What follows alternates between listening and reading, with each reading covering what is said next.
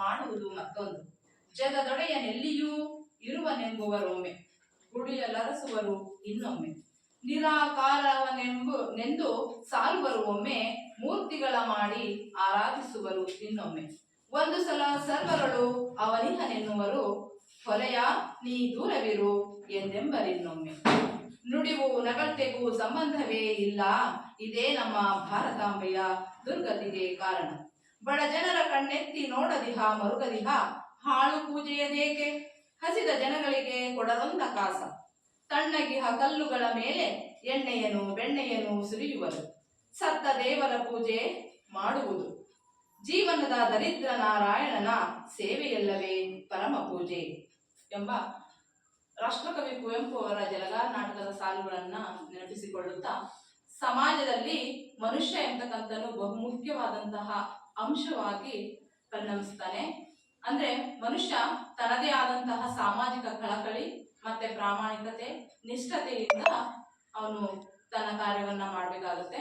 ಆಗ ಮಾತ್ರ ನಾವು ಮತ್ತೆ ನಮ್ಮ ಭಾರತ ಎರಡೂ ಕೂಡ ಒಂದು ಒಳ್ಳೆಯ ಪ್ರಗತಿ ಕಡೆಗೆ ಸಾಗಬಹುದು ಅಂತ ಹೇಳುತ್ತಾ, ಈ ಒಂದು ಕಾರ್ಯಕ್ರಮಕ್ಕೆ ನಾಡಗೀತೆಯೊಂದಿಗೆ ನಾವು ಪ್ರಾರ್ಥನೆಯ ಮೂಲಕ ಕಾರ್ಯಕ್ರಮವನ್ನ ಪ್ರಾರಂಭಿಸ್ತಾ ಇದ್ದೇವೆ. ಮೊದಲಿಗೆ ಎಲ್ಲರೂ ಎದ್ದು ನಿಲ್ಲೋದ್ರ ಮೂಲಕ ನಾಡಗೀತೆಯನ್ನು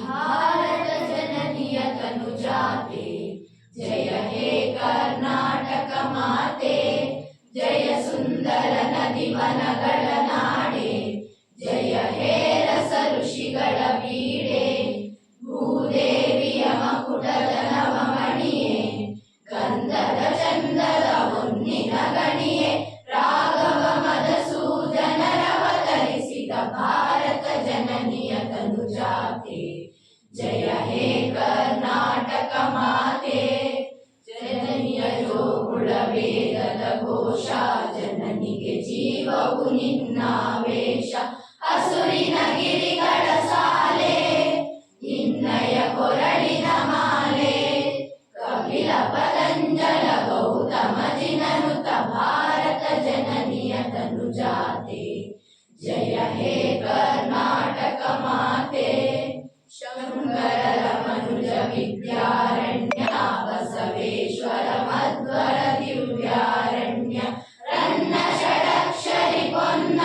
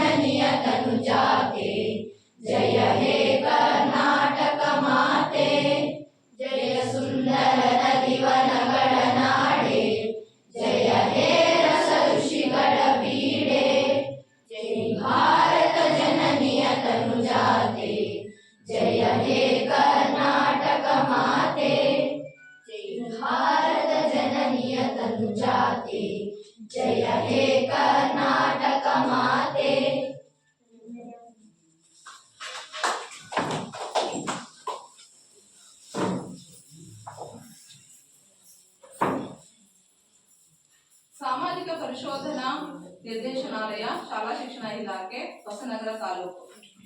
ಸಮಗ್ರ ಶಿಕ್ಷಣ ಯೋಜನೆ 2023-24 ಸಾಲಿನ ಕಾರ್ಯಚಟುವಟಿಕೆಗಳ ಸಾಮಾಜಿಕ ಪರಿಶೋಧನಾ ಗ್ರಾಮ ಸಭೆಯನ್ನ ನಾವು ಇಂದು ಇಲ್ಲಿ ಹಮ್ಮಿಕೊಂಡಿದ್ದೀವಿ.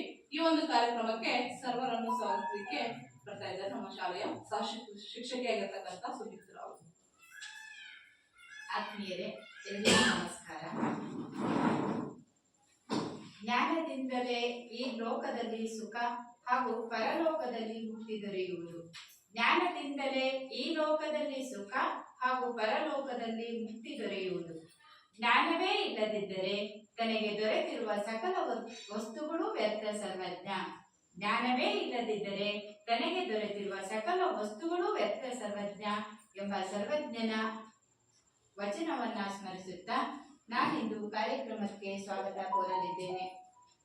ಈ ದಿನ ನಮ್ಮ ಶಾಲೆಯಲ್ಲಿ ಕಳೆದ 2 ದಿನಗಳಿಂದ ಸಾಮಾಜಿಕ ಪರಿಶೋಧನಾ ನಿರ್ದೇಶನಾಲಯ, ಶಾಲಾ ಶಿಕ್ಷಣ ಇಲಾಖೆ, ಹೊಸನಗರ ತಾಲೂಕು ಸಮಗ್ರ ಶಿಕ್ಷಣ ಯೋಜನೆ 2023-24 ಸಾಲಿನ ಕಾರ್ಯಚಟುವಟಿಕೆಗಳ ಸಾಮಾಜಿಕ ಪರಿಶೋಧನೆ ಗ್ರಾಮ ಸಭೆಯನ್ನ ಇಂದು ನಮ್ಮ ಶಾಲೆಯಲ್ಲಿ ಇಟ್ಕೊಂಡಿದ್ದೀವಿ.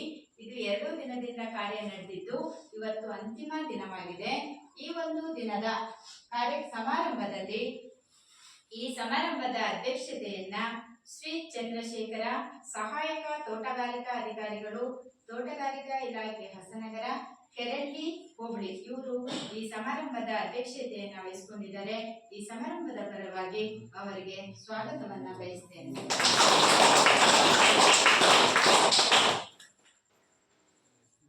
ಹಾಗೂ ಈ ಒಂದು ಸಮಾರಂಭಕ್ಕೆ ಇದೊಂದು ನಮಗೆ ಹೊಸದೊಂದು ಹೊಸ ವಿಷಯ ಆಗಿರೋದ್ ಬಗ್ಗೆ, ಆ ವಿಷಯದ ಬಗ್ಗೆ ನಮಗೆ ಪರಿಚಯಿಸಿ ಪ್ರಾಸ್ತಾವಿಕ ನುಡಿಯನ್ನ ಆಡಲು ಆಗಮಿಸಿದ್ದಾರೆ ಶ್ರೀ ನಾಗೇಶ್ ಕೆವಿ, ಸಾಮಾಜಿಕ ಪರಿಶೋಧನಾ ತಾಲೂಕು ಕಾರ್ಯಕ್ರಮ ವ್ಯವಸ್ಥಾಪಕರು, ತಾಲೂಕು ಪಂಚಾಯಿತಿ ಹೊಸನಗರ.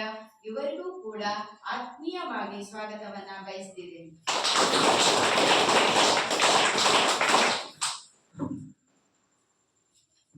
ಕಳೆದ 2 ದಿನಗಳೊಂದಿಗೆ ನಮ್ಮೊಂದಿಗಿದ್ದು ನಮ್ಮ ಶಾಲೆಯ ದಾಖಲೆಗಳ ಪರಿಶೀಲನೆ ಹಾಗೂ ಪೋಷಕರ ಜೊತೆ ಸಂಭಾಷಣೆ ಮತ್ತು ಮಕ್ಕಳೊಡನೆ ಒಡನಾಡಿದ ಶ್ರೀ ದೇವೇಂದ್ರ ಕೆವಿ, ಸಾಮಾಜಿಕ ಪರಿಶೋಧನೆ ಗ್ರಾಮ ಸಂಪನ್ಮೂಲ ವ್ಯಕ್ತಿಗಳು.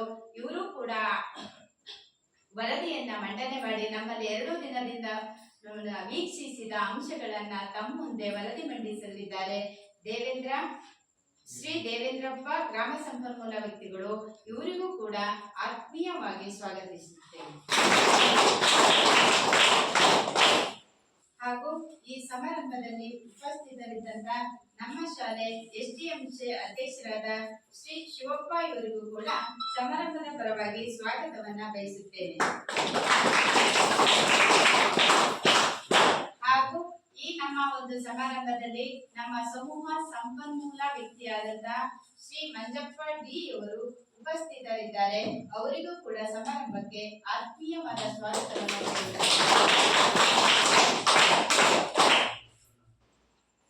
ಹಾಗೂ ನಮ್ಮ ಗ್ರಾಮ ಪಂಚಾಯಿತಿ ಸದಸ್ಯರಾದ ಈ ಮುತ್ತೂರು ಗ್ರಾಮದ ಗ್ರಾಮ ಪಂಚಾಯಿತಿ ಸದಸ್ಯರಾದ ಶ್ರೀ ಕರುಣಾಕರ್ ಸರ್ ಅವರು ಕೂಡ ಸಭೆಯಲ್ಲಿ ಉಪಸ್ಥಿತರಿದ್ದಾರೆ. ಅವರಿಗೂ ಕೂಡ ಆತ್ಮೀಯವಾದ ಸ್ವಾಗತವನ್ನ ಕೋರುತ್ತೇನೆ. ಹಾಗೂ ನಮ್ಮ ಶಾಲೆಯ SDMC ಉಪಾಧ್ಯಕ್ಷರಾದ ಶ್ರೀಮತಿ ಜಯಲಕ್ಷ್ಮಿ ಅವರು ಕೂಡ ಉಪಸ್ಥಿತರಿದ್ದಾರೆ. ಅವರಿಗೂ ಆತ್ಮೀಯ ಸ್ವಾಗತವನ್ನ ಬಯಸುತ್ತೇನೆ. ಹಾಗೂ ಈ ಒಂದು ಸಮಾರಂಭದಲ್ಲಿ ಉಪಸ್ಥಿತರಿರುವ ನಮ್ಮೆಲ್ಲ SDMC ಸದಸ್ಯರಿಗೂ ಪೋಷಕ ವರ್ಗದವರಿಗೂ ಕೂಡ ಆತ್ಮೀಯವಾದ ಸ್ವಾಗತವನ್ನ ಕೋರುತ್ತೇನೆ. ಹಾಗೂ ಈ ಒಂದು ಸಭೆಯಲ್ಲಿ ಉಪಸ್ಥಿತರಿರುವ ನನ್ನೆಲ್ಲ ಸಹೋದ್ಯೋಗಿ ಮಿತ್ರರಿಗೂ ಹಾಗೂ ನಮ್ಮ ಶಾಲೆಯ ಎಲ್ಲ ಮುದ್ದು ಮಕ್ಕಳಿಗೂ ಸ್ವಾಗತವನ್ನ ಬಯಸುತ್ತಾ ನನ್ನ ಈ ಸ್ವಾಗತ ಭಾಷಣ ಮುಗಿಸುತ್ತಿದ್ದೇನೆ. ಜೈ ಹಿಂದ್. ಸರ್ವರನ್ನು ಕಾರ್ಯಕ್ರಮಕ್ಕೆ ಸ್ವಾಗತಿಸಿರ್ತಕ್ಕಂಥ ಸುಮಿತ್ರಾ ಶಿಕ್ಷಕಿಯವರಿಗೆ ಧನ್ಯವಾದಗಳು. ಈಗ ಪ್ರಾಸ್ತಾವಿಕ ನುಡಿ ಶ್ರೀ ನಾಗೇಶ್ ಕೆವಿ, ಸಾಮಾಜಿಕ ಪರಿಶೋಧನೆ ತಾಲೂಕು ಕಾರ್ಯಕ್ರಮ ವ್ಯವಸ್ಥಾಪಕರು, ತಾಲೂಕು ಪಂಚಾಯಿತಿ ಹೊಸನಗರ.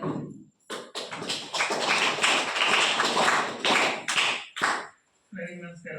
2023-24 ಸಾಲಿನ ಸಮಗ್ರ ಶಿಕ್ಷಣ ಯೋಜನೆಗೆ ಸಂಬಂಧಪಟ್ಟಂತೆ ಸಾಮಾಜಿಕ ಪರಿಶೋಧನೆ ಗ್ರಾಮ ಸಭೆಯನ್ನ ನಾವು ಈ ದಿನ ನಡೆಸ್ತಾ ಇರ್ತಕ್ಕಂಥದ್ದು. ಈ ಒಂದು ಸಭೆಯ ಅಧ್ಯಕ್ಷತೆಯನ್ನು ವಹಿಸಿರ್ತಕ್ಕಂಥ ಚಂದ್ರಶೇಖರ್ ಸರ್ ಅವರ ಗ್ರಾಮ ಪಂಚಾಯತಿಯ ಸದಸ್ಯರೇ, STMC ಅಧ್ಯಕ್ಷರೇ, ಉಪಾಧ್ಯಕ್ಷರೇ, ಸಮೂಹ ಸಂಪನ್ಮೂಲ ವ್ಯಕ್ತಿಗಳೇ ಹಾಗೂ ಎಲ್ಲ ಶಿಕ್ಷಕರೇ ಹಾಗೂ ಎಲ್ಲ ಗ್ರಾಮಸ್ಥರೇ, ಪೋಷಕರೇ ಹಾಗೂ ಮಕ್ಕಳೇ, ಬಹುಶಃ ಸಾಮಾಜಿಕ ಪರಿಶೋಧನೆ ಅಂತ ಎಲ್ಲರೂ ಕೂಡ ಕೇಳಿರ್ತೀರ. ಗ್ರಾಮ ಪಂಚಾಯತಿಗಳಲ್ಲಿ ನಾವು ಇದು ನಿರಂತರವಾಗಿ ಮಾಡ್ತಾ ಇದ್ದೇವೆ. ಅಂದ್ರೆ 2010-11 ಕೂಡ ಈ ಸಾಮಾಜಿಕ ಪರಿಶೋಧನೆ ಅಂತಕ್ಕಂಥದ್ದು ಗ್ರಾಮ ಪಂಚಾಯತಿಗಳಲ್ಲಿ NDNRG ಯೋಜನೆ ಇರ್ಬೋದು, 15ನೇ ಹಣಕಾಸು ಮತ್ತೆ ರಾಜ್ಯ ಹಣಕಾಸು ಎಲ್ಲ ಯೋಜನೆಗಳು ಸಂಬಂಧಪಟ್ಟಂತೆ ನಾವು ಅಲ್ಲಿ ಮಾಡ್ತಾ ಇದ್ದೀವಿ. ನೀವೆಲ್ಲ ಭಾಗವಹಿಸಿದ್ರೆ ನಿಮಗೆ ಗೊತ್ತಿರುತ್ತೆ.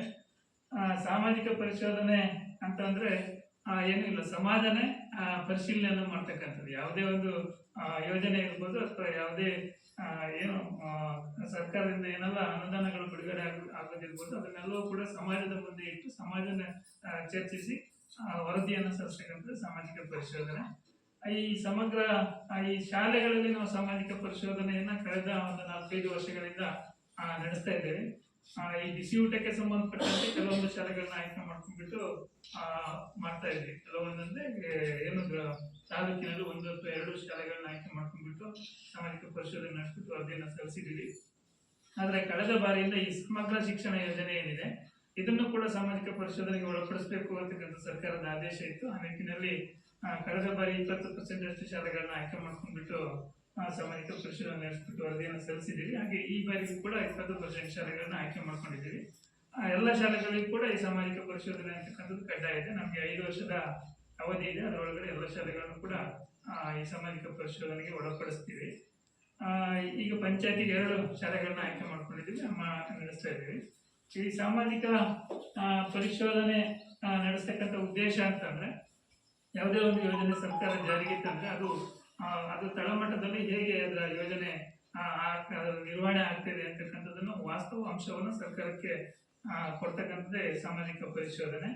ಈ ಸಮಗ್ರ ಶಿಕ್ಷಣ ಯೋಜನೆ ಅಂತಕ್ಕಂಥದ್ದು 2018-19 ಜಾರಿಗೆ ಬಂದಿರ್ತಕ್ಕಂಥದ್ದು. ಅದಕ್ಕಿಂತ ಪೂರ್ವದಲ್ಲಿ ತಮ್ಮೆಲ್ಲರಿಗೂ ಗೊತ್ತಿದೆ ಸರ್ವ ಶಿಕ್ಷಣ ಅಭಿಯಾನ ಅಂತಕ್ಕಂಥದ್ದು ಇತ್ತು, ಮಾಧ್ಯಮಿಕ ಶಿಕ್ಷಣ ಅಭಿಯಾನ ಮತ್ತೆ ಶಿಕ್ಷಕರ ಶಿಕ್ಷಣ. ಮತ್ತು ಈ 3 ಯೋಜನೆಗಳು ಈ ಶಾಲಾ ಹಂತದಲ್ಲಿ ಚಾಲನೆಯಲ್ಲಿತ್ತು. ಆ 3 ಯೋಜನೆಗಳನ್ನು ಒಟ್ಟುಗೂಡಿಸ್ಬಿಟ್ಟು ಸಮಗ್ರ ಶಿಕ್ಷಣ ಯೋಜನೆ ಅಂತಕ್ಕಂಥದ್ದನ್ನ ಸರ್ಕಾರದಿಂದ ಜಾರಿಗೆ ತಂದಿರ್ತಕ್ಕಂಥ ಶಾಲಾ ಹಂತದಲ್ಲಿ. ಆ ಉದ್ದೇಶ ಇಷ್ಟ, ಈ ಒಂದು ಶಾಲಾ ವ್ಯಾಪ್ತಿಯಲ್ಲಿ ಯಾವುದೇ ಮಗು ಕಲಿಕೆಯಿಂದ ಹೊರಗುಳಿಬಾರ್ದು. ಯಾವ್ದಾದ್ರು ಮಕ್ಕಳು ಶಾಲೆಯಿಂದ ಹೊರಗುಳಿದ್ರು ಅವರ ಶಾಲೆಯ ಕರೆತಂದು ಅವರಿಗೆ ಶಿಕ್ಷಣವನ್ನು ಒದಗಿಸಬೇಕು ಅಂತಕ್ಕಂಥದ್ದು.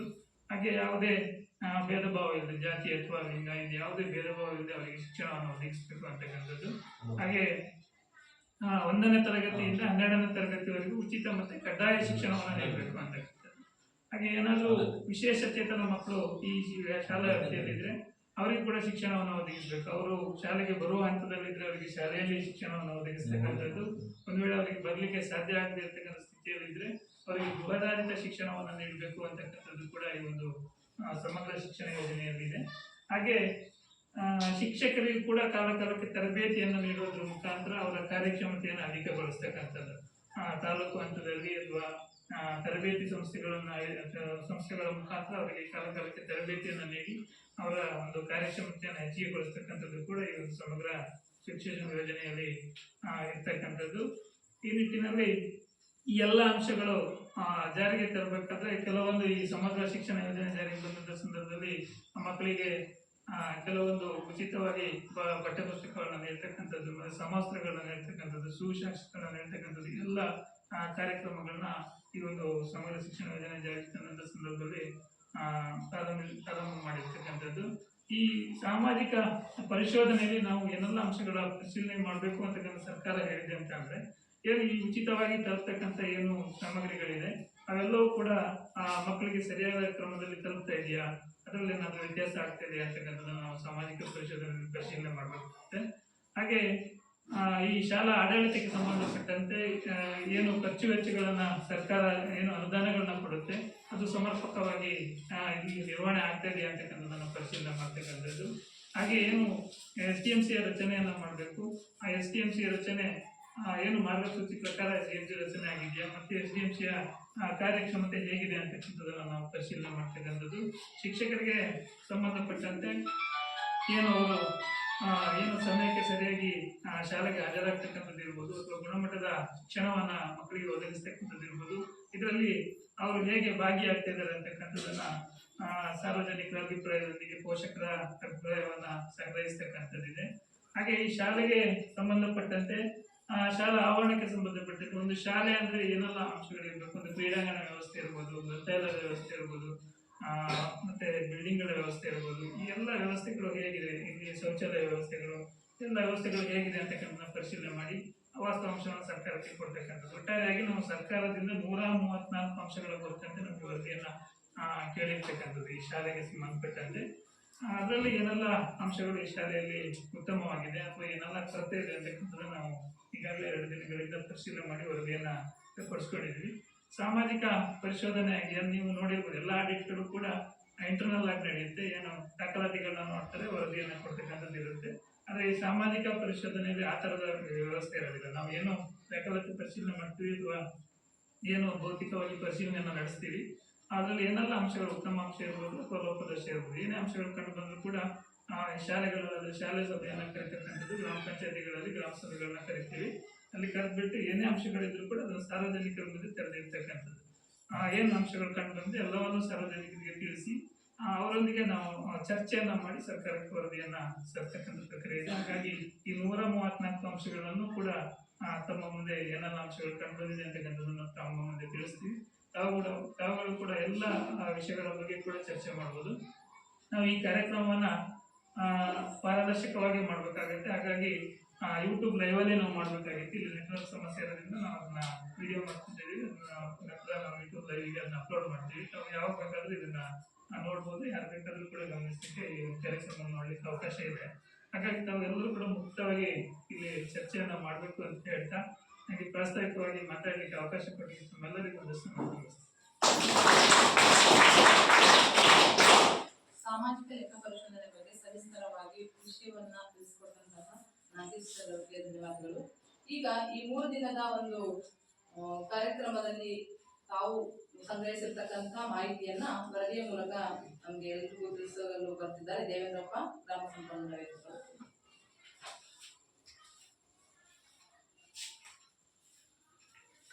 ಎಲ್ಲರಿಗೂ ನಮಸ್ಕಾರ.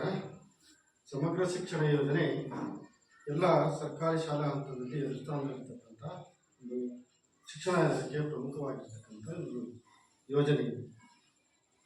2018-19ರಿಂದ ಈ ಸಮಗ್ರ ಶಿಕ್ಷಣ ಯೋಜನೆಯನ್ನು ಸರ್ಕಾರಿ ಶಾಲೆಗಳಲ್ಲಿ ಸರ್ಕಾರ ಜಾರಿಗೆ ತಂದಿದೆ. ಅದರ ಪ್ರಕಾರ ಈ ಸಮಗ್ರ ಶಿಕ್ಷಣ ಯೋಜನೆಯ ಪ್ರಮುಖವಾಗಿರ್ತಕ್ಕಂಥ ಉದ್ದೇಶ ಅಂತಂದರೆ, ಮಕ್ಕಳು ತರಗತಿಗಳಲ್ಲಿ ಶಿಕ್ಷಕರ ಪಾಠ ಪ್ರವಚನಗಳ ಜೊತೆಯಲ್ಲಿ ಪಠ್ಯದ ವಿಷಯಗಳ ಜೊತೆಯಲ್ಲಿ ಕಲಿಕೆಯ ಜೊತೆಯಲ್ಲಿ ಸರ್ವತೋಮುಖವಾಗಿರ್ತಕ್ಕಂಥ ಎಲ್ಲ ಕಲಿಕೆಗಳನ್ನು ಮಾಡಬೇಕು ಅಂತಕ್ಕಂಥದ್ದು ಈ ಯೋಜನೆಯ ಪ್ರಮುಖವಾಗಿರ್ತಕ್ಕಂಥ ಉದ್ದೇಶ. ಅಂದರೆ ತರಗತಿಗಳಲ್ಲಿ ಪಾಠ ಪ್ರವಚನಗಳ ಜೊತೆಯಲ್ಲಿ ಪಠ್ಯೇತರವಾಗಿರ್ತಕ್ಕಂಥ ಚಟುವಟಿಕೆಗಳು ಕಲಿಕೆ ಆಗಬೇಕು ಅಂತಕ್ಕಂಥದ್ದು. ಪಠ್ಯೇತರ ಚಟುವಟಿಕೆಗಳು ಅಂತ ಹೇಳಿದ್ರೆ ಕ್ರೀಡಾ ಚಟುವಟಿಕೆಗಳು ಇರ್ಬೋದು, ಪ್ರತಿಭೆಗೆ ಸಂಬಂಧಪಟ್ಟಿರ್ತಕ್ಕಂಥ ಚಟುವಟಿಕೆಗಳು ಇರ್ಬೋದು, ವೃತ್ತಿ ಕೌಶಲ್ಯಕ್ಕೆ ಸಂಬಂಧಪಟ್ಟಿರ್ತಕ್ಕಂಥ ಚಟುವಟಿಕೆಗಳಿರ್ಬೋದು, ವಿಜ್ಞಾನ ಮತ್ತು ತಂತ್ರಜ್ಞಾನವನ್ನು ಒಳಗೊಂಡಿರ್ತಕ್ಕಂಥ ವೈಜ್ಞಾನಿಕ ಮನೋಭಾವನೆಯನ್ನು ಮೂಡಿಸ್ತಕ್ಕಂಥ ಅನೇಕ ಕಲಿಕೆಗಳಿವೆ. ಇತ್ತೀಚಿನ ದಿನಗಳಲ್ಲಿ ಶಿಕ್ಷಣದಲ್ಲಿ ಅನೇಕ ರೀತಿಯಾಗಿರ್ತಕ್ಕಂಥ ಬದಲಾವಣೆಗಳಾಗ್ತವೆ. ಬಹಳ ತಂತ್ರಜ್ಞಾನಯುಕ್ತವಾಗಿರ್ತಕ್ಕಂಥ ತಂತ್ರಾಂಶಗಳನ್ನು ಒಳಗೊಂಡಿರ್ತಕ್ಕಂಥ ಡಿಜಿಟಲ್ ಮಾಧ್ಯಮಗಳ ಮೂಲಕ ಕಲಿಕೆಗಳನ್ನು ಗುಣಾತ್ಮಕವಾಗಿ ಮಕ್ಕಳಿಗೆ ಕಲಿಕೆ ಶಾಲಾ ಹಂತದಲ್ಲಿ ಆಗಬೇಕು ಅಂತಕ್ಕಂಥ ಉದ್ದೇಶವನ್ನು ಇಟ್ಟುಕೊಂಡು ಈ ಸಮಗ್ರ ಶಿಕ್ಷಣ ಯೋಜನೆಯನ್ನು ಜಾರಿಗೆ ತಂದಿರ್ತಕ್ಕಂಥ. ಅದರ ಪ್ರಕಾರ 2018ರಿಂದ ಜಾರಿಯಲ್ಲಿರ್ತಕ್ಕಂಥ ಈ ಯೋಜನೆ ಯಾವ ರೀತಿ ಶಾಲಾ ಹಂತದಲ್ಲಿ ಮಕ್ಕಳಿಗೆ ಗುಣಮಟ್ಟದ ಶಿಕ್ಷಣವನ್ನು ನೀಡ್ತಾ ಇದೆ ಅಂತಕ್ಕಂಥದ್ದು ಸರ್ಕಾರಕ್ಕೆ ಗೊತ್ತಾಗಬೇಕಾಗಿದೆ. ಮೇಲಂತದಲ್ಲಿ ಶಿಕ್ಷಣದ ಅನೇಕ ನಿಯಮಗಳನ್ನು ರೂಪುರೇಷೆಗಳನ್ನು ತಯಾರಿಸ್ತಕ್ಕಂಥ ಶಿಕ್ಷಣ ತಜ್ಞರಿಗೆ ಗೊತ್ತಾಗಬೇಕಾಗಿದೆ. ಯಾವ ರೀತಿ ಶಾಲಾ ಹಂತದಲ್ಲಿ ಗುಣಮಟ್ಟದ ಶಿಕ್ಷಣ ನೀಡ್ತಾ ಇದೆ ಮಕ್ಕಳಿಗೆ ಅಂತಕ್ಕಂಥದ್ದು. ಹಾಗಾಗಿ ಸರ್ಕಾರ ಮತ್ತು ಮೇಲ್ಮಟ್ಟದಲ್ಲಿರ್ತಕ್ಕಂಥ ಶಿಕ್ಷಣ ತಜ್ಞರು ಎಲ್ಲ ಶಾಲೆಗಳನ್ನು ನಾವು ನೋಡ್ಲಿಕ್ಕೆ ಆಗೋದಿಲ್ಲ. ಹಾಗಾಗಿ ಅವರು ಈ ಸಾಮಾಜಿಕ ಪರಿಶೋಧನೆ ಅಂತ ಒಂದು ಪರಿಕಲ್ಪನೆಯನ್ನು ಜಾರಿಗೆ ತಂದು ಅದರ ಮೂಲಕ ಸಾಮಾಜಿಕ ಪರಿಶೋಧನೆಯನ್ನು ನಡೆಸಿ ಅಲ್ಲಿ ಏನೇನು ಅಂಶಗಳು ಕಂಡುಬಂದಿದೆ, ಏನೇನು ಆ ಯೋಜನೆಯ ಉದ್ದೇಶಗಳು ಈಡೇರಿದೆ ಹಂತದಲ್ಲಿ ನೈಜವಾದ ಮತ್ತು ವಾಸ್ತವಾಂಶ ವರದಿಯನ್ನು ತರಿಸ್ಕೊಂಡು ಅದರ ಮೂಲಕ ಇನ್ನು ಮುಂದಿನ ದಿನಗಳಲ್ಲಿ ಗುಣಮಟ್ಟದ ಶಿಕ್ಷಣವನ್ನು ಮಕ್ಕಳಿಗೆ ಯಾವ ರೀತಿ ಇಡಬೇಕು, ಬದಲಾವಣೆಗಳನ್ನು ಮಾಡಬೇಕು, ಮಾರ್ಪಾಡುಗಳನ್ನು ಮಾಡಬೇಕು ಅಂತಕ್ಕಂಥ ಚಿಂತನೆಯನ್ನು ಮಾಡಲಿಕ್ಕೆ ಅನುಕೂಲ ಆಗುತ್ತೆ. ಹಾಗಾಗಿ ಈ ಸಾಮಾಜಿಕ ಪರಿಶೋಧನೆಯನ್ನ ಸರ್ಕಾರದ ಆದೇಶದಂತೆ, ಯೋಜನೆಯ ಮಾರ್ಗಸೂಚಿ ಪ್ರಕಾರ, ಸರ್ಕಾರದ ವೇಳಾಪಟ್ಟಿಯಂತೆ ನಮ್ಮ ಶಾಲೆಯಲ್ಲಿ ಕಳೆದ 2 ದಿನಗಳಿಂದ ನಾವು ಸಾಮಾಜಿಕ ಪರಿಶೋಧನೆ ನಡೆಸಿದ್ದೇವೆ. ಇದರಲ್ಲಿ 134 ಅಂಶಗಳನ್ನು ಯೋಜನೆಯ ಮಾರ್ಗಸೂಚಿ ಪ್ರಕಾರ ಸಾಮಾಜಿಕ ಪರಿಶೋಧನೆಗೆ ಒಳಪಡಿಸಬೇಕಾಗ್ತದೆ. ಅದನ್ನು ಮಾಡಿದ್ದೇವೆ. ಇಲ್ಲಿ ಸಾಮಾಜಿಕ ಪರಿಶೋಧನೆಯನ್ನು ಅದನ್ನು ಈಗ ಗ್ರಾಮಸಭೆ ಮುಂದೆ ಮಂಡಿಸ್ತಾ ಹೋಗ್ತಿದ್ದೇನೆ. 2023-24ನೇ ಸಾಲಿನಲ್ಲಿ ವಿದ್ಯಾರ್ಥಿಗಳ ಸಂಖ್ಯೆ ಇರ್ತಕ್ಕಂಥದ್ದು ಇಲ್ಲಿ 48 ವಿದ್ಯಾರ್ಥಿಗಳು ಕಲಿಕೆಯನ್ನು ಮಾಡ್ತಾ ಇದ್ದಾರೆ ಈ ಶಾಲೆಯಲ್ಲಿ 1ರಿಂದ 7ನೇ ತರಗತಿವರೆಗೆ. ಆಮೇಲೆ ಈಗ ಪ್ರಸ್ತುತ ಒಟ್ಟು 37 ವಿದ್ಯಾರ್ಥಿಗಳು ಕಲಿಕೆಯನ್ನು ಮಾಡ್ತಾ ಇದ್ದಾರೆ ಈ ಒಂದು 25-26ನೇ ಸಾಲಿನಲ್ಲಿ. ಅಂದರೆ ವರ್ಷದಿಂದ ವರ್ಷಕ್ಕೆ ಮಕ್ಕಳ ಸಂಖ್ಯೆ ಕಡಿಮೆ ಆಗ್ತಾ ಇದೆ. ಯಾಕೆ ಕಡಿಮೆ ಆಗ್ತಾ ಇದೆ ಅಂತಕ್ಕಂಥದ್ದನ್ನು ನಾವೆಲ್ಲರೂ ಅದರ ಬಗ್ಗೆ ಚರ್ಚೆ ಮಾಡಬೇಕು, ಗಮನ ಹರಿಸಬೇಕು. ಇನ್ನು ಮುಂದೆ ಸರ್ಕಾರಿ ಶಾಲೆಗಳಲ್ಲಿ ಸರ್ಕಾರ ಎಲ್ಲ ರೀತಿಯಾಗಿರ್ತಕ್ಕಂಥ ಅವಕಾಶಗಳನ್ನು ಮಾಡಿಕೊಟ್ಟಿದೆ. ಹಾಗಾಗಿ ಮಕ್ಕಳ ಸಂಖ್ಯೆಯನ್ನು ಜಾಸ್ತಿ ಮಾಡಿಕೊಂಡು ಇಲ್ಲಿ ಗುಣಮಟ್ಟದ ಶಿಕ್ಷಣ ನೀಡಲಿಕ್ಕೆ ನಮ್ಮೆಲ್ಲರ ಶಿಕ್ಷಕರ ಜೊತೆಗೆ ನಮ್ಮೆಲ್ಲರ ಸಹಕಾರ ಅಗತ್ಯ ಇರತಕ್ಕಂಥದ್ದು. ಹಾಗೆ ಈ ಸಮಗ್ರ ಶಿಕ್ಷಣ ಯೋಜನೆಯಲ್ಲಿ ಶಾಲೆಯನ್ನು ನಿರ್ವಹಣೆ ಮಾಡಲಿಕ್ಕೆ ಕೆಲವೊಂದು ಅನುದಾನಗಳನ್ನು ಇಲಾಖೆ ನೀಡುತ್ತದೆ. ಅದನ್ನು ಯಾವ ರೀತಿ ಸದ್ಬಳಕೆ ಮಾಡಿಕೊಂಡು ಆ ಶಾಲೆಯನ್ನ ನಿರ್ವಹಣೆ ಮಾಡಿದ್ದಾರೆ ಅಂತಕ್ಕಂಥದ್ದನ್ನು ನಾವು ಪರಿಶೀಲನೆಗೆ ಒಳಪಡಿಸಬೇಕಾಗ್ತದೆ. ಅದರಲ್ಲಿ ಶಾಲಾ ಅನುದಾನ ಅಂತಕ್ಕಂಥದ್ದು 2023-24ನೇ ಆ ಒಂದು ಶೈಕ್ಷಣಿಕ ವರ್ಷದ ಅನುದಾನವನ್ನು ನಾವು ಪರಿಶೀಲನೆ ಮಾಡಿದ್ದೇವೆ. ಅದಕ್ಕೆ ತಕ್ಕಂತೆ ಶಾಲಾ ಅನುದಾನ ಅಂತಕ್ಕಂಥದ್ದು 31,250 ರೂಪಾಯಿ ನೀಡಿದೆ. ಆಮೇಲೆ ಕುಡಿಯುವ ನೀರು ಮತ್ತು ಸ್ವಚ್ಛತೆಗೆ 14,116 ರೂಪಾಯಿ ನೀಡಿದೆ. ಶೂ ಮತ್ತು ಸಾಕ್ಸ್ ಮಕ್ಕಳಿಗೆ ಉಚಿತವಾಗಿ ನೀಡತಕ್ಕಂಥದ್ದು 13,200 ರೂಪಾಯಿ ನೀಡಿದೆ. ಶಿಕ್ಷಕರ ಸಾಲಿವಾರು ವೆಚ್ಚ CG ಅಂತಕ್ಕಂಥದ್ದು 676 ರೂಪಾಯಿ ನೀಡಿದೆ. STMC ಅನುದಾನ ಅದಕ್ಕೆ ಸಂಬಂಧಪಟ್ಟಿರ್ತಕ್ಕಂಥ ಖರ್ಚು ವೆಚ್ಚಕ್ಕೆ ಮತ್ತು ವಿದ್ಯಾರ್ಥಿ ಫ್ಲೆಕ್ಸಿಗೆ ಸಂಬಂಧಪಟ್ಟಿರ್ತಕ್ಕಂಥದ್ದು 1,000 ರೂಪಾಯಿ ನೀಡಿದೆ. ಒಟ್ಟು 61,697 ರೂಪಾಯಿ ಆ ಒಂದು 23-24ನೇ ಸಾಲಿನ ಶೈಕ್ಷಣಿಕ ವರ್ಷದಲ್ಲಿ ಶಾಲಾ ನಿರ್ವಹಣೆಗೆ ಸರ್ಕಾರ ಅನುದಾನವನ್ನು ನೀಡಿದೆ. ಅದನ್ನೇ ಹೇಗೆ ಖರ್ಚು ವೆಚ್ಚವನ್ನು ನಿರ್ವಹಣೆ ಮಾಡಿದೆ ಅಂತಕ್ಕಂಥದ್ದು ಪರಿಶೀಲನೆ ಮಾಡಬೇಕಾಗ್ತದೆ. ಶಾಲಾ ಅನುದಾನ 22,373 ರೂಪಾಯಿನ ಖರ್ಚು ಮಾಡಿದೆ. ಕುಡಿಯುವ ನೀರು ಮತ್ತು ಸ್ವಚ್ಛತೆ 13,577 ರೂಪಾಯಿ ಖರ್ಚು ಮಾಡಿದೆ. ಶೂ ಮತ್ತು ಸಾಕ್ಸು 13,200 ರೂಪಾಯಿ ಖರ್ಚು ಮಾಡಿದೆ. ಶಿಕ್ಷಕರ ಸಾಲಿದ್ವಾರ 676 ರೂಪಾಯಿ ಖರ್ಚು ಮಾಡಿದೆ. STMC ತರಬೇತಿ 500 ರೂಪಾಯಿ ಖರ್ಚು ಮಾಡಿದೆ. ಒಟ್ಟು 50,326 ರೂಪಾಯಿ ಖರ್ಚನ್ನು ನಿರ್ವಹಣೆ ಮಾಡಲಾಗಿದೆ. ಅದಕ್ಕೆ ಸಂಬಂಧಪಟ್ಟಿರ್ತಕ್ಕಂಥ ಏನು ಖರ್ಚು ವೆಚ್ಚಗಳು ನಿರ್ವಹಣೆ ಆಗಿದೆ ಅಂತಕ್ಕಂಥದ್ದನ್ನು ನಾವು ಪರಿಶೀಲನೆಯನ್ನು ಮಾಡಿದ್ದೇವೆ. ಅದಕ್ಕೆ ಸಂಬಂಧ ಖರೀದಿ ವೆಚ್ಚಗಳನ್ನು ಶಾಲೆ ನಿರ್ವಹಣೆ ಮಾಡಬೇಕಾಗ್ತದೆ. ಯಾವ್ಯಾವ ಬಾಬ್ತಿಗೆ ಸಂಬಂಧಪಟ್ಟಂತೆ ಖರೀದಿಯನ್ನು ಮಾಡಿದ್ದಾರೆ, ಅಳವಡಿಸಿದ್ದಾರೆ, ಅದನ್ನು ನಿರ್ವಹಣೆ ಮಾಡಿದ್ದಾರೆ ಅಂತಕ್ಕಂಥದ್ದನ್ನು ನಾವು ಪರಿಶೀಲನೆ ಮಾಡಿದ್ದೇವೆ. ಖರೀದಿ ವೆಚ್ಚಗಳನ್ನೆಲ್ಲ ನಿರ್ವಹಣೆ ಉತ್ತಮವಾಗಿ ನಿರ್ವಹಿಸಲಾಗಿದೆ. ಅದೇ ರೀತಿ 134 ಅಂಶಗಳನ್ನು ನಾವು ಸಾಮಾಜಿಕ ಪರಿಶೋಧನೆ ಮಾರ್ಗಸೂಚಿ ಪ್ರಕಾರ ನಾವು ಪರಿಶೋಧನೆ ಒಳಪಡಿಸಬೇಕು. ಯಾವ್ಯಾವ ಅಂಶಗಳು ಅಂತಕ್ಕಂಥದ್ದು ಮಕ್ಕಳು ಪಠ್ಯಪುಸ್ತಕಗಳನ್ನು ಪಡೆದಿದ್ದಾರೆ, ಮಕ್ಕಳು ಸಮವಸ್ತ್ರಗಳನ್ನು ಪಡೆದಿದ್ದಾರೆಯೇ, ಅದೇ ರೀತಿ ಸುಸಾಕ್ಷಿಗಳನ್ನು ನೀಡ್ತಕ್ಕಂಥದ್ದು ಅದನ್ನು ಪಡೆದಿದ್ದಾರೆ, ಬ್ಯಾಗ್ಗಳನ್ನು ಕೊಡ್ತಕ್ಕಂಥದ್ದು, ಆಮೇಲೆ ಬೆಳಿಗ್ಗೆ ಹಾಲು ಕೊಡ್ತಕ್ಕಂಥದ್ದು, ಮಧ್ಯಾಹ್ನ ಬಿಸಿ ಊಟ ಕೊಡ್ತಕ್ಕಂಥದ್ದು, ಬಿಸಿ ಊಟದ ಜೊತೆಗೆ ಮೊಟ್ಟೆ ಬಾಳೆಹಣ್ಣು ಕೊಡ್ತಕ್ಕಂಥದ್ದು ಎಲ್ಲವೂ ಸಹ ಉಚಿತವಾಗಿ ಸರ್ಕಾರ ಕೊಡ್ತಕ್ಕಂಥದ್ದು ಸರ್ಕಾರಿ ಶಾಲೆಗಳಲ್ಲಿ. ಇದು ಸರ್ಕಾರದ ನಿಯಮದಂತೆ, ಇಲಾಖಾ ನಿಯಮದಂತೆ ಸರಿಯಾದ ರೀತಿಯಲ್ಲಿ ಶಾಲೆ ಮಕ್ಕಳಿಗೆ ತಲುಪುವ ಹಾಗೆ ನಿರ್ವಹಣೆ ಮಾಡಿದೆ ಅಂತಕ್ಕಂಥದ್ದನ್ನು ನಾವು ದಾಖಲಾತಿಗಳ ಮೂಲಕ ಪರಿಶೀಲನೆಯನ್ನು ಮಾಡಬೇಕಾಗ್ತದೆ. ಆಮೇಲೆ ಮಕ್ಕಳ ಅಭಿಪ್ರಾಯ, ಶಿಕ್ಷಕರ ಅಭಿಪ್ರಾಯ, ಪೋಷಕರ ಅಭಿಪ್ರಾಯವನ್ನು ಪಡೆಯಬೇಕಾಗ್ತದೆ. ಅದನ್ನೆಲ್ಲ ನಾವು ಪಡೆದಿದ್ದೇವೆ. ಸಮರ್ಪಕವಾಗಿ ನಿರ್ವಹಣೆ ಆಗಿರ್ತಕ್ಕಂಥದ್ದು ನಮಗೆ ಕಂಡುಬಂತು. ಆಮೇಲೆ ಮಕ್ಕಳು ವಿದ್ಯಾರ್ಥಿ ವೇತನವನ್ನು ಪಡೆದಿದ್ದಾರೆ, ಮಕ್ಕಳಿಗೆ ಸ್ಕಾಲರ್ಶಿಪ್ ಕೊಡ್ತಕ್ಕಂಥ ಒಂದು ವ್ಯವಸ್ಥೆ ಇದೆ. ಶಾಲೆ ಪ್ರಸ್ತಾವನೆ ಕಳಿಸಿದರೆ ಸರ್ಕಾರ ನೀಡ್ತಕ್ಕಂಥದ್ದು. ಇದು ಇತ್ತೀಚಿನ ದಿನಗಳಲ್ಲಿ 2023ರಿಂದ ಇಲ್ಲಿಗೆ ಯಾವುದೇ ವಿದ್ಯಾರ್ಥಿಗಳಿಗೆ ವಿದ್ಯಾರ್ಥಿ ವೇತನ ಬಂದಿಲ್ಲ. ನಿಯಮಾನುಸಾರ ಅರ್ಹ ವಿದ್ಯಾರ್ಥಿಗಳಿಗೆ ಸಾರಿಗೆ ವ್ಯವಸ್ಥೆಯನ್ನು ನೀಡಲಾಗಿದೆಯೇ? ಇದು ಒಂದು ಯೋಜನೆ. ಇದು ಬಹಳ ದೂರದಿಂದ 5-6 ಕಿಲೋಮೀಟರ್ ದೂರದಿಂದ ಹಿರಿಯ ಪ್ರಾಥಮಿಕ ಆದರೆ, ಕಿರಿಯ ಪ್ರಾಥಮಿಕ ಆದರೆ 3-4 ಕಿಲೋಮೀಟರ್ ದೂರದಿಂದ ಹೊಳೆ ಹಳ್ಳಗಳನ್ನು ದಾಟಿ, ಕಚ್ಚಾ ದಾರಿಯಲ್ಲಿ, ಕಾಲು ಸಂಖ್ಯೆಗಳನ್ನು ದಾಟಿ, ಕಾಡು ದಾರಿಯಲ್ಲಿ ಬರ್ತಕ್ಕಂಥ ಮಕ್ಕಳಿಗೆ ಶಾಲೆ ಅಂತ ಮಕ್ಕಳನ್ನು ಆಯ್ಕೆ ಮಾಡಿ ಪ್ರಸ್ತಾವನೆ ಸರ್ಕಾರಕ್ಕೆ ಸಲ್ಲಿಸಿದರೆ ವರ್ಷಕ್ಕೆ 6,000 ರೂಪಾಯಿ ಸಾರಿಗೆ ಭತ್ಯೆ ನೀಡತಕ್ಕಂಥ ಒಂದು ವ್ಯವಸ್ಥೆ ಇದೆ. ಅದನ್ನು ನಾವು ಪರಿಶೀಲನೆಗೊಳಪಡಿಸಿದಾಗ ಇಲ್ಲಿ ಯಾವುದೇ ಮಗುವಿಗೆ ಸಾರಿಗೆ ವೆಚ್ಚ ಬಂದಿಲ್ಲ. ಸಾಕಷ್ಟು ಶಿಕ್ಷಕರು ಈ ಶಾಲೆಯಲ್ಲಿ ಇದ್ದಾರೆಯೇ ಅಂತಕ್ಕಂಥದ್ದನ್ನು ಪರಿಶೀಲನೆ ಮಾಡಬೇಕು. ಇಲಾಖಾ ನಿಯಮದ ಪ್ರಕಾರ 30 ವಿದ್ಯಾರ್ಥಿಗಳಿಗೆ ಒಬ್ಬ ಶಿಕ್ಷಕರು ಅಂತ ನಿಯಮ ಇದೆ. ಅದರ ಪ್ರಕಾರ ಶಿಕ್ಷಕರು ಇದ್ದಾರೆ ಅಂತಕ್ಕಂಥದ್ದು ಇಲ್ಲ. ಅದರ ಪ್ರಕಾರ 4 ಜನ ಕಾಯಂ ಶಿಕ್ಷಕರು ಇದ್ದಾರೆ. ಮಕ್ಕಳಿಗೆ ಸಂಖ್ಯೆಗೆ ಅನುಗುಣವಾಗಿ ಶಿಕ್ಷಕರ ಸಾಕಷ್ಟು ವ್ಯವಸ್ಥೆ ಇದೆ.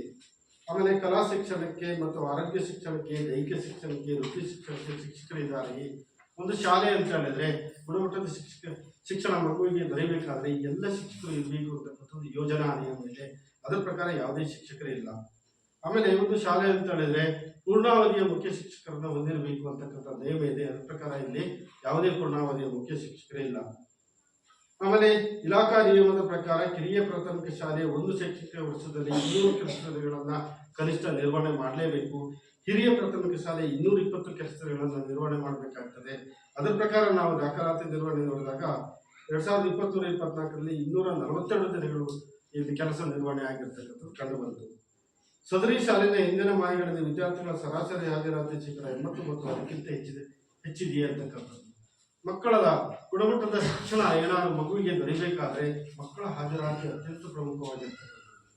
ಹಾಗಾಗಿ ಮಕ್ಕಳ ಹಾಜರಾತಿ ಹೇಗಿದೆ ಅಂತಕ್ಕಂಥದ್ದು 2023ರಿಂದ ಇಲ್ಲಿವರೆಗೆ ನಾವು ನೋಡಬೇಕಾಗ್ತದೆ. ಎಲ್ಲ ಮಕ್ಕಳ ಹಾಜರಾತಿ 80ಕ್ಕಿಂತ ಹೆಚ್ಚಿರ್ತಕ್ಕಂಥದ್ದು ನಮಗೆ ಕಂಡುಬಂತು. ಶಾಲೆಗೆ ಬರುವ ಮಾರ್ಗವು ಸುರಕ್ಷಿತವಾಗಿದೆಯೇ? ಮಕ್ಕಳು ಶಾಲೆಗೆ ಬರತಕ್ಕಂಥ ಮಾರ್ಗ ಸುರಕ್ಷಿತವಾಗಿದೆಯೇ ಅಂತಕ್ಕಂಥದ್ದನ್ನು ಪರಿಶೀಲನೆಗೊಳಪಡಿಸಬೇಕು. ಸುರಕ್ಷಿತ ಇದೆ ಅಂತಕ್ಕಂಥ ಅಭಿಪ್ರಾಯವನ್ನ ಮಕ್ಕಳು ಹೇಳಿದ್ರು, ಪೋಷಕರು ಹೇಳಿದ್ರು. ಆಮೇಲೆ ಮಕ್ಕಳನ್ನು ಅವರ ವಯಸ್ಸಿನ ಅನುಗುಣವಾಗಿ ತರಗತಿಗಳಿಗೆ ದಾಖಲಾತಿ ಮಾಡಿಕೊಳ್ಳಲಾಗಿದೆ. ಇಲಾಖಾ ನಿಯಮ ಇದೆ. 5 ವರ್ಷ 6 ತಿಂಗಳು, 8 ತಿಂಗಳು, 6 ವರ್ಷ ಅಂತಕ್ಕಂಥದ್ದು ಸರ್ಕಾರ ನಿಯಮವನ್ನ ನಿಗದಿ ಮಾಡುತ್ತೆ. ಅದರ ಪ್ರಕಾರ ಶಾಲೆ ಇಲ್ಲಿ ದಾಖಲಾತಿಯನ್ನು ನಿರ್ವಹಣೆ ಮಾಡಬೇಕಾಗ್ತದೆ. ಅದರ ಪ್ರಕಾರ ಮಾಡಿದ್ದಾರೆ. ಆಮೇಲೆ ಸೂಕ್ತ ದಾಖಲೆಗಳಿಲ್ಲದ ಕಾರಣ ಶಾಲಾ ದಾಖಲಾತಿಯನ್ನು ನಿರಾಕರಿಸಲಾಯಿತು. ಯಾವುದೇ ಒಂದು ಮಗು ಏನೂ ದಾಖಲಾತಿ ಇಲ್ಲದೆ ಶಾಲೆಗೆ ದಾಖಲಾಗಲಿಕ್ಕೆ ಬಂದ್ರೆ ಆ ಶಾಲೆ ದಾಖಲಾತಿಯನ್ನು ನಿರಾಕರಿಸುವಂತಿಲ್ಲ. ಕನಿಷ್ಠ ಒಂದು ದಾಖಲಾತಿಯನ್ನು ಪಡೆದುಕೊಂಡು ಆ ಮಗುವನ್ನು ದಾಖಲಾತಿ ಮಾಡಿಕೊಳ್ಬೇಕಾಗ್ತದೆ. ಆ ರೀತಿಯಾಗಿರ್ತಕ್ಕಂಥ ಯಾವುದೇ ಪ್ರಕರಣ ಇಲ್ಲ ಅಂತಕ್ಕಂಥದ್ದು ಹೇಳಿದ್ರು. ಹೆಚ್ಚಿನ ಮಕ್ಕಳು ಶಾಲೆಯಿಂದ ಹೊರಗಿದ್ದಾರೆಯೇ? ಯಾವುದೇ ಮಗು ಕಲಿಕೆಯಿಂದ ಹೊರಗಿದೆಯೇ? ಶಾಲೆಗೆ ಅರ್ಹತೆ, ದಾಖಲಾತಿಗೆ ಅರ್ಹತೆ ವಯಸ್ಸಾಗಿರ್ತಕ್ಕಂಥ ಮಗು ಕಲಿಕೆಯಿಂದ ಈ ಶಾಲಾ ಪರಿಸರದಲ್ಲಿ ಹೊರಗಿದೆಯೇ ಅಂತಕ್ಕಂಥದ್ದು ಯಾವುದೂ ಇಲ್ಲ ಅಂತಕ್ಕಂಥದ್ದು. ಶಾಲೆಗೆ ದಾಖಲಾಗಿ ನಂತರ ಹೊರಗುಳಿದ ಮಕ್ಕಳ ಸಂಖ್ಯೆ ಏನಾದರೂ ಈ ಒಂದು ಶಾಲಾ ಪರಿಸರದಲ್ಲಿ ಇದೆಯಾ ಅಂತಕ್ಕಂಥದ್ದು ಯಾವುದೂ ಇಲ್ಲ. ಮಕ್ಕಳನ್ನ ಹೊರಹಾಕಿರುವ ಸಂಖ್ಯೆ, ದುರ್ಬಲ ವರ್ಗದ ಮಕ್ಕಳಿಗೆ ಏನಾದರೂ ತಾರತಮ್ಯ ನಡೀತಾ ಇದೆಯೇ ಅಂತಕ್ಕಂಥದ್ದು, ಆರ್ಥಿಕವಾಗಿರ್ಬೋದು, ಸಾಮಾಜಿಕವಾಗಿರ್ಬೋದು ಏನಾದ್ರು ತಾರತಮ್ಯ ಆಗ್ತದೆ ಇಲ್ಲ ಅಂತಕ್ಕಂಥದ್ದು. ಮಕ್ಕಳಿಗೆ ದೈಹಿಕ ಶಿಕ್ಷಣ ನೀಡಲಾಗ್ತಿದೆಯೇ? ಶಿಕ್ಷಣ ಇಲಾಖೆ ನಿಯಮದ ಪ್ರಕಾರ ಶಿಕ್ಷಕರು ಅತ್ಯಂತ ಕಠಿಣತರವಾಗಿರತಕ್ಕಂಥ ಯಾವುದೇ ಶಿಕ್ಷಣ ತರಗತಿಯಲ್ಲಿ ಮಕ್ಕಳಿಗೆ ನೀಡುವಂತಿಲ್ಲ. ಅದೊಂದು ನಿಯಮ. ಅದು ಮಕ್ಕಳ ಮನವೊಲಿಸಿ ಪಾಠ ಪ್ರವಚನಗಳನ್ನು ನಿರ್ವಹಣೆ ಮಾಡಬೇಕು ಅಂತಕ್ಕಂಥ ನಿಯಮ ಇರತಕ್ಕಂಥದ್ದು. ಆ ರೀತಿಯಾಗಿರ್ತಕ್ಕಂಥದ್ದು ಮಾಡ್ತಾರೆ ಅಂತಕ್ಕಂಥ ಅಭಿಪ್ರಾಯ ಎಲ್ಲರಿಂದ ಬಂತು. ಮಕ್ಕಳನ್ನು ಮಾನಸಿಕ ಕಿರುಕುಳಕ್ಕೆ ಒಳಪಡಿಸಲಾಗ್ತದೆ. ತರಗತಿ ಕೊಠಡಿಯಲ್ಲಿರ್ಬೋದು, ಶಾಲಾ ಪರಿಸರದಲ್ಲಿರ್ಬೋದು, ಅಥವಾ ಈ ಊರಿನಲ್ಲಿರ್ಬೋದು ಏನಾದರೂ ಮಕ್ಕಳನ್ನು ಮಾನಸಿಕ ಕಿರುಕುಳಕ್ಕೆ ಒಳಪಡಿಸಲಾಗ್ತದೆ. ಯಾವುದೂ ಇಲ್ಲ ಅಂತಕ್ಕಂಥದ್ದು ಅಭಿಪ್ರಾಯ ಬಂತು. ಮಕ್ಕಳನ್ನ ಲೈಂಗಿಕ ಕಿರುಕುಳಕ್ಕೆ ಒಳಪಡಿಸಲಾಗ್ತದೆ. ಇದು ಅತ್ಯಂತ ಪ್ರಮುಖವಾಗಿರ್ತಕ್ಕಂಥ ವಿಷಯ. ಏಕೆಂತಂದ್ರೆ ಈ ರೀತಿಯಾಗಿರ್ತಕ್ಕಂಥ ಪ್ರಕರಣಗಳು ನಡೆದಿರ್ತಕ್ಕಂಥದ್ದು ನಾವು ಅನೇಕ ಪತ್ರಿಕೆಗಳ ಮೂಲಕ, ಮಾಧ್ಯಮಗಳ ಮೂಲಕ ನಾವು ತಿಳ್ಕೊಂಡಿದ್ದೇವೆ ಬೇರೆ ಬೇರೆ ಪ್ರದೇಶಗಳಲ್ಲಿ. ಅದರಿಂದ ಏನಾಗ್ತದೆ, ಮಕ್ಕಳ ಶಿಕ್ಷಣ ಕುಂಠಿತ ಆಗ್ತದೆ, ಮಗು ಶಾಲೆ ಬಿಡ್ತಕ್ಕಂಥ ಸಂದರ್ಭಗಳು ಬರ್ತದೆ ಅಂತಕ್ಕಂಥದ್ದು. ಹಾಗಾಗಬಾರ್ದು. ಮಗು ಕಲಿಕೆಯನ್ನು ಮಾಡಬೇಕು ಅಂತಕ್ಕಂಥದ್ದು. ಈ ರೀತಿಯಾಗಿ ಮಗು ಶಾಲೆಯಿಂದ ಬಿಡ್ತಕ್ಕಂಥದ್ದು ಇರಬಾರ್ದು ಅಂತಕ್ಕಂಥದ್ದು. ಆ ರೀತಿಯಾಗಿರ್ತಕ್ಕಂಥದ್ದು ನಿಮ್ಮ ಶಾಲೆಯಲ್ಲಿ ಏನಾದ್ರು ಶಾಲಾ ತರಗತಿ ಕೊಠಡಿಯಲ್ಲಿರ್ಬೋದು, ಶಾಲಾ ಪರಿಸರದಲ್ಲಿರ್ಬೋದು, ಅಥವಾ ಮನೆಯಿಂದ ಶಾಲೆಗೆ ಬರ್ತಕ್ಕಂಥ, ಶಾಲೆಯಿಂದ ಮನೆಗೆ ಹೋಗ್ತಕ್ಕಂಥ ದಾರಿಯಲ್ಲಿ ನಾವು ಆಗ್ತಕ್ಕಂಥದ್ದು ಇದೆಯಾ ಅಂತಕ್ಕಂಥದ್ದನ್ನ ನಾವು ಪರಿಶೀಲನೆ ಮಾಡಬೇಕಾಗ್ತದೆ. ಅದು ಯಾವುದೂ ಇಲ್ಲ ಅಂತಕ್ಕಂಥ ಅಭಿಪ್ರಾಯ ಬಂತು. ಎಲ್ಲ ಅಪೇಕ್ಷಣೀಯ ಮಕ್ಕಳಿಗೆ ವರ್ಗಾವಣಾ ಪ್ರಮಾಣ ಪತ್ರಗಳನ್ನು ನೀಡಲಾಗಿದೆ. TC ಕೊಡ್ತಕ್ಕಂಥದ್ದು ಕೇಳಿದಾಗ ಕೊಡಬೇಕಾಗುತ್ತೆ ಶಾಲೆ, ಅದನ್ನು ಕೊಡ್ತೀವಿ ಅಂತಕ್ಕಂಥದ್ದು ಹೇಳಿದ್ರು. ವಿಶೇಷ ಅಗತ್ಯವುಳ್ಳ ಮಕ್ಕಳನ್ನು ಗುರುತಿಸಿ ಮೌಲ್ಯಾಂಕನ ಮಾಡಲಾಗುತ್ತದೆ. ವಿಶೇಷ ಅಗತ್ಯವುಳ್ಳ ಮಕ್ಕಳು ಅಂತ ಹೇಳಿದ್ರೆ ದೇಹದ ಅಂಗಾಂಗಗಳಲ್ಲಿ ವ್ಯತ್ಯಾಸ ಇರ್ತಕ್ಕಂಥದ್ದು, ಕಣ್ಣು, ಕಿವಿ, ಮೂಗು, ಇತರೆ ವ್ಯತ್ಯಾಸಗಳು ಇರ್ತಕ್ಕಂಥದ್ದು, ಬುದ್ಧಿಮಾಂದ್ಯ ಮಗು. ಈ ಮಗುವನ್ನು ವಿಶೇಷ ಅಗತ್ಯವುಳ್ಳ ಮಗು ಅಂತ ಹೇಳಿ ಅದನ್ನ ಗುರುತು ಮಾಡಲಾಗ್ತದೆ. ಆ ರೀತಿಯಾಗಿರ್ತಕ್ಕಂಥ ಮಕ್ಕಳು ಏನಾದ್ರು ಇಲ್ಲಿ ಇದೆಯಾ ಅಂತಕ್ಕಂಥದ್ದು, ಯಾವುದೇ ಮಗು ಇಲ್ಲ ಅಂತಕ್ಕಂಥದ್ದು ಅಭಿಪ್ರಾಯ ಬಂತು. ಆಮೇಲೆ ಮಕ್ಕಳಿಗೆ ಉತ್ತಮವಾಗಿರ್ತಕ್ಕಂಥ ಒಂದು ಗುಣಮಟ್ಟದ ಶಿಕ್ಷಣ ಶಾಲೆಯಲ್ಲಿ ದೊರೆಯಬೇಕಾದ್ರೆ ಆ ಶಾಲಾ ಪರಿಸರ ಅಂತಕ್ಕಂಥದ್ದು ಒಂದು ಉತ್ತಮವಾಗಿರಬೇಕು ಅಂತಕ್ಕಂಥದ್ದು. ಸ್ಕೂಲ್ ಎನ್ವೈರನ್ಮೆಂಟ್ ಅಂತ ಹೇಳಿ ನಾವು ಕರಿತೇವೆ. ಅದು ಇರಬೇಕು ಅಂತಕ್ಕಂಥದ್ದು. ಹಾಗಾಗಿ ಈ ಯೋಜನೆ ಪ್ರಕಾರ ಎಲ್ಲ ಹವಾಮಾನದಿಂದ ಸುರಕ್ಷಿತವಾದ ಶಾಲಾ ಕಟ್ಟಡ ಇದೆ ಅಂತಕ್ಕಂಥದ್ದನ್ನು ನಾವು ಪರಿಶೀಲನೆ ಮಾಡಬೇಕು. ಒಂದು ಉತ್ತಮವಾಗಿರ್ತಕ್ಕಂಥ ಶಾಲಾ ಕಟ್ಟಡಗಳಿರಬೇಕು, ತರಗತಿ ಕೊಠಡಿ ಇರಬೇಕು, ಪಾಠೋಪಕರಣಗಳು, ಪೀಠೋಪಕರಣಗಳು, ಗ್ರಂಥಾಲಯದ ವ್ಯವಸ್ಥೆ, ಪ್ರಯೋಗಾಲಯದ ವ್ಯವಸ್ಥೆ, ಆಟದ ಮೈದಾನ, ಶಾಲಾ ಸುತ್ತ ಮಕ್ಕಳ ರಕ್ಷಣಾ ಕಾಂಪೌಂಡು, ಹೀಗೆ ಅನೇಕ ಅಂಶಗಳನ್ನು ಒಳಗೊಂಡಿರಬೇಕು. ಆಗ ಮಾತ್ರ ಮಕ್ಕಳಿಗೆ ಗುಣಮಟ್ಟದ ಶಿಕ್ಷಣ ಬರೆಯೋದಕ್ಕೆ ಸಾಧ್ಯತೆ ಇದೆ ಅಂತಕ್ಕಂಥದ್ದು ಯೋಜನೆಯ ಪ್ರಮುಖ ಅಂಶ. ಆ ಪ್ರಕಾರ ನಾವಿಲ್ಲಿ ನೋಡಿದಾಗ 4 ತರಗತಿ ಕೊಠಡಿಗಳಿದೆ. 4 ತರಗತಿ ಕೊಠಡಿಗಳು ಉತ್ತಮವಾಗಿರ್ತಕ್ಕಂಥ ವಾತಾವರಣ ಇರ್ತಕ್ಕಂಥದ್ದು ಕಂಡು ಬಂತು. ಒಂದು ಅಡಿಗೆ ಕೊಠಡಿ ಇದೆ. ಅಡಿಗೆ ಕೊಠಡಿಯ ಮೇಲ್ಚಾವಣಿ ಎಲ್ಲ ಚೆನ್ನಾಗಿದೆ. ನೆಲಹಾಸು ಮತ್ತು ಕಿಟಕಿ ಬಾಗಿಲು ದುರಸ್ತಿ ಹಂತಕ್ಕೆ ಇದೆ. ಅದು ದುರಸ್ತಿ ಅವಶ್ಯಕತೆ ಇದೆ. ಆಮೇಲೆ ಒಂದು ದಾಸ್ತಾನು ಕೊಠಡಿ ಇದೆ. ದಾಸ್ತಾನು ಕೊಠಡಿ ಮೇಲ್ನೋಟಕ್ಕೆ ಉತ್ತಮವಾಗಿದ್ದಂತೆ ನಮಗೆ ಕಂಡು ಬಂತು. ಆಮೇಲೆ ಬಾಲಕರಿಗೆ ಸಾಕಷ್ಟು ಶೌಚಾಲಯದ ವ್ಯವಸ್ಥೆ ಇದೆ, ಬಾಲಕಿಯರಿಗೆ ಸಾಕಷ್ಟು ಶೌಚಾಲಯದ ವ್ಯವಸ್ಥೆ ಇದೆ. ಆಮೇಲೆ ಈ 2 ಶೌಚಾಲಯಗಳಲ್ಲಿ ನೀರಿನ ವ್ಯವಸ್ಥೆ ಇದೆ. ಆಮೇಲೆ ಬಳಕೆಗೆ ಯೋಗ್ಯವಾಗಿದೆ ಅಂತಕ್ಕಂಥದ್ದನ್ನ ಪರಿಶೀಲನೆ ಮಾಡಬೇಕಾಗ್ತದೆ. ಯಾಕೆಂದ್ರೆ ಒಂದು ಶಾಲೆ ಅಂತ ಹೇಳಿದ್ರೆ ಮಕ್ಕಳು ಕಲಿಕೆಯಲ್ಲಿ ಪಾಲ್ಗೊಳ್ಬೇಕಾದ್ರೆ ಶೌಚಾಲಯ ಅತ್ಯಂತ ಪ್ರಮುಖವಾಗಿರ್ತಕ್ಕಂಥದ್ದು. ಯಾಕೆಂದ್ರೆ ಬಯಲು ಶೌಚಾಲಯಕ್ಕೆ ಹೋಗುವುದಿಲ್ಲ ನಿಷೇಧ ಕಾನೂನು ಪ್ರಕಾರ. ಹಾಗಾಗಿ ಶೌಚಾಲಯ ಇರಬೇಕು, ಒಂದು ಉತ್ತಮವಾಗಿರ್ತಕ್ಕಂಥ ಶೌಚಾಲಯ ಇರಬೇಕು ಅಂತಕ್ಕಂಥದ್ದು. ಅಲ್ಲಿ ನೀರಿನ ವ್ಯವಸ್ಥೆ ಇರಬೇಕು, ಬಳಕೆಗೆ ಯೋಗ್ಯವಾಗಿರಬೇಕು ಅಂತ. ಅಕಸ್ಮಾತ್ ಏನಾದರೂ ಶೌಚಾಲಯ ಉತ್ತಮವಾಗಿಲ್ಲ, ಬಳಕೆಗೆ ಯೋಗ್ಯವಾಗಿಲ್ಲ ಅಂತ ಹೇಳಿದ್ರೆ ಮಕ್ಕಳು ಶೌಚಾಲಯವನ್ನು ಬಳಸೋದಿಲ್ಲ. ಹಾಗೇನಾಗ್ತದೆ, ಮಗು ಶೌಚವನ್ನು ಕಟ್ಕೊಳ್ತದೆ. ಶೌಚವನ್ನು ಕಟ್ಕೊಂಡು ತರಗತಿ ಕೊಠಡಿಯಲ್ಲಿ ಅದು ಕುಳಿತಾಗ ಶಿಕ್ಷಕರ ಪಾಠ ಪ್ರವಚನದಲ್ಲಿ ಅದು ಪಾಲ್ಗೊಳ್ಳೋದಿಲ್ಲ, ಕಲಿಕೆಯಲ್ಲಿ ಹಿಂದೆ ಬಿಡುತ್ತದೆ ಅಂತಕ್ಕಂಥದ್ದು. ಅದಲ್ಲದೆ ಮಕ್ಕಳ ಆರೋಗ್ಯದ ಮೇಲೆ ಪರಿಣಾಮವನ್ನು ಬೀಳುತ್ತೆ. ಬೆಳಿಗ್ಗೆ ಆಗಲೇ 9 ಗಂಟೆಗೆ ಶಾಲೆಗೆ ಬರ್ತದೆ, ಸಂಜೆ ಆಗಲೇ 5 6 ಗಂಟೆಗೆ ಮನೆ ತಲುಪ್ತದೆ. ಅಲ್ಲಿ ಏನಾದ್ರು ಶೌಚವನ್ನು ಮಾಡಿಲ್ಲ ಅಂತ ಹೇಳಿದ್ರೆ ಆರೋಗ್ಯದ ಮೇಲೆ ಪರಿಣಾಮವನ್ನು ಬೀರುತ್ತೆ. ಹಾಗಾಗಿ ಒಂದು ಶಾಲೆ ಅಂತ ಹೇಳಿದ್ರೆ ಉತ್ತಮವಾಗಿರ್ತಕ್ಕಂಥ ನೀರಿನ ವ್ಯವಸ್ಥೆ, ಬಳಕೆ ಯೋಗ್ಯವಾಗಿರ್ತಕ್ಕಂಥ ಶೌಚಾಲಯವನ್ನು ಹೊಂದಿರಬೇಕು ಅಂತಕ್ಕಂಥ ನಿಯಮ ಇದೆ. ಅದರ ಪ್ರಕಾರ ಇಲ್ಲಿ ಶೌಚಾಲಯ ಇದೆ, ನೀರಿನ ವ್ಯವಸ್ಥೆ ಇದೆ, ಆಮೇಲೆ ಬಳಕೆಗೆ ಯೋಗ್ಯವಾಗಿದೆ ಅಂತಕ್ಕಂಥ ಅಭಿಪ್ರಾಯವನ್ನು ಮಕ್ಕಳು ಹೇಳಿದ್ದಾರೆ. ಆಮೇಲೆ ವಿಶೇಷ ಅಗತ್ಯವುಳ್ಳ ಮಕ್ಕಳು ಬಳಸುವಂತ ಶೌಚಾಲಯ ಇದೆ. ವಿಶೇಷ ಅಗತ್ಯವುಳ್ಳ ಮಕ್ಕಳು ಏನಾದರೂ ಶಾಲೆಗೆ ದಾಖಲಾದರೆ ಆ ರೀತಿಯಾಗಿರ್ತಕ್ಕಂಥ ಶೌಚಾಲಯವನ್ನ ಶಾಲೆ ಹೊಂದಿರಬೇಕಾಗ್ತದೆ. ಆ ರೀತಿಯಾಗಿರ್ತಕ್ಕಂಥ ಶೌಚಾಲಯ ಇಲ್ಲ ಇಲ್ಲಿ. ಆಮೇಲೆ ಶಾಲೆಯಲ್ಲಿ ಸಾಕಷ್ಟು ಪ್ರಮಾಣದಲ್ಲಿ ನೀರಿನ ಸೌಲಭ್ಯ ಇದೆ. ಮಕ್ಕಳ ಆರೋಗ್ಯ ದೃಷ್ಟಿಯಿಂದ ಒಂದು ಮಕ್ಕಳಿಗೆ ಯಾಕೆಂದ್ರೆ ಕುಡಿಲಿಕ್ಕೆ ಶುದ್ಧವಾದ ನೀರನ್ನು ಶಾಲೆ ಒದಗಿಸಬೇಕು ಅಂತಕ್ಕಂಥದ್ದು. ಬಾವಿಯಿಂದ, ಕೊಳವೆ ಬಾವಿಯಿಂದ, ನದಿಯಿಂದ ಬರ್ತಕ್ಕಂಥ ನೇರವಾದ ನೀರನ್ನ ಮಕ್ಕಳು ಬಳಸಬಾರದು ಕುಡಿಲಿಕ್ಕೆ. ಅದರಲ್ಲಿ ಅನೇಕ ರೀತಿಯಾಗಿರ್ತಕ್ಕಂಥ ಕ್ರಿಮಿಕೀಟಗಳು ಇರ್ತದೆ. ಶುದ್ಧೀಕರಿಸಿ ಮಕ್ಕಳಿಗೆ ನೀಡಬೇಕು ಅಂತಕ್ಕಂಥದ್ದು. ಅದಕ್ಕಾಗಿ ಶುದ್ಧೀಕರಣ ಘಟಕಗಳು ಇರಬೇಕು ಅಥವಾ ಕೃತಕ ಶುದ್ಧೀಕರಣ ವ್ಯವಸ್ಥೆ ಇರಬೇಕು ಅಂತಕ್ಕಂಥದ್ದು ನಿಯಮ ಇದೆ. ಅದರ ಪ್ರಕಾರ ಇಲ್ಲಿ ಶುದ್ಧೀಕರಣ ಘಟಕ ಇದೆ. ಆ ಪ್ರಕಾರ ಅದು ಶುದ್ಧೀಕರಿಸಿ ನೀರನ್ನು ಉಪಯೋಗಿಸ್ತೀವಿ ಅಂತಕ್ಕಂಥ ಅಭಿಪ್ರಾಯವನ್ನು ಹೇಳಿದ್ರು. ಅದೇ ರೀತಿ ಮಧ್ಯಾಹ್ನದ ಬಿಸಿಯೂಟದಲ್ಲೂ ಸಹ ಶುದ್ಧೀಕರಿಸಿದ ನೀರನ್ನೇ ಉಪಯೋಗಿಸಬೇಕು ಅಂತಕ್ಕಂಥ ನಿಯಮ. ಆ ಪ್ರಕಾರ ಉಪಯೋಗಿಸ್ತೀವಿ ಅಂತಕ್ಕಂಥದ್ದು ಹೇಳಿದ್ರು. ಕುಡಿಯುವ ನೀರಿನ ಗುಣಮಟ್ಟ ಉತ್ತಮವಾಗಿದೆಯೇ? ಗುಣಮಟ್ಟವನ್ನು ಪರೀಕ್ಷೆಗೊಳಪಡಿಸಬೇಕು. ಹಾಗಾಗಿ ಪ್ರತಿ 6 ತಿಂಗಳಿಗೊಮ್ಮೆ ಇಲ್ಲಿ ತಾಲೂಕು ಹಂತದಲ್ಲಿ ಅಥವಾ ಗ್ರಾಮ ಪಂಚಾಯತಿಯಲ್ಲಿ ನೀರನ್ನು ಪರೀಕ್ಷೆಗೊಳಪಡಿಸಬೇಕಾಗ್ತದೆ. ಅದು ಉಪಯೋಗಕ್ಕೆ ಯೋಗ್ಯವಾಗಿದೆ ಅಂತಕ್ಕಂಥ ದೃಢೀಕರಣವನ್ನು ಶಾಲೆ ನಿರ್ವಹಣೆ ಮಾಡಬೇಕಾಗ್ತದೆ. ಅದನ್ನ ನಿರ್ವಹಣೆ ಮಾಡಿದ್ದಾರೆ. ಆಮೇಲೆ ಶಾಲೆಯ ವಿದ್ಯುತ್ ಸಂಪರ್ಕ ಇದೆಯೇ? ಮಕ್ಕಳಿಗೆ ಗುಣಮಟ್ಟದ ಶಿಕ್ಷಣ ದೊರೆಯಬೇಕಾದ್ರೆ ತರಗತಿ ಕೊಠಡಿಯಲ್ಲಿ ಸ್ವಾಭಾವಿಕ ಬೆಳಕಿನ ಜೊತೆಗೆ ಕೃತಕವಾಗಿರ್ತಕ್ಕಂಥ ಬೆಳಕಿನ ಅವಶ್ಯಕತೆಯು ಅತ್ಯಂತ ಪ್ರಮುಖವಾಗಿರ್ತಕ್ಕಂಥದ್ದು. 6-7ನೇ ತರಗತಿಗೆ ವಿಜ್ಞಾನ ಪಾಠ ಪ್ರವಚನದ ಪ್ರಯೋಗಾಲಯವನ್ನು ಬಳಸಬೇಕಾದ್ರೆ ವಿದ್ಯುತ್ತಿನ ಅವಶ್ಯಕತೆ ಇರ್ತದೆ. ಹಾಗಾಗಿ ಎಲ್ಲ ತರಗತಿ ಕೊಠಡಿಯಲ್ಲಿ ವಿದ್ಯುತ್ತನ್ನು ಹೊಂದಿರಬೇಕು ಅಂತಕ್ಕಂಥದ್ದು ಎಲ್ಲ ಈ ಶಾಲೆಯಲ್ಲಿ ಹೊಂದಿದೆ. ಎಲ್ಲ ಕೊಠಡಿಗಳಲ್ಲಿ ಕಾರ್ಯನಿರ್ವಹಿಸ್ತಾ ಇದೆ. ಶಾಲಾ ಆವರಣದಲ್ಲಿ ಆಟದ ಮೈದಾನವಿದೆ. ಒಂದು ಉತ್ತಮವಾಗಿರ್ತಕ್ಕಂಥ ಶಾಲೆ ಅಂದರೆ ಪಠ್ಯೇತರವಾಗಿರ್ತಕ್ಕಂಥ ಅನೇಕ ಚಟುವಟಿಕೆಗಳು, ಅದರಲ್ಲಿ ಒಂದು ಕ್ರೀಡಾ ಚಟುವಟಿಕೆ. ಮಗು ಆ ಒಂದು ವಿಭಾಗದಲ್ಲಿ ಸಾಧನೆಯನ್ನು ಮಾಡ್ತಕ್ಕಂಥದ್ದನ್ನು ನಾವು ನೋಡಿದ್ದೇವೆ ನಮ್ಮ ದೇಶದಲ್ಲಿ, ನಮ್ಮ ರಾಜ್ಯದಲ್ಲಿ. ಹಾಗೆ ಆ ವಿಭಾಗಕ್ಕೂ ಸಹ ಉತ್ತಮವಾಗಿರ್ತಕ್ಕಂಥ ಒಂದು ಆಟದ ಮೈದಾನವನ್ನು ಹೊಂದಿರಬೇಕು. ಅಲ್ಲಿ ಎಲ್ಲ ಏನು ಕ್ರೀಡಾ ಸ್ಪರ್ಧೆಗಳಿಗೆ ಅನುಕೂಲವಾಗಿರ್ತಕ್ಕಂಥ ಅಂಕಣಗಳನ್ನು ಹೊಂದಿರತಕ್ಕಂಥ ಮೈದಾನವನ್ನು ಹೊಂದಿರಬೇಕು ಅಂತಕ್ಕಂಥ ನಿಯಮ ಇದೆ.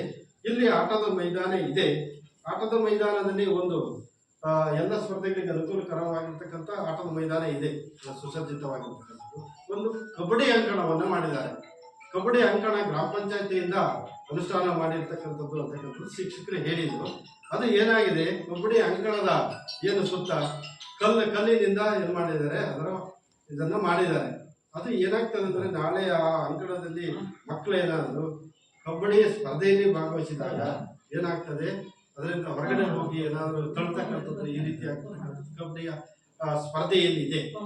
ಮಕ್ಕಳಿಗೆ ಅನಾಹುತ ಆಗ್ತಕ್ಕಂಥ ಸಂದರ್ಭಗಳು ಇರ್ತದೆ. ಅದು ಅವೈಜ್ಞಾನಿಕವಾಗಿರ್ತಕ್ಕಂಥ ಒಂದು ಅಂಕಣ ಇದ್ದಂತೆ ಮೇಲ್ನೋಟಕ್ಕೆ ಕಂಡು ಬರ್ತಾ ಇದೆ. ಶಾಲಾ ಆವರಣದ ಸುತ್ತಲೂ ಕಾಂಪೌಂಡ್ ಗೋಡೆಯಲ್ಲಿ ಮಕ್ಕಳ ರಕ್ಷಣಾ ದೃಷ್ಟಿಯಿಂದ ಶಾಲೆಯ ಆವರಣದ ಸುತ್ತಲೂ ಒಂದು ಕಾಂಪೌಂಡ್ ಗೋಡೆ ಇರಬೇಕು ಅಂತಕ್ಕಂಥದ್ದು.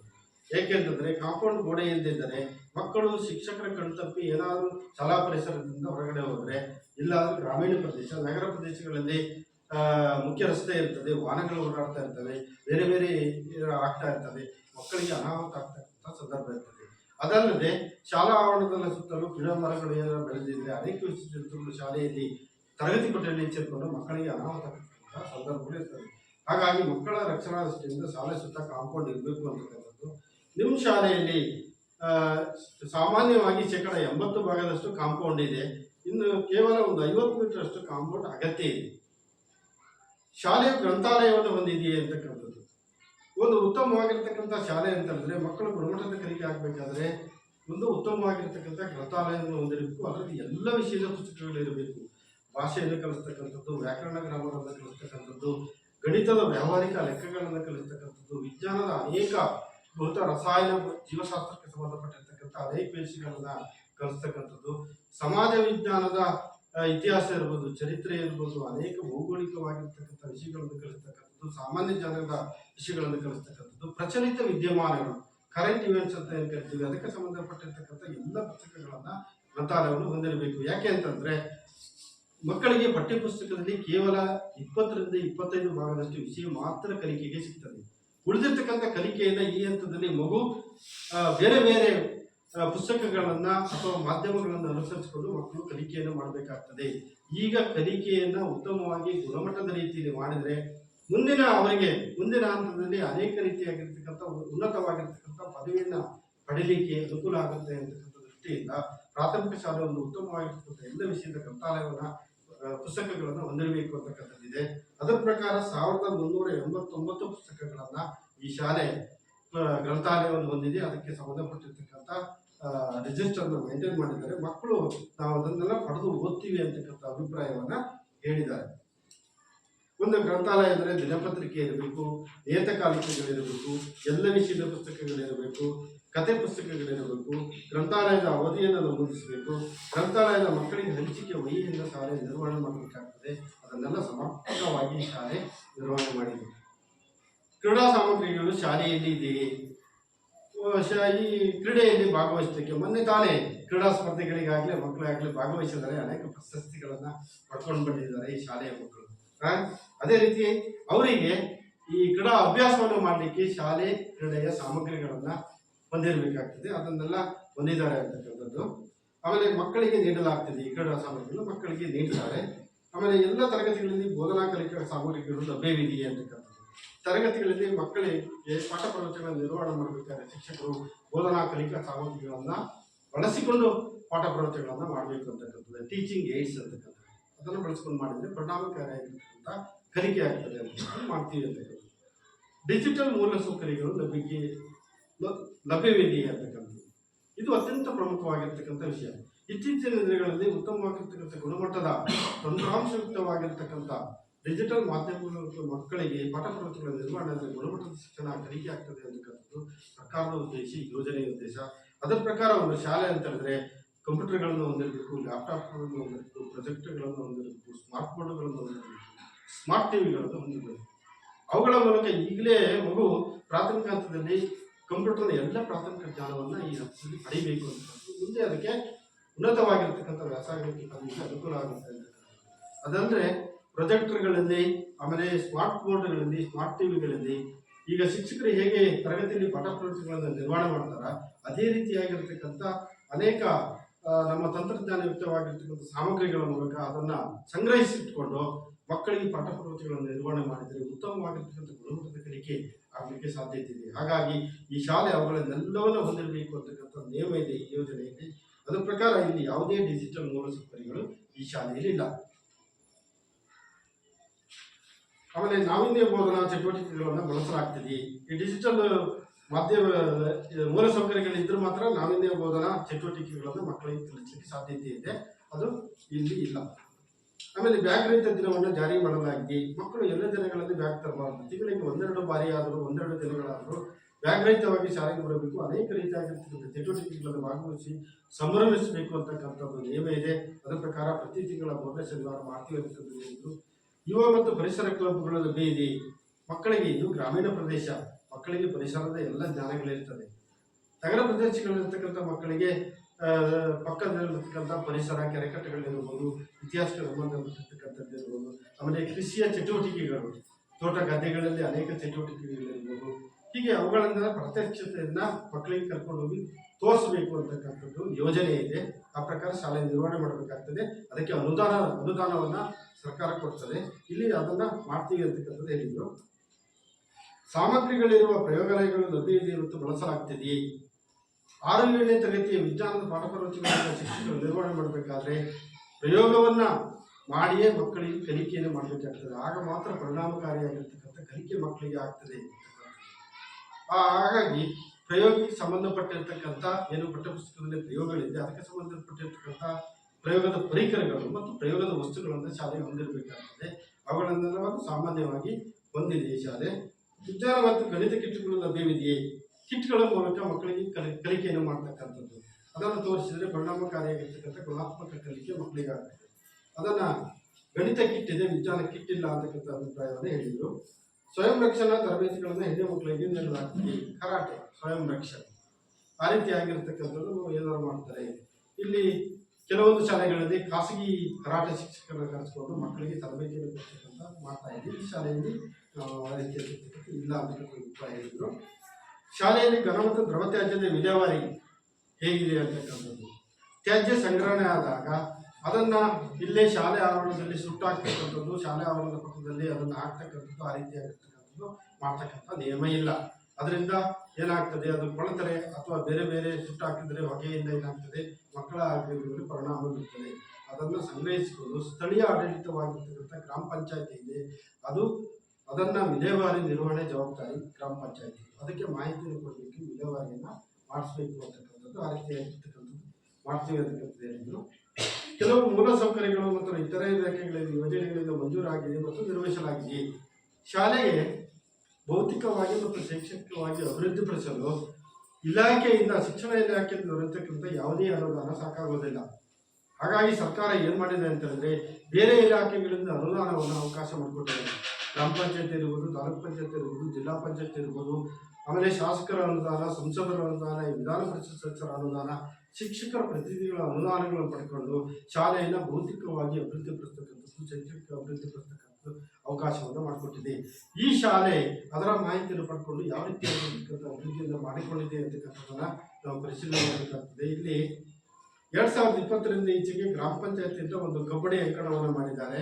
23-24ನೇ ಸಾಲಿನಲ್ಲಿ 2,39,549 ರೂಪಾಯಿ ಅನುದಾನವನ್ನ ಬಳಕೆ ಮಾಡಿಕೊಂಡು ಆ ಕಬಡ್ಡಿ ಅಂಕಣವನ್ನ ಮಾಡಿದ್ದಾರೆ. ಆ ಕಬಡ್ಡಿ ಅಂಕಣ ಈಗಾಗಲೇ ನಾವು ಇದರ ನಿಯಮದ ಪ್ರಕಾರ ಅದು ಅವೈಜ್ಞಾನಿಕ ಅಂತಕ್ಕಂಥದ್ದು. ಯಾಕೆಂತಂದ್ರೆ ಕಬಡ್ಡಿಯಲ್ಲಿ ಸ್ಪರ್ಧೆಯಲ್ಲಿ ಭಾಗವಹಿಸಿದರೆ ಏನಾದ್ರು ಅನಾಹುತಗಳಾಗ್ಬೋದು ಅಂತಕ್ಕಂಥದ್ದು ಆ ಕಲ್ಗಳಿಲ್ಲ. ಮತ್ತು ಉತ್ತಮವಾಗಿ ಮಾಡಿದ್ದಾರೆ ಅಂತಕ್ಕಂಥದ್ದು ಶಿಕ್ಷಕರು ಹೇಳಿದ್ದಾರೆ, ಏನು ನಿಯಮದ ಪ್ರಕಾರ ಮಾಡಿದ್ದಾರೆ ಅಂಕಣವನ್ನ ಅಂತಕ್ಕಂಥದ್ದು. ಆಮೇಲೆ ಗ್ರಾಮ ಪಂಚಾಯತಿಯಿಂದ ಹಸಿರೀಕರಣ 25-26ರಲ್ಲಿ 77,700 ರೂಪಾಯಿಯಿಂದ ಅನುದಾನ ಇಟ್ಕೊಂಡು ಶಾಲೆ ಸುತ್ತ ಹಸಿರೀಕರಣ ಅದಾಗಲೇ ಈಗ ಭೌತಿಕವಾಗಿ ನಮ್ಮ ಮೇಲ್ನೋಟಕ್ಕೆ ಕಡೆಗೆ ಕಾಣ್ತಾ ಇದೆ. ಆಮೇಲೆ ಗ್ರಾಮ ಪಂಚಾಯತಿಯಿಂದ ಅಡಿಗೆ ಕೊಠಡಿ ಮುಂಭಾಗ ಸೀಟ್ ಅಳವಡಿಕೆ 2024-25ರಲ್ಲಿ ಸೀಟನ್ನು ಅಳವಡಿಸಿದ್ದಾರೆ. ಈ 3 ಕಾಮಗಾರಿಗಳು ಇತರೆ ಇಲಾಖೆಗಳಿಂದ ಬಂದಿರತಕ್ಕಂಥದ್ದು. ಇನ್ನೂ ಹೆಚ್ಚಿನ ನೀವು ಶಾಲೆಯನ್ನು ಅಭಿವೃದ್ಧಿಪಡಿಸಬೇಕಾದ್ರೆ ಬೇರೆ ಬೇರೆ ಇಲಾಖೆ ಅನುದಾನವನ್ನು ಪಡೆಯಲಿಕ್ಕೆ ಸರ್ಕಾರ ಅವಕಾಶವನ್ನು ಮಾಡಿಕೊಟ್ಟಿದೆ. ಶಿಕ್ಷಕರು, ಆಮೇಲೆ STMC ಸಮಿತಿ, ಪೋಷಕರು, ಗ್ರಾಮಸ್ಥರೆಲ್ಲ ಅದರ ಮಾಹಿತಿಯನ್ನು ಪಡ್ಕೊಂಡು ಆದಷ್ಟು ಅನುದಾನವನ್ನು ಪಡ್ಕೊಂಡು ಶಾಲೆಯನ್ನು ಅಭಿವೃದ್ಧಿಪಡಿಸಲಿಕ್ಕೆ ಸರ್ಕಾರ ಅವಕಾಶವನ್ನು ಮಾಡಿಕೊಟ್ಟಿದೆ. ಶಿಕ್ಷಕರು ನಿಯಮಿತವಾಗಿ ಶಾಲೆಗೆ ಹಾಜರಾಗ್ತಾರೆಯೇ? ಶಿಕ್ಷಕರು ಪ್ರತಿದಿನ ಶಾಲೆಗೆ ತಡವಾಗಿ ಬರ್ತಾರೆಯೇ? ಶಿಕ್ಷಕರು ಪ್ರತಿದಿನ ಶಾಲೆಯಿಂದ ಮುಂಚಿತವಾಗಿ ತೆರಳುತ್ತಾರೆಯೇ? ಶಿಕ್ಷಣ ಇಲಾಖೆ ನಿಯಮದ ಪ್ರಕಾರ ಸಮಯವನ್ನು ನಿಗದಿ ಮಾಡಿದೆ. ಆಗ ಸರಿಯಾಗಿ ಸಮಯಕ್ಕೆ ಸರಿಯಾಗಿ ಬರಬೇಕು, ಪಾಠ ಪ್ರವಚನಗಳನ್ನು ನಿರ್ವಹಣೆ ಮಾಡಬೇಕು. ಆಮೇಲೆ ಶಾಲೆಯಿಂದ ಇಲಾಖೆ ತಿಳಿಸಿರ್ತಕ್ಕಂಥ ಸಮಯಕ್ಕೆ ನಿರ್ಗಮಿಸಬೇಕು ಅಂತಕ್ಕಂಥ ನಿಯಮ ಇದೆ. ಅದರ ಪ್ರಕಾರ ಶಿಕ್ಷಕರು ನಡೀತಾರ ಅಂತಕ್ಕಂಥದ್ದು ನಾವು ಪರಿಶೀಲನೆ ಒಳಪಡಿಸಿದ್ವಿ. ಹೌದು, ಅದರ ಪ್ರಕಾರ ಬರ್ತಾರೆ ಬೇಗ. ಪಾಠ ಪುಸ್ತಕಗಳ ನಿರ್ವಹಣೆ ಆಗ್ತದೆ, ಅದರ ಪ್ರಕಾರವೇ ಅವರು ನಿರ್ಗಮಿಸ್ತಾರೆ ಅಂತಕ್ಕಂಥ ಅಭಿಪ್ರಾಯ ಬಂತು. ಶಿಕ್ಷಕರು ನಿಯತಕಾಲಿಕವಾಗಿ ಪೋಷಕರನ್ನ ಭೇಟಿ ಮಾಡಿ ಮಕ್ಕಳ ಹಾಜರಾತಿ ಸಾಮರ್ಥ್ಯ ಕಲಿಕಾ ಪ್ರಗತಿಗಳ ಬಗ್ಗೆ ವಿವರಿಸುತ್ತಾರೆಯೇ? ಅಂದರೆ ಪಾಠ ಪ್ರವಚನಗಳನ್ನು ಮಾಡೋದ್ರ ಜೊತೆಗೆ ಪರೀಕ್ಷೆಗಳನ್ನು, ಘಟಕ ಪರೀಕ್ಷೆಗಳನ್ನು ಮಾಡ್ತಕ್ಕಂಥದ್ದು, ಮೌಲ್ಯಾಂಕನ ಮಾಡ್ತಕ್ಕಂಥದ್ದು, ಯಾವ ಹಂತದಲ್ಲಿದೆ ಮಗು ಅಂತಕ್ಕಂಥದ್ದನ್ನ ಮೌಲ್ಯಾಂಕನ ಮಾಡಿ ಮಕ್ಕಳಿಗೆ ಮತ್ತು ಪೋಷಕರಿಗೆ ಮಾಹಿತಿಯನ್ನು ನೀಡತಕ್ಕಂಥ ವ್ಯವಸ್ಥೆಯನ್ನು ಮಾಡಬೇಕಾಗ್ತದೆ. ಆ ರೀತಿಯಾಗಿ ಮಾಡ್ತೀವಿ ಅಂತಕ್ಕಂಥದ್ದು ಅಭಿಪ್ರಾಯವನ್ನು ಹೇಳಿದರು. ಆಮೇಲೆ ಶಾಲೆಯಲ್ಲಿ ಸಾಕಷ್ಟು ಶಿಕ್ಷಕರಿದ್ದಾರೆ, ಇಲ್ಲಿ ಮಕ್ಕಳ ಸಂಖ್ಯೆಗೆ ಅನುಗುಣವಾಗಿ ಶಿಕ್ಷಕರಿದ್ದಾರೆ. ಇತ್ತೀಚೆಗೆ ಶಿಕ್ಷಕರು ತರಬೇತಿಗಳನ್ನು ಪಡೆದಿದ್ದಾರೆಯೇ? ಕಾಲಕಾಲಕ್ಕೆ ಅನೇಕ ಬದಲಾವಣೆಗಳಾಗ್ತದೆ. ಮಕ್ಕಳಿಗೆ ಆ ಬದಲಾವಣೆಗೆ ತಕ್ಕಂತೆ ಗುಣಮಟ್ಟದ ಶಿಕ್ಷಣ ನೀಡಲಿಕ್ಕೆ ಶಿಕ್ಷಣ ಇಲಾಖೆ ಏನು ಮಾಡ್ತದೆ ಅಂತ ಹೇಳಿದ್ರೆ, ಕಾಲಕಾಲಕ್ಕೆ ಅವರ ಕಾರ್ಯಕ್ಷಮತೆಯನ್ನು ಹೆಚ್ಚಿಸಲು ತರಬೇತಿಗಳನ್ನು ನೀಡ್ತದೆ. ಆ ತರಬೇತಿಗಳನ್ನು ಪಡೆದಿದ್ದೀವಿ ಅಂತಕ್ಕಂಥದ್ದು ENK, ಇಂಗ್ಲಿಷ್ ಕಲಿಕೆ, ಇಂಗ್ಲಿಷ್ ಭಾಷೆಯ ಕಲಿಕೆಗೆ ಬೇಕಾಗಿರ್ತಕ್ಕಂಥ ತರಬೇತಿಯನ್ನು ಒಬ್ಬ ಶಿಕ್ಷಕರು ಪಡೆದಿದ್ದೀವಿ ಅಂತಕ್ಕಂಥ ಅಭಿಪ್ರಾಯವನ್ನು ಹೇಳಿದರು. ಮಕ್ಕಳ ಮ್ಯಾಪಿಂಗ್ ಮತ್ತು ಜಾಡಿ ಹಿಡಿಯುವ ಕಾರ್ಯವನ್ನು ಮಾಡಲಾಗಿದೆ. ಮಗು ಯಾವುದಾದ್ರೂ ಶಾಲೆಗೆ ಬಾರದೇ ಇದ್ದರೆ, ದಾಖಲಾಗದೇ ಇದ್ದರೆ ಅದನ್ನು ಮಾಡಬೇಕು, ಶಿಕ್ಷಕರು ಮ್ಯಾಪಿಂಗ್ ಮಾಡಬೇಕು ಅಂತಕ್ಕಂಥದ್ದು, ಜಾಡಿ ಹಿಡಿತಕ್ಕಂಥದ್ದು, ಅಂದರೆ ಅವ್ರನ್ನ ಶಾಲೆಗೆ ಕರೆತರಬೇಕು ಅಂತಕ್ಕಂಥದ್ದು ಮಾಡಿದ್ದೀವಿ ಅಂತಕ್ಕಂಥದ್ದು. ಶಾಲೆಯನ್ನು ಇತರೆ ಉದ್ದೇಶಗಳಿಗಾಗಿ ಬಳಸಲಾಗ್ತದೆ. ಶಾಲೆಯನ್ನು ಯಾವುದೇ ರಾಜಕೀಯ, ಸಾಮಾಜಿಕ, ಧಾರ್ಮಿಕವಾಗಿರತಕ್ಕಂಥ ಇತರೆ ಚಟುವಟಿಕೆಗಳಿಗೆ ಶಾಲೆಯನ್ನು ಬಳಸುವುದಿಲ್ಲ, ಕಡ್ಡಾಯ ನಿರ್ಮಾಣ. ಆ ರೀತಿಯಾಗಿ ಶಾಲೆಯನ್ನು ಬಳಸಲಾಗ್ತಿದೆಯಾ ಅಂತಕ್ಕಂಥದ್ದು, ಬಳಸ್ತಾ ಇಲ್ಲ ಅಂತಕ್ಕಂಥದ್ದು. ಅದೇ ಪ್ರವೇಶ ಶುಲ್ಕ, ಅರ್ಜಿ ಶುಲ್ಕ, ಕ್ಯಾಪ್ಟೇಷನ್ ಶುಲ್ಕ, ಬೋಧನಾ ಶುಲ್ಕ, ಇತರೆ ಶುಲ್ಕಗಳಲ್ಲಿ ಏನಾದರೂ ಪಡೆಯಲಾಗ್ತಿದೆಯೇ? ಏಕೆಂದರೆ 1ರಿಂದ 12ನೇ ತರಗತಿಯವರೆಗೆ ಉಚಿತ ಮತ್ತು ಕಡ್ಡಾಯ ಶಿಕ್ಷಣ ಸರ್ಕಾರದ ಯೋಜನೆ ಇದು, ಇಲಾಖಾ ನಿಯಮ. ಅದರ ಪ್ರಕಾರ ನಾವು ಮಾಡ್ತೀವಿ ಅಂತಕ್ಕಂಥದ್ದು, ಯಾವುದೇ ಶುಲ್ಕವನ್ನು ಪಡೆದಿಲ್ಲ ಅಂತಕ್ಕಂಥದ್ದು. ಶಾಲಾಭಿವೃದ್ಧಿ ಮತ್ತು ಮೇಲುಸ್ತುವಾರಿ ಸಮಿತಿಯನ್ನು ರಚಿಸಲಾಗಿದೆಯೇ? ಶಾಲೆಯ ಅಭಿವೃದ್ಧಿಯಲ್ಲಿ ಶಿಕ್ಷಕರ ಪಾತ್ರ ಎಷ್ಟಿದೆಯೋ ಅಷ್ಟೇ ಈ ಶಾಲಾಭಿವೃದ್ಧಿ ಸಮಿತಿಯ ಪಾತ್ರ ಇರ್ತದೆ. ಶಾಲೆಯ ಭೌತಿಕವಾಗಿರ್ತಕ್ಕಂಥ ಮತ್ತು ಶೈಕ್ಷಣಿಕವಾಗಿರ್ತಕ್ಕಂಥ ಅಭಿವೃದ್ಧಿ ಆಗಬೇಕಾದ್ರೆ ಅವರು ಹೆಚ್ಚು ಕ್ರಿಯಾಶೀಲವಾಗಿ ಶಾಲೆಯ ಎಲ್ಲ ಕಾರ್ಯಕ್ರಮಗಳಲ್ಲಿ, ಕಾರ್ಯಚಟುವಟಿಕೆಗಳಲ್ಲಿ ಭಾಗವಹಿಸಿದರೆ ಶಾಲೆಯಲ್ಲಿ ಉತ್ತಮವಾಗಿರ್ತಕ್ಕಂಥ ಶಾಲಾ ವಾತಾವರಣ, ಕಲಿಕಾ ವಾತಾವರಣವನ್ನು ನಿರ್ಮಿಸಿಕೊಂಡು ಮಕ್ಕಳಿಗೆ ಉತ್ತಮವಾಗಿರ್ತಕ್ಕಂಥ ಗುಣಮಟ್ಟದ ಶಿಕ್ಷಣವನ್ನು ನೀಡಲಿಕ್ಕೆ ಸಾಧ್ಯತೆ ಇದೆ ಅಂತಕ್ಕಂಥದ್ದು ಈ ಯೋಜನೆಯಲ್ಲಿ ಒಂದು ಅಂಶ ಇದು. ಅದರ ಪ್ರಕಾರ ನಿಮ್ಮ ಶಾಲೆಯಲ್ಲಿ ಶಾಲಾ STMC ಸಮಿತಿ ಉತ್ತಮವಾಗಿ ಕಾರ್ಯನಿರ್ವಹಿಸುತ್ತದೆ ಅಂತಕ್ಕಂಥ ಅಭಿಪ್ರಾಯವನ್ನು ಹೇಳಿದರು. ಅದರಲ್ಲಿ 4/3 ಮಕ್ಕಳ ಪೋಷಕರಾಗಿರಬೇಕು, STMC ಸದಸ್ಯರಲ್ಲಿ ಅರ್ಧದಷ್ಟು ಮಹಿಳೆಯರಿರಬೇಕು ಅಂತಕ್ಕಂಥ ನಿಯಮ ಇದೆ, ಆ ಪ್ರಕಾರನೇ ಇದೆ. ಅದಲ್ಲದೆ ಒಂದು ಶೈಕ್ಷಣಿಕ ವರ್ಷದಲ್ಲಿ 12 STMC ಸಭೆಗಳು ನಡೀಬೇಕು ಅಂತಕ್ಕಂಥದ್ದು ಇಲಾಖಾ ನಿಯಮ ಇದೆ, ಈ ಯೋಜನೆಯ ನಿಯಮ ಇದೆ. ಪ್ರತಿ ಒಂದು ಶೈಕ್ಷಣಿಕ ವರ್ಷದಲ್ಲಿ 12 ಸಭೆಗಳು ನಡೀಬೇಕು, ನಡಾವಳಿಗಳು ದಾಖಲಾಗಬೇಕು, ಏನೇನು ಚರ್ಚೆ ಆಗಿದೆ ಅಂತಕ್ಕಂಥದ್ದು ಆ ನಡಾವಳಿಯಲ್ಲಿ ದಾಖಲಾಗಬೇಕು ಅಂತಕ್ಕಂಥದ್ದು ನಿಯಮ ಇದೆ. ಅದರ ಪ್ರಕಾರ ನಾವು ಪರಿಶೀಲನೆ ಮಾಡಿದಾಗ ನಾವು STMC ಸಮಿತಿ ನಡಾವಳಿಯನ್ನು ಪರಿಶೀಲನೆ ಮಾಡಿದರೆ 12 ಸಭೆಗಳು ಆಗಿದೆ. ಎಲ್ಲ ಏನು ಚರ್ಚೆಗಳು ಬಂದಿರ್ತಕ್ಕಂಥ ಎಲ್ಲ ವಿಷಯಗಳು ಅದರಲ್ಲಿ ಅಡಕವಾಗಿದೆ. ಆಮೇಲೆ STMC ಶಾಲಾಭಿವೃದ್ಧಿ ಯೋಜನೆಯನ್ನು ಸಿದ್ಧಪಡಿಸಿದೆಯೇ? ಶಾಲೆಯ ಮೇಲುಸ್ತುವಾರಿಯನ್ನು STMC ಮಾಡ್ತಾ ಇದೆಯೇ ಅದನ್ನು, ಆಮೇಲೆ STMC ಸದಸ್ಯರೆಂಬ ಅರಿವು ಅವರಿಗಿದೆಯೇ ಅಂತಕ್ಕಂಥದ್ದನ್ನು ನಾವು ಪರಿಶೀಲನೆ ಮಾಡಬೇಕು. ಈ ಶಾಲೆಯಲ್ಲಿ ನಾವು ನೋಡಿದಾಗ ಅದು ಉತ್ತಮವಾಗಿ ನಮಗೆ ಕಂಡುಬಂದಿರ್ತಕ್ಕಂಥದ್ದು. ಆಮೇಲೆ ಇಲಾಖೆಗೆ ಸಂಬಂಧಪಟ್ಟಂತೆ ಒಂದು ಶಾಲೆ ಒಂದು ಉತ್ತಮವಾಗಿರ್ತಕ್ಕಂಥ ಶಾಲಾ ವಾತಾವರಣವನ್ನು ಹೊಂದಿರಬೇಕಾದ್ರೆ ಇಲಾಖೆ ಮೇಲ್ಮಟ್ಟದಲ್ಲಿರ್ತಕ್ಕಂಥವ್ರು ಆಗಾಗ್ಗೆ ಶಾಲೆಗೆ ಭೇಟಿ ನೀಡಬೇಕು ಅಂತಕ್ಕಂಥ ನಿಯಮ ಇದೆ. ಮೇಲುಸ್ತುವಾರಿಯನ್ನು ಮಾಡಬೇಕು. ಶಾಲೆ ಎಲ್ಲ ಮಾಹಿತಿಯನ್ನು ಇಲಾಖೆಗೆ ತಿಳಿಸಬೇಕು, ಇಲಾಖಾ ಎಲ್ಲ ಮಾಹಿತಿಯನ್ನು ಶಾಲೆಗೆ ತಿಳಿಸಬೇಕು ಅಂತಕ್ಕಂಥ ನಿಯಮ ಇದೆ. ಅದರ ಪ್ರಕಾರ ಕ್ಷೇತ್ರ ಶಿಕ್ಷಣಾಧಿಕಾರಿಗಳು BO ಅವರು ಪ್ರಾಥಮಿಕ ಶಾಲೆಗೆ ವರ್ಷಕ್ಕೆ 1 ಸಾರಿ ಭೇಟಿ ನೀಡಬೇಕು. ಆಮೇಲೆ ಕ್ಷೇತ್ರ ಸಮನ್ವಯಾಧಿಕಾರಿಗಳು BRC ಅವರು 1 ಸಾರಿ ಭೇಟಿ ನೀಡಬೇಕು. ಆಮೇಲೆ CRP ಅವರು ಸಮೂಹ ಸಂಪನ್ಮೂಲ ವ್ಯಕ್ತಿಗಳು 12 ಬಾರಿ ಒಂದು ಶೈಕ್ಷಣಿಕ ವರ್ಷದಲ್ಲಿ ಶಾಲೆಗೆ ಭೇಟಿ ನೀಡಬೇಕು ಅಂತಕ್ಕಂಥ ನಿಯಮ ಇದೆ. ಅದರ ಪ್ರಕಾರ ಕ್ಷೇತ್ರ ಶಿಕ್ಷಣಾಧಿಕಾರಿಗಳು ನಮ್ಮ ದಾಖಲೆ ಪರಿಶೀಲನೆಯಲ್ಲಿ 1 ಬಾರಿ ಭೇಟಿ ನೀಡಿದ್ದಾರೆ. ಆಮೇಲೆ BRC ಅವರು ಸಹ 1 ಬಾರಿ ಭೇಟಿ ನೀಡಿದ್ದಾರೆ. CRP ಅವರು ಒಂದು ಶೈಕ್ಷಣಿಕ ವರ್ಷದಲ್ಲಿ 12 ಬಾರಿ ಭೇಟಿ ನೀಡಬೇಕು. ಯಾಕೆಂದರೆ CRP ಅವರು ಒಂದು ಇಲಾಖೆಗೆ ಮತ್ತು ಶಾಲೆಗೆ ಕೊಂಡೊಯ್ದಂತೆ ಇಲಾಖೆ ಎಲ್ಲ ಮಾಹಿತಿಗಳನ್ನು ಶಾಲೆಗೆ ತಲುಪಿಸ್ತಕ್ಕಂಥದ್ದು, ಶಾಲಾ ಎಲ್ಲ ಮಾಹಿತಿಗಳನ್ನು ಇಲಾಖೆ ತಲುಪಿಸ್ತಕ್ಕಂಥದ್ದು. ಹಾಗಾಗಿ 12 ಬಾರಿ ಭೇಟಿ ನೀಡಬೇಕು. ಶಾಲೆ ಎಲ್ಲ ಪ್ರಗತಿಯ ಬಗ್ಗೆ ಅವರು ಸಹ ಪಾಲ್ಗೊಳ್ಬೇಕು ಅಂತಕ್ಕಂಥ ನಿಯಮ ಇದೆ. ಅದರ ಪ್ರಕಾರ ನಾವು ದಾಖಲಾತಿ ನೋಡಿದಾಗ ಇಲ್ಲಿ 4 ಭೇಟಿ ಆಗಿರ್ತಕ್ಕಂಥದ್ದು ಮಾತ್ರ ನಮಗೆ ಕಂಡುಬಂದಿದೆ. ಆಮೇಲೆ ಕ್ರೀಡಾ ಅನುದಾನವನ್ನು ಶಾಲೆಯಲ್ಲಿ ಏನಾದರೂ ಪಡೆದಿದೆಯೇ ಅಂತಕ್ಕಂಥದ್ದು, ಇತ್ತೀಚೆಗೆ ಯಾವುದೇ ಕ್ರೀಡಾ ಅನುದಾನ ಶಾಲೆ ಪಡೆದಿಲ್ಲ. ಗ್ರಂಥಾಲಯದ ಅನುದಾನ ಶಾಲೆ ಪಡೆದಿದೆಯಾ ಅಂತಕ್ಕಂಥದ್ದು 6,500 ಗ್ರಂಥಾಲಯಕ್ಕೆ ಸಂಬಂಧಪಟ್ಟಂತಕ್ಕಂಥ ಅಂತಕ್ಕಂಥ ಅನುದಾನವನ್ನು ಪಡ್ಕೊಂಡಿದೆ ಶಾಲೆ. ಮಾರ್ಗಸೂಚಿ ಪ್ರಕಾರ 93 ಪುಸ್ತಕಗಳನ್ನು ಖರೀದಿ ಮಾಡಿದೆ. ಅದು ಗ್ರಂಥಾಲಯದಲ್ಲಿ ನಿರ್ವಹಣೆ ಆಗಿದೆ. ಅದು ಆಮೇಲೆ ವಿಶೇಷ ಅಗತ್ಯಗಳ ಮಕ್ಕಳಿಗೆ ಏನಾದ್ರು ಅನುದಾನ, ಯಾವುದೇ ಅನುದಾನ ಬಂದಿಲ್ಲ. ಹೆಣ್ಣು ಮಕ್ಕಳಿಗೆ ಕರಾಟೆ ಅನುದಾನ ಅದು ಬಂದಿಲ್ಲ. ಅದು ಆಮೇಲೆ ಸ್ವಚ್ಛತಾ ಕ್ರಿಯೆ ಯೋಜನೆಗೆ ಏನಾದ್ರು ಶಾಲೆ ನಿರ್ವಹಣೆ ಮಾಡಿದೆ, ಅದನ್ನು ಮಾಡಿದೆ ಶಾಲೆ. ಆಮೇಲೆ ಮಕ್ಕಳ ಸುರಕ್ಷತೆಗೆ ಒಂದು ಶಾಲಾ ಸುರಕ್ಷತಾ ಸಮಿತಿಯನ್ನು ರಚನೆ ಮಾಡಬೇಕು. 4-5 ಜನ ಪೋಷಕರು, ಒಬ್ಬ ಶಿಕ್ಷಕರು ಒಳಗೊಂಡಿರ್ತಕ್ಕಂಥ ಒಂದು ಸಮಿತಿ. ಅದರ ಫಲಕವನ್ನು ಮುಖ್ಯ ಶಿಕ್ಷಕರ ಕಡೆಯಿಂದ ನಿರ್ವಹಣೆ ಮಾಡಬೇಕಾಗ್ತದೆ. ಮಕ್ಕಳಿಗೆ ಏನಾದ್ರು ತೊಂದರೆಗಳಾದ ಆರೋಗ್ಯದಲ್ಲಿ ಆ ಸಮಿತಿ ಕ್ರಿಯಾಶೀಲವಾಗಿ ಪಾಲ್ಗೊಳ್ಬೇಕು, ನಮ್ಮ ಮಗು ಅಂತ ಹೇಳಿ ಆ ರೀತಿಯಾಗಿರ್ತಕ್ಕಂಥ ಇರಬೇಕು. ಅದನ್ನು ನಿರ್ವಹಣೆ ಮಾಡಿದ್ದಾರೆ. ಆಮೇಲೆ ಏನಾದರೂ ಪೋಷಕರಲ್ಲಿ ದೂರುಗಳಿದ್ದರೆ ಸಲ್ಲಿಸಲಿಕ್ಕೆ ಒಂದು ದೂರು ಪೆಟ್ಟಿಗೆಯನ್ನು ನಿರ್ವಹಣೆ ಮಾಡಬೇಕು, ಮಾಡಿದ್ದಾರೆ. ಶಾಲಾ ಸುರಕ್ಷಾ ಪ್ರತಿಜ್ಞೆ ಶಾಲಾ ಆವರಣದ ಪ್ರಧಾನ ಸ್ಥಳದಲ್ಲಿ ಪ್ರದರ್ಶನ ಮಾಡಬೇಕು, ಅದನ್ನು ಸಹ ಉತ್ತಮವಾಗಿ ನಿರ್ವಹಣೆ ಮಾಡಿದ್ದಾರೆ. ವಿದ್ಯುತ್ ತಂತಿಗಳನ್ನು, ಕೇಬಲ್ಗಳನ್ನು ಸರಿಯಾದ ಅರ್ಥಿನೊಂದಿಗೆ ಇನ್ಸುಲೇಟ್ ಮಾಡಲಾಗಿದೆ. ಮಕ್ಕಳು ತಲುಪುವ ಅಂತರದಲ್ಲಿ ಇರುತ್ತದೆ. ವಿದ್ಯುತ್ ತಂತಿಗಳನ್ನು ಅಸಮರ್ಪಕವಾಗಿ ನಿರ್ವಹಣೆ ಆಗಿದ್ದರೆ ತರಗತಿ ಕೊಠಡಿಯಲ್ಲಿ, ಶಾಲಾ ಪರಿಸರದಲ್ಲಿ ಮಕ್ಕಳ ಕೈಗೆಟುಕುವಾಗಿದ್ದರೆ ಅದರಿಂದ ಮಕ್ಕಳ ಜೀವಕ್ಕೆ ಅಪಾಯ ಆಗ್ತಕ್ಕಂಥ ಸಂದರ್ಭಗಳು ಇರ್ತದೆ. ಹಾಗಾಗಿ ಇದನ್ನು ಸರಿಯಾಗಿ ನಿರ್ವಹಣೆ ಮಾಡಬೇಕು ಶಾಲೆ ಅಂತಕ್ಕಂಥದ್ದು, ಅದನ್ನು ಸರಿಯಾಗಿ ನಿರ್ವಹಣೆ ಮಾಡಿದ್ದಾರೆ. ಮಕ್ಕಳಿಗೆ ಆಟ ಪಾಠದಲ್ಲಿ ಪಾಲ್ಗೊಂಡಾಗ ಸಣ್ಣ ಪುಟ್ಟ ಗಾಯಗಳು, ಆರೋಗ್ಯದಲ್ಲಿ ತೊಂದರೆ ಆದಾಗ ಕನಿಷ್ಠ ಔಷಧಿಗಳು ಶಾಲೆಯಲ್ಲಿ ದೊರೆಯಬೇಕು. ಹಾಗಾಗಿ ಒಂದು ಪ್ರಥಮ ಚಿಕಿತ್ಸಾ ಪೆಟ್ಟಿಗೆಯನ್ನು ಶಾಲೆಯಲ್ಲಿ ಹೊಂದಿರಬೇಕು. ಅಲ್ಲಿ ಕನಿಷ್ಠ ಔಷಧಿಗಳನ್ನ ಹೊಂದಿರಬೇಕು ಅಂತಕ್ಕಂಥದ್ದು. ಇಲ್ಲಿ ಪ್ರಥಮ ಚಿಕಿತ್ಸಾ ಪೆಟ್ಟಿಗೆ ಇದೆ, ಔಷಧಿಗಳು ಇರ್ತಕ್ಕಂಥದ್ದು ಕಂಡುಬಂತು. ಆಮೇಲೆ ಜಾತಿ, ಲಿಂಗ, ಭಾಷೆಗಳಿಗೆ ಸಂಬಂಧಪಟ್ಟ ತಾರತಮ್ಯ ಹಿಂಸೆಗಳ ಕುರಿತು ಮೇಲ್ವಿಚಾರಣೆ ನಡೆಸಲಾಗ್ತದೆ. ಆಗಾಗ ಮೇಲ್ವಿಚಾರಣೆ ಸಂಬಂಧಪಟ್ಟಿರ್ತಕ್ಕಂಥ ಶಿಕ್ಷಕರು ಇರ್ಬೋದು, ಇಲಾಖಾ ಮೇಲಾಧಿಕಾರಿಗಳಿರ್ಬೋದು, STMC ಇರ್ಬೋದು, ಪೋಷಕರು ಇರ್ಬೋದು, ಅದನ್ನ ಮೇಲ್ವಿಚಾರಣೆ ನಡೆಸ್ತಾ ಇರಬೇಕು ಅಂತದ್ದು ನಡೆಸ್ತೀವಿ ಅಂತಕ್ಕಂಥ ಅಭಿಪ್ರಾಯವನ್ನು ಹೇಳಿದರು. ತುರ್ತು ವೈದ್ಯಕೀಯ ದೂರವಾಣಿ ಸಂಖ್ಯೆಗಳನ್ನು ಪ್ರದರ್ಶಿಸಲಾಗಿದೆ. ಮಕ್ಕಳ ದೂರವಾಣಿ, ಮಹಿಳಾ ದೂರವಾಣಿ, ಪೊಲೀಸ್ ದೂರವಾಣಿ, ಅಗ್ನಿಶಾಮಕ ದೂರವಾಣಿ, ಆರೋಗ್ಯ ದೂರವಾಣಿಗಳು, ಇಲಾಖಾ ಉನ್ನತಾಧಿಕಾರಿಗಳು, JDPಯಿಂದ ಮುಖ್ಯ ಶಿಕ್ಷಕರವರೆಗಿನ ಎಲ್ಲ ದೂರವಾಣಿಗಳನ್ನು ಮುಖ್ಯ ಶಿಕ್ಷಕರ ಕೊಠಡಿಯ ಫಲಕದಲ್ಲಿ ನಿರ್ವಹಣೆ ಮಾಡಬೇಕು ಅಂತಕ್ಕಂಥ ನಿಯಮ ಇದೆ. ಏಕೆ ಅಂತಂದರೆ ಏನಾದರೂ ಆದಾಗ, ಸಮಸ್ಯೆಗಳಾದಾಗ ಅಥವಾ ಬೇರೆ ಏನಾದರೂ ಮಕ್ಕಳ ಚಟುವಟಿಕೆ ಬೇಕಾಗಿರ್ತಕ್ಕಂಥ ಮಾಹಿತಿಗಳನ್ನು ಉನ್ನತಾಧಿಕಾರಿಗಳಿಂದ ಪಡಿಬೇಕಾದ್ರೆ ಆ ತುರ್ತು ದೂರವಾಣಿ ಸಂಖ್ಯೆಗಳು ತಕ್ಷಣದಲ್ಲಿ ಕೈಗೆಟುಕುವಾಗಿ ಇರಬೇಕು ಅಂತಕ್ಕಂಥದ್ದು. ಹಾಗಾಗಿ ಇದನ್ನು ನಿರ್ವಹಣೆ ಮಾಡಬೇಕು ಅಂತಕ್ಕಂಥದ್ದು, ಅದನ್ನು ನಿರ್ವಹಣೆ ಮಾಡಿದ್ದಾರೆ. ವಿಶೇಷ ಅಗತ್ಯಗಳ ಮಕ್ಕಳು ಇಲ್ಲೇನು ಇಲ್ಲ, ಅವರಿಗೆ ಕೆಲವೊಂದು ಕಾರ್ಯಕ್ರಮಗಳನ್ನು ಹಮ್ಮಿಕೊಳ್ಬೇಕಾಗ್ತದೆ. ಮಕ್ಕಳು ಇಲ್ಲ ಇಲ್ಲಿ. ಕನಿಷ್ಠ ಒಬ್ಬ ಶಿಕ್ಷಕರು ವೃತ್ತಿಪರ ಮಾರ್ಗದರ್ಶನ ಮತ್ತು ಸಮಾಲೋಚನೆ ಕೌಶಲ್ಯಗಳ ತರಬೇತಿಯನ್ನು ಪಡೆದಿರುತ್ತಾರೆ. ವೃತ್ತಿಪರ ಮಾರ್ಗದರ್ಶನ, ವೃತ್ತಿ ಕೌಶಲ್ಯವನ್ನು ಕಲಿಸ್ತಕ್ಕಂಥ ಒಂದು ತರಬೇತಿಯನ್ನು ಒಬ್ಬ ಶಿಕ್ಷಕರು ಒಂದು ಶಾಲೆಯಲ್ಲಿ ಇಲಾಖೆ ಕೊಡ್ತದೆ, ತರಬೇತಿಯನ್ನು ಪಡೆದಿರಬೇಕು.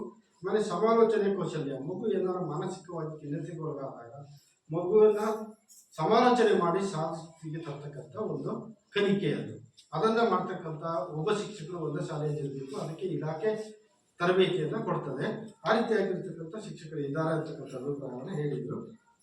ಆಮೇಲೆ ಶಾಲೆಯಲ್ಲಿ ಉತ್ತಮ ರೂಢಿಗಳಿದ್ದರೆ ಏನಾದರೂ ಯೋಗ, ಧ್ಯಾನ ಯೋಗವನ್ನು ಮಕ್ಕಳಿಗೆ ಮಾಡಿಸಲಾಗ್ತದೆ, ಧ್ಯಾನವನ್ನು ಮಾಡಿಸಲಾಗ್ತದೆ. ಆಮೇಲೆ ಸಾಮಾನ್ಯ ಜ್ಞಾನಕ್ಕೆ ಕಲಿಕೆಗೆ ಸಂಬಂಧಪಟ್ಟಿರ್ತಕ್ಕಂಥ ರಸಪ್ರಶ್ನೆಗಳ ಕಾರ್ಯಕ್ರಮಗಳನ್ನು, ಚಟುವಟಿಕೆಗಳನ್ನು ಮಕ್ಕಳಿಗೆ ನೀಡಲಾಗ್ತದೆ. ಆಮೇಲೆ ಗುಂಪು ಚಟುವಟಿಕೆಗಳನ್ನು ನೀಡಲಾಗ್ತದೆ. ಆಮೇಲೆ ವಿಜ್ಞಾನಕ್ಕೆ ಸಂಬಂಧಪಟ್ಟಿರ್ತಕ್ಕಂಥ ಸರಳ ಪ್ರಯೋಗಗಳನ್ನು ಮಾಡಿ ಮಕ್ಕಳಿಗೆ ಅದರಿಂದ ಕಲಿಕೆಯನ್ನು ಮಾಡಲಾಗ್ತಾ ಇದೆ. ಆಮೇಲೆ ಪ್ರತಿಭೆಗೆ ಸಂಬಂಧಪಟ್ಟಿರ್ತಕ್ಕಂಥ ಅನೇಕ ಚಟುವಟಿಕೆಗಳನ್ನು, ಹಾಡು ಹೇಳ್ತಕ್ಕಂಥದ್ದು, ಡ್ಯಾನ್ಸ್ ಮಾಡ್ತಕ್ಕಂಥದ್ದು, ಚಿತ್ರಕಲೆ, ಮಾದರಿಗಳನ್ನು ನಡೆಸ್ತಕ್ಕಂಥದ್ದು, ಹೀಗೆ ಅನೇಕ ಚಟುವಟಿಕೆಗಳನ್ನು ಮಕ್ಕಳಿಗೆ ನೀಡಲಾಗ್ತಿದೆ ಅಂತಕ್ಕಂಥದ್ದು.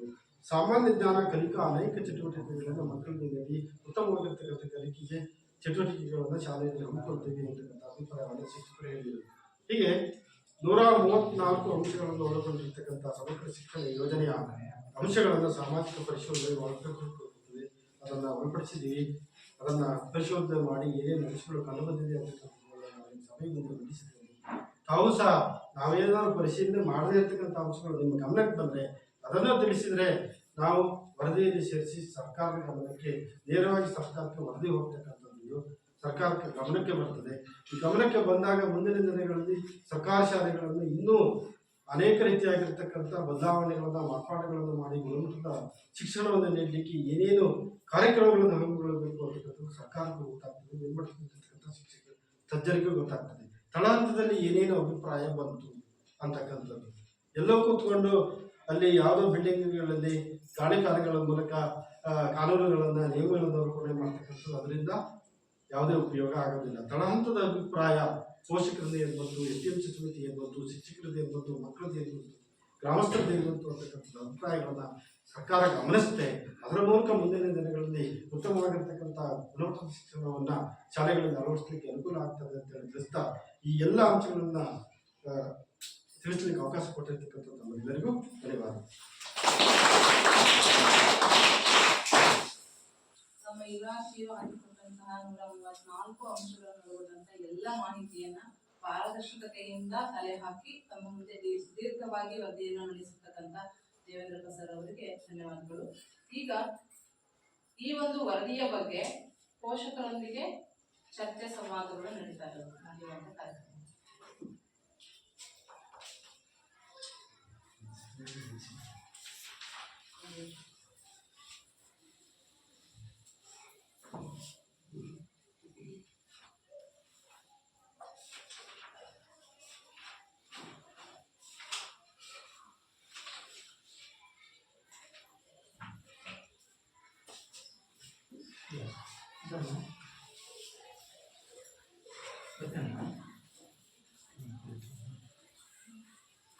ನೋಡಿ, ಈಗ ಹೇಳಿದ್ರೆ ಎಲ್ಲ ವಿಷಯನೂ ಹೇಳಿದ್ವಿ. ಅದರಲ್ಲಿ ಏನು ನಾವು ಗಮನಿಸಿದ್ವಿ ಅದನ್ನೆಲ್ಲವೂ ಕೂಡ ತಮಗೆ ತಿಳಿಸಿದ್ದೀವಿ.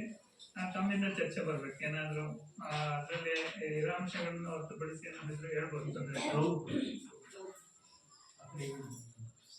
ಆ ವಿಷಯಗಳ ಬಗ್ಗೆ ತಮಗೆ ಚರ್ಚೆ ಮಾಡ್ಲಿಕ್ಕೆ ಅವಕಾಶ ಇದೆ, ಏನಿದ್ರು ತಿಳಿಸ್ಬೋದು.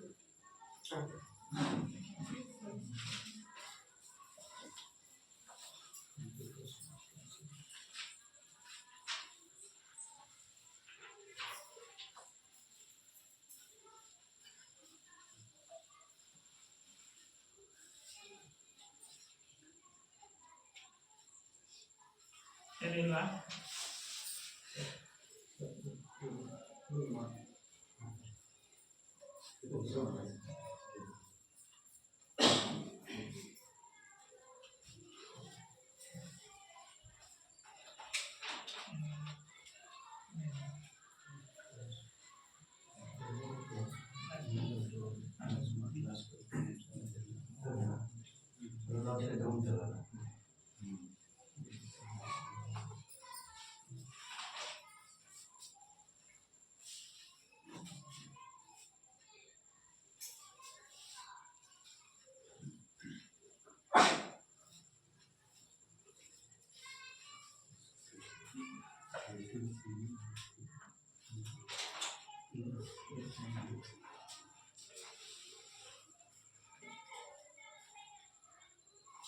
ಹೇಳಿ, ಅಭಿಪ್ರಾಯಗಳನ್ನು ಹೇಳಿ.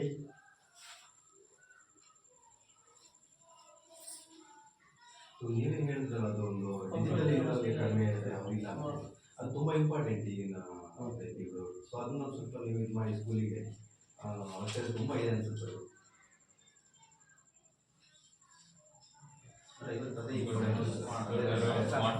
ಈ ಮಕ್ಕಳು ಹಳ್ಳಿ ಮಕ್ಕಳಾಗಿ ಉಳಿಬೇಕು. ಸೊ ಅದು ಸ್ವಲ್ಪ ಎಲ್ಲ ನಾಲೆಜ್ ಬರ್ಬೇಕಲ್ಲ, ಸ್ವಲ್ಪ ಟಿವಿಗಳು, ಕಂಪ್ಯೂಟರ್ ಎಲ್ಲ ತುಂಬಾ ಒಳ್ಳೆ ಇದು. ನಾವು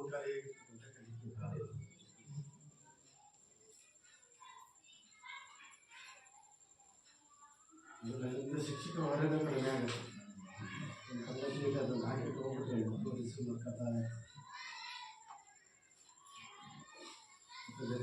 ಇದುವರೆಗೂ ತಮಗೆ ಇಡೀ ಶಾಲೆಯ ಅಟ್ಮಾಸ್ಫಿಯರ್ ಬಗ್ಗೆ ಹೇಳಿದ್ದಾನೆ. ಅದರಲ್ಲಿ ಇನ್ನೂ ಏನಾದರೂ ಕುಂದುಕೊರತೆಗಳಿದ್ದರೆ ಅಥವಾ ಇನ್ನೇನಾದ್ರು ಪಾಲನೆ ಮಾಡಬೇಕು ಅಂತ ಅವ್ರು ಹೇಳ್ಬೋದು. ಬಿಲ್ಡಿಂಗ್ ಕಾಂಪೌಂಡ್ 50 ಮೀಟರ್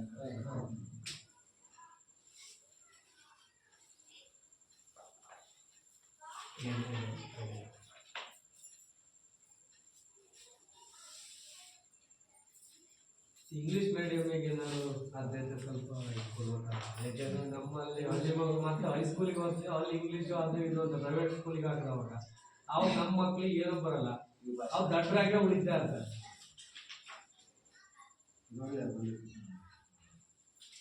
ಕೆಲವು ಶಾಲೆಗಳಲ್ಲಿ ಈಗಾಗಲೇ ಕೊಟ್ಟಿದ್ವಿ, ಅದೊಂದು ನಮಗೆ ಕೊಡ್ಬೇಕು. STMC ಪ್ರಸ್ತಾವನೆ ಕೊಟ್ಟರೆ ಅದನ್ನ ಇಲಾಖೆ ಕಳಿಸುತ್ತೆ.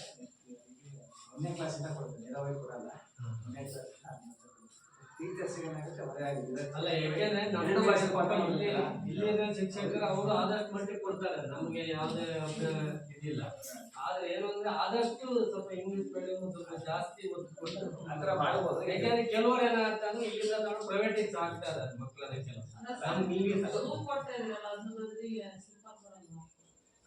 ಆ ಥರ ಅವಕಾಶ ಎಸ್ಟಿಎಂಸಿ ರೆಸಲ್ಯೂಷನ್ ಮಾಡಬೇಕು. ಅದು ಈ ಸರಿ ಅದೇ ಮಾಡಿದೀವಿ ಸರ್. ಈಗ ಶೂಸ್ ಜೊತೆಗೆ ಚಪ್ಪಲ್ ಮಾಡೋಣ ಅಂತ ಮಾಡಿದ್ವಿ. ಯಾಕೆಂದ್ರೆ ಪಾಪ ಅದು ಮಕ್ಕಳಿಗೆ ಅವಕಾಶ ಇದೆ, ಅವಕಾಶ ಇದೆ. ಆ ಥರ ಎಸ್ಟಿಎಂಸಿ ತೀರ್ಮಾನ ಮಾಡಿದ್ರೆ ತೀರ್ಮಾನ ಪ್ರಕಾರ ರೇಟಿಂಗ್ ಪ್ರಕಾರ ಆಗಿದ್ದಾರೆ ಕ್ವಾಲಿಟಿಗೆ ತಗೊಳ್ಬೇಕು. ಸ್ಕೂಲ್ ರಸ್ತೆ ಸಮರ್ಪಕ ಇದೆ ಅಂತ ಹೇಳ್ತಾರೆ, ಬಟ್ ಅದು ನಮ್ಗೆ ಅಷ್ಟು ಸಮರ್ಪಕ ಧಾರವಾಡದ ಅವಶ್ಯಕತೆ ಇದೆ. ಇಲ್ಲಿಗೆ ಗೌರ್ಮೆಂಟ್ ಸ್ಕೂಲ್ ನಮಗೆ ಶಾಲೆವರೆಗೆ ನಾವು ಇಲ್ಲಿ ಟೀಚರ್ಸ್ ಕೊಡೋದೇ ಕಷ್ಟ ಆಗುತ್ತೆ. ಆ ಥರ ಕೆಲಸ ಮಾಡಲ್ಲ.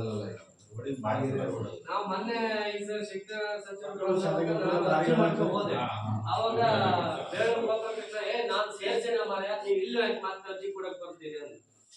ಅವಾಗ ನಾವು ಮತ್ತೆ ಸುಮ್ಮನೆ ಆ ಅರ್ಜಿಯನ್ನು ಮನೇಲೆ ಇಟ್ಕೊಂಡಿದ್ದೆ.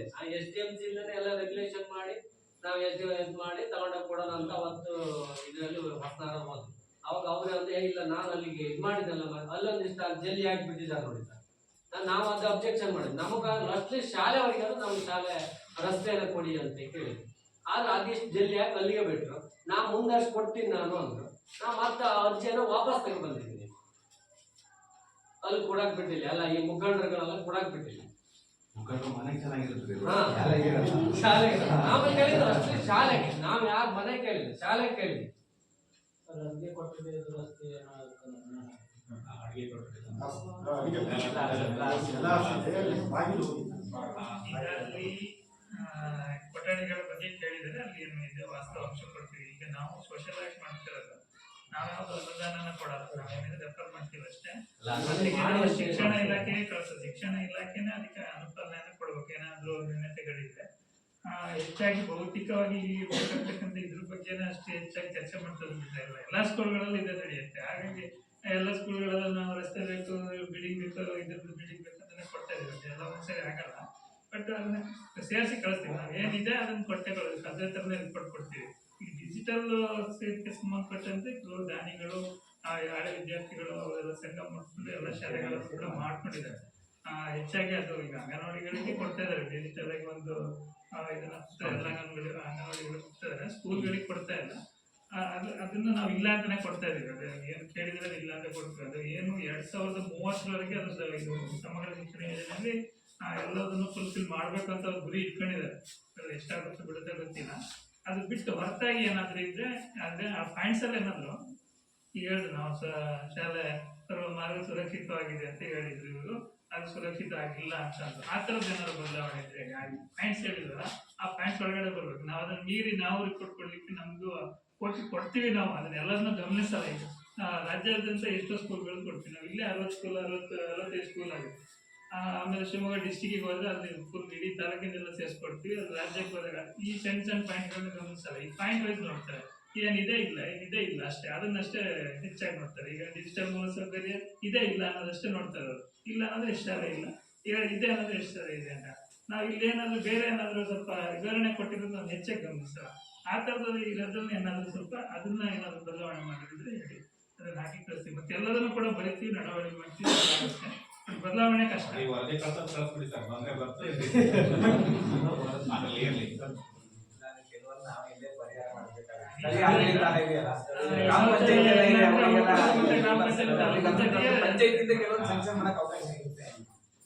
ಹಾಗೆ ಮನೆಯದು ಪ್ರಸ್ತಾವನೆ ಹೇಳಿದ್ವಿ, ಕರ್ನಾಟಕ ಅವರಿಗೆ ಗೊತ್ತಿದೆ.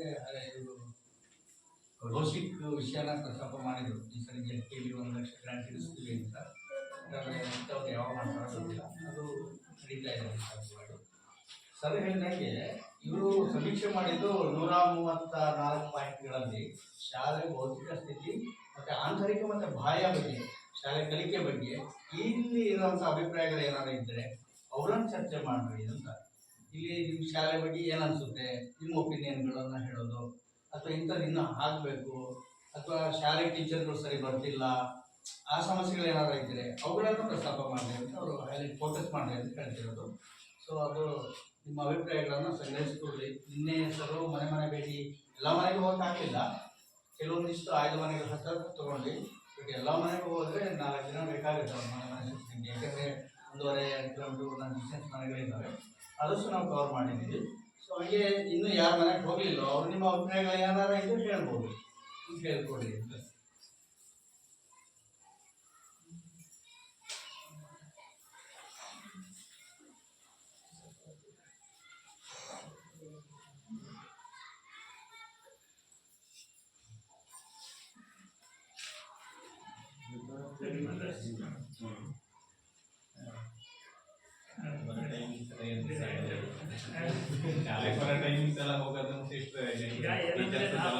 ನಾವು ಕೂಡ ಸ್ವಚ್ಛವಾಗಿ ಮಾಡುವಾಗ ನಾವು ಇಲ್ಲಿ ಎಲ್ಲ ಜೊತೆಗೆ ಇರ್ತೀವಿ, ನಾವು ಅವ್ರ ಪರವಾಗಿ ರಿಪೋರ್ಟ್ ಕೊಟ್ಬಿಡ್ಬೋದು ಅಂತ. ಅದಕ್ಕೋಸ್ಕರ ನಿಮ್ಮನ್ನ ನಮ್ಮ ಶಾಲೆ ಅಲ್ಲ, ಈಗ ನಾವಷ್ಟೇ ಈಗ ನಾವೇನು ಗ್ರಾಮ ಪಂಚಾಯತಿ ಇಲ್ಲದ್ರು ಗ್ರಾಮ ಪಂಚಾಯತಿ ಸಿಬ್ಬಂದಿಗಳ ಜೊತೆಗೆ ನಾವು ಅನೇಕ ಮಾಡ್ಕೋಬೋದು. ಅಲ್ಲಿ ನಾವು ವಿದ್ಯೆ ಇಡ್ಬೇಕು ಎದುರುಗಡೆ, ನಾವಿಲ್ಲಾಂದ್ರೆ ಅವ್ರ ಜೊತೆ ಸೇರ್ಕೊಂಡಿದೀವಿ ಅಂತ ಆಗ್ಬಿಡುತ್ತೆ. ಹಾಗಾಗಿ ಅದಕ್ಕೋಸ್ಕರ ಸೋಷಿಯಲ್ ಆಯ್ತಲ್ಲ ಎಲ್ಲ ನೇರವಾಗಿ ಇರ್ತೀವಿ ನಾವು, ಯಾವ್ದನ್ನು ಮುಚ್ಚು ಮರೆಯಲ್ಲ, ನಾವು ಎಲ್ಲದನ್ನು ತಿಳಿಸ್ಬಿಡ್ತೀವಿ. ಶಿಕ್ಷಕರು ಸರಿಯಾಗಿ ಬರ್ತಿಲ್ಲ ಅಂತ ಯಾರೋ ಒಬ್ರು ಪೋಷಕರು ಕಂಪ್ಲೇಂಟ್ ಮಾಡಿದ್ರು ನೇರವಾಗಿ ಅದನ್ನ ಇಲ್ಲೇ ಇಟ್ಬಿಡ್ತೀವಿ ನಾವು, ಇಲ್ಲೇ ಬಗೆಹರಿಬೇಕು. ಶಾಲೆಗೆ ಅಂತ ಒಂದು ಯಾವುದೇ ಸಮಸ್ಯೆ ಇಲ್ಲ, ಯಾವುದೇ ಯೋಜನೆ ತಗೊಳ್ಳಿ, ಈಗ NREG ಇರ್ಬೋದು, ಈಗ ರಜೆ ಅಂತ ಎಲ್ಲ ಕೊಟ್ಟಿದ್ದಾರೆ ಸ್ಪೆಷಲ್ ಆರ್ಟಿಗೆ. ಯಾವುದೇ ಯೋಜನೆ ಕೊಟ್ಟರು ನಾವು ಒಂದು ವರ್ಕ್ ಆಗಿಲ್ಲ ಅಂದ್ರೆ ಅದು ನೇರವಾಗಿ ಗ್ರಾಮ ಸಭೆ ಮುಂದೆ ಹೇಳ್ಬಿಡ್ತೀವಿ.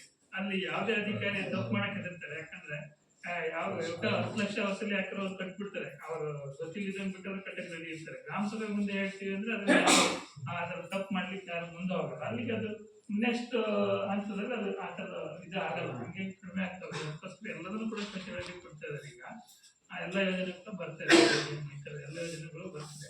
ಈಗ ಶಾಲೆಗಳಲ್ಲಿ ಅಂಥ ಸಮಸ್ಯೆಗಳು ಏನು ಇರಲ್ಲ, ಆದ್ರೂ ಸಣ್ಣ ಪುಟ್ಟದ್ದು ಏನಾದರೂ ಈಗ ಪೋಸ್ಕೋ ಪ್ರಕರಣಗಳು ಆ ಥರದಲ್ಲಿ ಏನಾದ್ರು ಇದ್ರೆ ನೀವು ತಿಳಿಸ್ಬೋದು, ಯಾಕಂದ್ರೆ ಅದನ್ನ ಮುಖ್ಯವಾಗಿ ನಾವು ವರದಿ ಕೊಡ್ಲಿಕ್ಕೂ ಇದಿದೆ. ಹೈಸ್ಕೂಲ್ಗಳಲ್ಲಿ ಹೆಚ್ಚಿಗೆ ಆ ಥರದೆಲ್ಲ ಸಮಸ್ಯೆಗಳು ಇರುತ್ತೆ, ಇಲ್ಲ ಅಂಥದ್ದೇನು ಸಮಸ್ಯೆ ಇರಲ್ಲ. ಅದನ್ನ ಹೆಚ್ಚು ಈ ಸೋಷಿಯಲ್ ಲೈಫ್ಲಿ ಆ ಥರದ ಅಂಶಗಳ ಹೆಚ್ಚಿಗೆ ಬರ್ಬೇಕಾಗ್ತದೆ. ಇಲ್ಲಿ ಚೆನ್ನಾಗಿದೆ ಅಂದ್ರೆ ಓಕೆ, ಚೆನ್ನಾಗಿ ನಾವೇನು ಕಂಪ್ಲೇಂಟ್ಸ್ ಹೇಳಿ ಅಂತ ಕೇಳ್ತಾ ಇಲ್ಲ, ಒಳ್ಳೆದನ್ನು ಹೇಳ್ಬರ್ತಂದ್ರೆ ಇಲ್ಲ. ಈ ಸ್ಕೂಲ್ ಅಂತ ತಗೊಂಡಂಗೆ ಟೀಚರ್ಸ್ ಎಲ್ಲ ಸ್ಕೂಲಲ್ಲೂ ಗೌರ್ಮೆಂಟ್ ಸ್ಕೂಲಲ್ಲಿ ಎಲ್ಲರೂ ಅಂದ್ರೆ ಅಷ್ಟು ಡಿಸ್ಕೌಂಟ್ ಮಾಡ್ತಾರೆ. ಯಾಕಂದ್ರೆ ನಾವು ಸ್ಕೂಲ್ ಹೋಗೋದ್ರಿಂದ ನಮ್ಗೆ ಗೊತ್ತಾಗುತ್ತೆ ಇಲ್ಲಿರ್ತಕ್ಕಂಥ ದಾಖಲಾತಿ ನಿರ್ವಹಣೆ ಇದೆಯಲ್ಲ ಸ್ಪಷ್ಟವಾಗಿದೆ, ನಿಖರವಾಗಿದೆ, ಪಾರದರ್ಶಕವಾಗಿದೆ, ಭಾರಿ ಚಂದ ಇದೆ. ಬೇರೆ ಶಾಲೆಗಳಿಗೂ ಇಲಾಖಾ ಮುಖ್ಯಸ್ಥರು ಇದ್ದಾರೆ, ಇದೊಂದು ಮಾದರಿ ಅಷ್ಟು ಚಂದ ಮಾಡಿದೆ.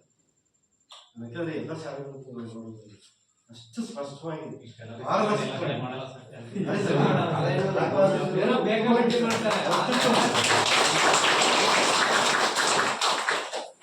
ಸ್ಕೂಲ್ಗಳೆಲ್ಲ ಮುಚ್ಚೋ ಸ್ಥಿತಿ ಬಂದಿದೆ ಅಂತ ಈ ತರ ಬಂದ್ಬಿಟ್ರೆ ಮುಚ್ಚೋ ಓಪನ್ ಮಾಡ್ತಾ ಇರ್ಬೇಕಾಗುತ್ತೆ. ಈ ತರ ಎಲ್ಲ ಲಿಸ್ಟ್ ಬಂದ್ರೆ ತುಂಬಾ ಚೆನ್ನಾಗಿ ಕಾಣ್ತಾರೆ.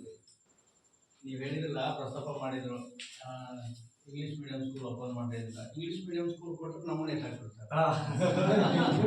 ಯಾಕೆಂದ್ರೆ ಇಂಗ್ಲೀಷ್ ಮೀಡಿಯಂಗೆ ಹೊಸ ಟ್ರಿಪ್ ಆಗಬೇಕು. ಈಗ ರೀಸೆಂಟ್ ಒಂದು 2-3 ಶಾಲೆ ಆಗಿದೆ. ಈ ಸರಿ ಒಂದು ಪ್ರಾಬ್ಲಮ್ ಆಯಿತು, ಮಾಡೋ ಶಾಲೆಗಳಲ್ಲೂ ಇಂಗ್ಲೀಷ್ ಮೀಡಿಯಂ ಸ್ಕೂಲ್ ಓಪನ್ ಮಾಡಿದ್ದಾರೆ. ಈ ಟೀಚರ್ಗಳನ್ನ ಇದು ಮಾಡಿದ್ದಾರೆ, ಅಲಾಟ್ ಮಾಡಿದ್ದಾರೆ. ಅಲ್ಲಿ ಇನ್ನೂ ರಿಕ್ರೂಟ್ ಆಗಲಿಲ್ಲ, ಹೊಸ ಟೀಚರ್ ಇಂಗ್ಲೀಷ್ ಮೀಡಿಯಂ ಟೀಚರ್ಸ್ ಬರಲಿಲ್ಲ.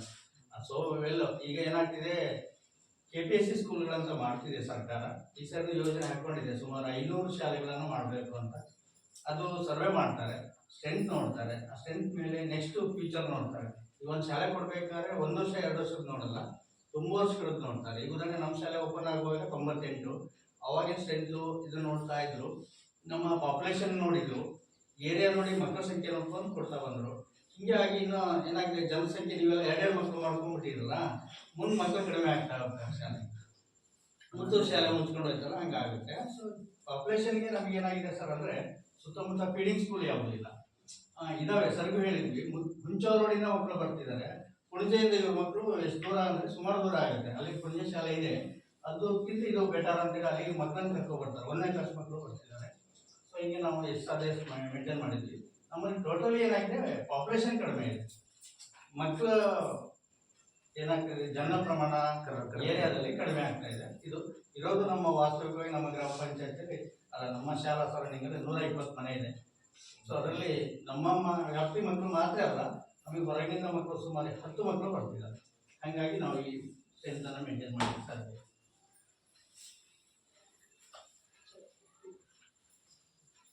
ಮುಗಿತಾರಾ?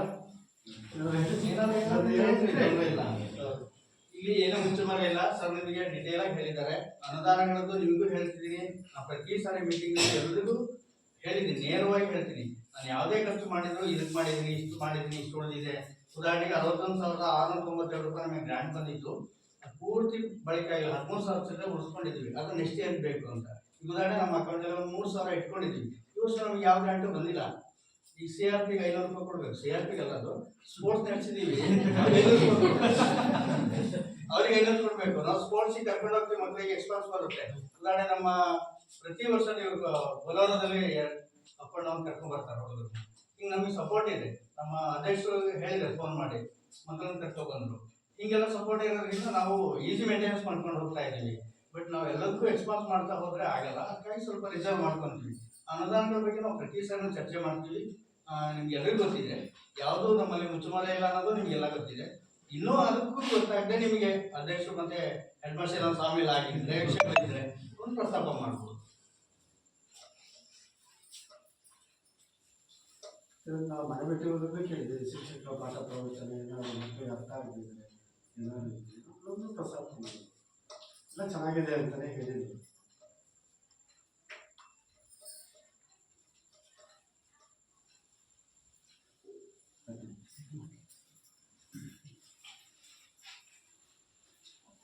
ಈ ಒಂದು ಚರ್ಚೆ ಆದಷ್ಟು ಬೇಗ ನಿಲ್ತು ಅಂತ ಅನ್ಸುತ್ತೆ. ಅದಕ್ಕೆ ಕಾರಣ ಅಂತ ಹೇಳಿದ್ರೆ ಪ್ರತಿಯೊಂದು STMC ಸಭೆ ಇರ್ಬೋದು ಮತ್ತೆ ಪೋಷಕರ ಸಭೆ ಇರ್ಬೋದು, ಎಲ್ಲಾ ಹಂತದಲ್ಲೂ ಮುಕ್ತವಾದಂತ ಚರ್ಚೆ ನಡೆಯುತ್ತೆ ನಮ್ಮ ಶಾಲೆಯಲ್ಲಿ. ಎಲ್ಲ ಕಾರ್ಯಕ್ರಮ ನಡೆದಾದ್ಮೇಲೆ ಅದಕ್ಕೆ ಅಂತಾನೆ ಅರ್ಧ ಗಂಟೆ ಮೀಸಲಿಟ್ಕೊಂಡು ನಮ್ಮ ಶಿಕ್ಷಕರು ಮಾಡ್ತಾ ಇರೋದ್ರಿಂದ ಇದು ಹೆಚ್ಚಿಗೆ ಯಾವುದನ್ನು ಹೊಸ್ತು ಅನಿಸ್ತೇ ಇಲ್ಲ ಅವ್ರಿಗೆ. ಎಲ್ಲಿ ಇರ್ತಕ್ಕಂಥ ಎಲ್ಲ ಇಲಾಖೆಯಿಂದ ಬರ್ತಕ್ಕಂಥ ಎಲ್ಲ ಪ್ರತಿಯೊಂದು ಕಾರ್ಯಕ್ರಮಗಳ ಒಂದು ವಿವರ ನಮ್ಮ ಪೋಷಕರಿಂದ ಹಿಡಿದು STMC ಅವರಿಗೆ ಎಲ್ಲರಿಗೂ ಗೊತ್ತಿರೋದ್ರಿಂದ ಈ ಒಂದು ಚರ್ಚೆ ಸುದೀರ್ಘವಾಗಿ ಆಗಿಲ್ಲ ಅಂತ ಅನ್ಕೋತೀನಿ. ಎಲ್ರಿಗೂ ಧನ್ಯವಾದಗಳು. ಈಗ ಸಮೂಹ ಸಂಪನ್ಮೂಲ ವ್ಯಕ್ತಿಗಳು ಮಂಜಪ್ಪ ಸರ್ ಅವರಿಂದ ಅಭಿಪ್ರಾಯ.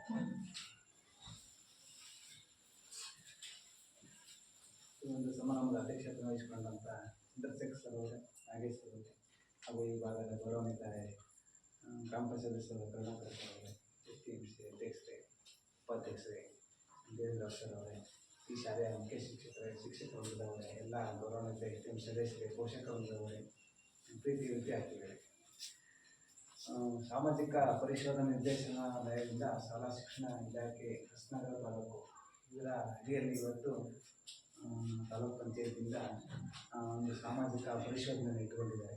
ಈಗಾಗಲೇ 134 ಅಂಶಗಳನ್ನು ಇಟ್ಕೊಂಡು ಸಮಗ್ರವಾದ ವರದಿಯನ್ನು ನಮ್ಮ ದೇವೇಂದ್ರ ಸರ್ ಅವರು 2 ದಿವಸಗಳಿಂದ ಪರಿಶೋಧನೆ ಮಾಡಿರೋದನ್ನು ಖಂಡನೆ ಮಾಡಿದ್ದಾರೆ. ನಾವು ನೀವೆಲ್ಲರೂ ಕೇಳಿದ್ದೀವಿ, ಯಾವ ಅಂಶಗಳನ್ನು ಕೂಡ ಬಿಟ್ಟಿಲ್ಲ, ಯಾವುದೇ ಮುಲಾಜಿಲ್ಲ, ಅತ್ಯಂತ ನಿಖರವಾಗಿ ಪಾರದರ್ಶಕವಾಗಿ ಮಾಡಿದ್ದಾರೆ. ಈಗಾಗಲೇ ಇದ್ರ ಬಗ್ಗೆ ಕೂಡ ಏನಾದರೂ ಧನಾತ್ಮಕ ಅಂಶಗಳಿರ್ಬೋದು, ಋಣಾತ್ಮಕ ಅಂಶಗಳಿರ್ಬೋದು, ಸೇರಿಸ್ತಕ್ಕಂಥ ಸಲಹೆಗಳ ಬಗ್ಗೆ ನಮ್ಮ ಹತ್ರ ಚರ್ಚೆಗಳು ನಡೆದಿದೆ. ಇದು ನಾವು ಎಲ್ಲರೂ ಇದರಲ್ಲಿ ಪಾಲ್ಗೊಂಡಿದ್ದೀವಿ. ಇದು ಆ್ಯಕ್ಚುಲಿ ಇಂಥ ಒಂದು ಪರಿಶೋಧನೆ ನಮ್ಗೆ ತುಂಬ ಅಗತ್ಯ ಇದೆ. ಇಲ್ಲಿ ನಾವು ಎಲ್ಲರೂ ಕೂಡ ಮುಕ್ತವಾಗಿ ಭಾಗವಹಿಸಲಿಕ್ಕೆ, ಅಭಿಪ್ರಾಯ ವ್ಯಕ್ತಪಡಿಸಲಿಕ್ಕೆ ಇದೊಂದು ಉತ್ತಮ ವೇದಿಕೆ ಅಂತ ನಾನು ಅಂದ್ಕೊಂಡಿದ್ದೀನಿ. ಈಗಾಗಲೇ ಹೋದ ವರ್ಷದಿಂದ ಕೆಲವು ಶಾಲೆಗಳು ಮಾಡಿದ್ವಿ. ಹೋದ ವರ್ಷ ಇಲ್ಲಿ ನಮ್ಮ ಮುಂಬಾರ್ ಪಂಚಾಯತಿಯಲ್ಲಿ ಬೇಳಿ ಸವಂತೂರು ಶಾಲೆ ಮತ್ತು ಬೈಸ್ಕುಂದ ಶಾಲೆ 2 ಶಾಲೆ ನಡೆದಿತ್ತು. ಈ ಶಾಲೆ ಮತ್ತು ಮುಂಬಾರ್ ಇದೆ 2 ನೆಕ್ಸ್ಟ್ ಮುಂಬಾರ್ ಶಾಲೆ, ಅಲ್ಲಿಗೆ ಬಿಳಿ ಹಳ್ಳಿ ಉಳಿಯುತ್ತೆ, ಅಲ್ಲಿಗೆಲ್ಲ ಶಾಲೆಗಳು ಕಂಪ್ಲೀಟ್ ಆಗುತ್ತೆ. ಇಲ್ಲಿ ಈ ಶಾಲೆಗೆ ಹೇಳಿದಾಗೆ ಈಗಾಗಲೇ ನೀವು ಸರಿ ತುಂಬ ಅಭಿಪ್ರಾಯವನ್ನು ನೋಡಿಸಿದ್ರೆ, ಅವ್ರು ನೇರವಾಗಿ ಪೋಷಕರ ಮನೆಗೆ ಹೋಗಿದ್ದಾರೆ, ವಿದ್ಯಾರ್ಥಿಗಳ ಜೊತೆಗೆ ಬರ್ತಿದ್ದಾರೆ, ಪೋಷಕರ ಜೊತೆಗೆ ಬರ್ತಿದ್ದಾರೆ. ಆಮೇಲೆ ಮಕ್ಕಳ ಒಂದು ಪ್ರಗತಿಯನ್ನು ತರಗತಿ ಕೋಣೆಯಲ್ಲಿ ಅವರೇ ವೀಕ್ಷಣೆ ಮಾಡಿದ್ದಾರೆ. ತುಂಬ ನಾನು ಮಟ್ಟಿಗೆ ಸರ್ ಹೇಳಿದಾಗೆ ನಮ್ಮ ಹೊಸನಗರ ಕ್ಲಸ್ಟರ್ಲೇ ಅತ್ಯಂತ ಗುಣಾತ್ಮಕ ಶಿಕ್ಷಣ ಸಿಗ್ತಕ್ಕಂಥ ಶಾಲೆ ಅಂದರೆ ಬೆಡ್ಲಿ ಮನೆ ಶಾಲೆ. ಹೇಳ್ತೀನಿ, ಅದು ಶಿಕ್ಷಕರ ಇದ್ರಿಗೆ ಹೇಳಿದ್ರೆ ಅವ್ರಿಗೆ ಒಂಥರ ಅವರಿಗೆ ಹೋಗ್ಲಿಕ್ಕೆ ಅಂತ ಅನಿಸ್ಬೋದು ಅಂತ ನಾವು ಜಾಸ್ತಿ ಅದನ್ನು ಚರ್ಚೆ ಮಾಡೋದಿಲ್ಲ. ತುಂಬ ಇದೆ. ನಾನು ತರಗತಿ ಭೇಟಿ ಕೊಟ್ಟಾಗ ಒಂದು ಹ್ಯಾಂಡ್ ರೈಟಿಂಗ್ ನೋಡ್ತೀವಿ, ಎಷ್ಟೊಂದು ಮುದ್ದಾಗಿ ವಿದ್ಯಾರ್ಥಿಗಳು ಇದು ಅಕ್ಷರಗಳನ್ನು ಬರೀತಾರೆ ಅಂದರೆ, ಸರ್ ಶಿವಮೊಗ್ಗದಿಂದ ಕಾಪಿ ರೈಟಿಂಗ್ ಬುಕ್ಸನ್ನು ಕಾನ್ವೆಂಟ್ ಶಾಲೆ ಕೊಡ್ತಾರೆ, ಅದಕ್ಕಿಂತ ಒಳ್ಳೆಯದನ್ನು ಆರಿಸಿಬಿಟ್ಟು ಮಕ್ಕಳಿಗೆ ಕಾಪಿ ರೈಟಿಂಗ್ ಶಾಲೆಗೆ ಬುಕ್ಕನ್ನು ತಂದು ಕೊಡ್ತಾರೆ. ಆಮೇಲೆ ಟೀಚರ್ಸು ಅಷ್ಟೇ ಅದನ್ನ ಚೆನ್ನಾಗಿ ಫಾಲೋ ಮಾಡ್ತಾರೆ. ಹೋಮ್ವರ್ಕ್ ಅನ್ನು ಕೊಟ್ಟಿದ್ದಿರ್ಬೋದು, ಅದನ್ನು ಪರಿಶೀಲನೆ ಮಾಡೋದಿರ್ಬೋದು, ತುಂಬ ಚೆನ್ನಾಗಿ ಬೆಳೆದಿರ್ಬೇಕಾದ್ರೆ ಒಂದು 6-7ನೇ ಕ್ಲಾಸ್ ಮಕ್ಕಳು 5-6 ಕ್ಲಾಸ್ ನೋಟ್ ಬುಕ್ಕನ್ನು ತರಿಸಿ ನೋಡಿದ್ರೆ ಗೊತ್ತಾಗಿರುತ್ತೆ, ತುಂಬ ತಪ್ಪಿರ್ಲಿಕ್ಕೆ ಬರುತ್ತೆ. ಆಮೇಲೆ ಕಡಿಮೆ ಸ್ಟ್ರೆಂತ್ ಇದ್ರೂ ಕೂಡ ಮೊನ್ನೆ ನಾವು ತಾಲೂಕು ಮಟ್ಟಕ್ಕೆ ಸ್ಪೋರ್ಟ್ಸಿಗೆ ಭಾಗವಹಿಸಿ ಒಂದು 4-5 ಬಹುಮಾನವನ್ನು ಗೆದ್ಕೊಂಡು ಬಂದಿದ್ದಾರೆ. ಅಲ್ಲಿ 100-200-250 ಮಕ್ಕಳು ಇದ್ದರೆ ಒಂದು ಗೆಲ್ಲಲಿಕ್ಕಾಗಿಲ್ಲ. ಅಂಥದ್ದು ಅದಕ್ಕೆ ಯಾವ ಮಕ್ಕಳ ಪ್ರತಿಭೆಯನ್ನು ಗುರುತಿಸ್ಬಿಟ್ಟು ಅವ್ರಿಗೆ ತರಬೇತಿಯನ್ನು ಕೊಟ್ಟು ಪ್ರತಿ ವರ್ಷ ಕ್ರೀಡಾಕೂಟದಲ್ಲಿ ಓಡಿದ್ರೆ ಅಥ್ಲೆಟಿಕ್ಸಲ್ಲಿ ಬಹುಮಾನ ಅಂತ ಇದೆ. ಗ್ರೂಪಲ್ಲಿ ಮಕ್ಕಳು ಸ್ಟ್ರೆಂತ್ ಇಲ್ಲ, ಅಥ್ಲೆಟಿಕ್ಸಲ್ಲಿ ಸಾಕಷ್ಟು ಬಹುಮಾನ ಗೆದ್ಕೊಬರ್ತಾರೆ. ಹಾಗೆ ಪ್ರತಿಭಾ ಕಾರಂಜಿ ಬಂದಾಗೂ ಕೂಡ ಸರ್ ಚರ್ಚಾ ಸ್ಪರ್ಧೆ ಇರ್ಬೋದು, ಭಾಷಣ ಸ್ಪರ್ಧೆ ಇರ್ಬೋದು, ಆ ಮಕ್ಕಳಿಗೆ ಯಾವ ಪ್ರತಿಭೆ ಇದೆ ಗುರುತಿಸ್ಬಿಟ್ಟು ತರಬೇತಿ ಕೊಟ್ಟು ಬಹುಮಾನವನ್ನು ಪಡ್ಕೊಂಡು ಬರ್ತಾರೆ. ಅದು ಶಿಕ್ಷಕರು ಇರಬೇಕಾದಂಥ ಗುಣ ಸರ್. ಯಾವ ಮಕ್ಕಳು ಯಾವ ಪ್ರತಿಭೆಯನ್ನು ಗುರುತಿಸ್ತಕ್ಕಂಥದ್ದು ಅದು ನಿಖರವಾಗಿ ಶಾಲೆಯಲ್ಲಿ ತುಂಬ ಚೆನ್ನಾಗಿ ಮಾಡ್ತಾರೆ. ಮಳೆಗಾಲ ಇದ್ದರೂ ಕೂಡ ಅವರಿಗೆ ಓಡಿಸಿ ಪ್ರಾಕ್ಟೀಸ್ ಮಾಡಿ, ಆಮೇಲೆ ನಮ್ಮ ರವೀಶ್ ಸರ್ ಜಿಲ್ಲಾ ಮಟ್ಟಕ್ಕೆಲ್ಲ ಆಯ್ಕೆ ಆದಂಥ ಮಕ್ಕಳಿಗೆ ಮನೇಲೆ ತಗೊಂಡು 2 ದಿವಸ ಬಿಟ್ಕೊಂಡು ಮತ್ತೆ ಅಲ್ಲಿ ಟ್ರ್ಯಾಕಲ್ಲಿ ಓಡಿಸಿ ಈ ಥರ ಎಲ್ಲ ಪ್ರಾಕ್ಟೀಸ್ ಮಾಡಿ ತುಂಬ ಈ ಶಿಕ್ಷಣದ ಬಗ್ಗೆ ಹೆಚ್ಚು ತಲೆಯನ್ನು ಕೆಡಿಸ್ಕೊಂಡು ತಮಗೆ ಸರ್ಕಾರ ಕೊಟ್ಟಿರ್ತಕ್ಕಂಥ ಒಂದು ಕರ್ತವ್ಯಕ್ಕೆ ಹೆಚ್ಚು ನ್ಯಾಯವನ್ನು ಒದಗಿಸ್ತಕ್ಕಂಥ ಕೆಲಸವನ್ನು ಶಿಕ್ಷಕರು ಮಾಡ್ತಾ ಇದ್ದಾರೆ. ಅದಕ್ಕೆ ನಿನ್ನೆಲ್ಲ STMC ಸಹಕಾರ, ಪೋಷಕರ ಸಹಕಾರ, ಸ್ಥಳೀಯ ಗ್ರಾಮ ಪಂಚಾಯತ್ ಸದಸ್ಯರ ಸಹಕಾರ ಎಲ್ಲರೂ ಇದೆ. ಆ ಸಹಕಾರದಿಂದ ತುಂಬ ಒಳ್ಳೆಯ ಶಿಕ್ಷಣ ಸಿಗ್ತಾ ಇದೆ ಅಂತ ನನಗೆ ಅನ್ನಿಸ್ತಾ ಇದೆ. ಈಗ ಒಂದು ಕೊರತೆ ಇದೆ, ಅದೇ ಸರ್ ಹೇಳಿದಾಗೆ ಡಿಜಿಟಲ್ ಹೀಗಾಗಿ ಒಂದು ಅವಶ್ಯಕತೆ ಇದೆ ಅಂತೇಳಿ. ಅದು ಸರ್ಕಾರ ಕೊಡ್ತಕ್ಕಂಥ ಅನುದಾನ ನಮ್ಮ ಸರ್ಕಾರಿ ಶಾಲೆಗಳು ಕಡಿಮೆ ಇದೆ. ನಾವು ಶಾಲಾ ಅನುದಾನದಲ್ಲಿ ಖರೀದಿ ಮಾಡೋದು ತುಂಬ ಕಷ್ಟ ಆಗ್ತದೆ. ಹೋದ ಸರಿ ಶೌಚಾಲಯ ಅನುದಾನಕ್ಕೆ ಅಂತ ಕೊಟ್ಟರು, ಅದನ್ನು ಒಂದು ಕ್ಲೀನ್ ಮಾಡಲಿಕ್ಕೆ ಒಂದು ಗನ್ನನ್ನು ತಗೊಂಡಿದ್ವಿ ಸರ್.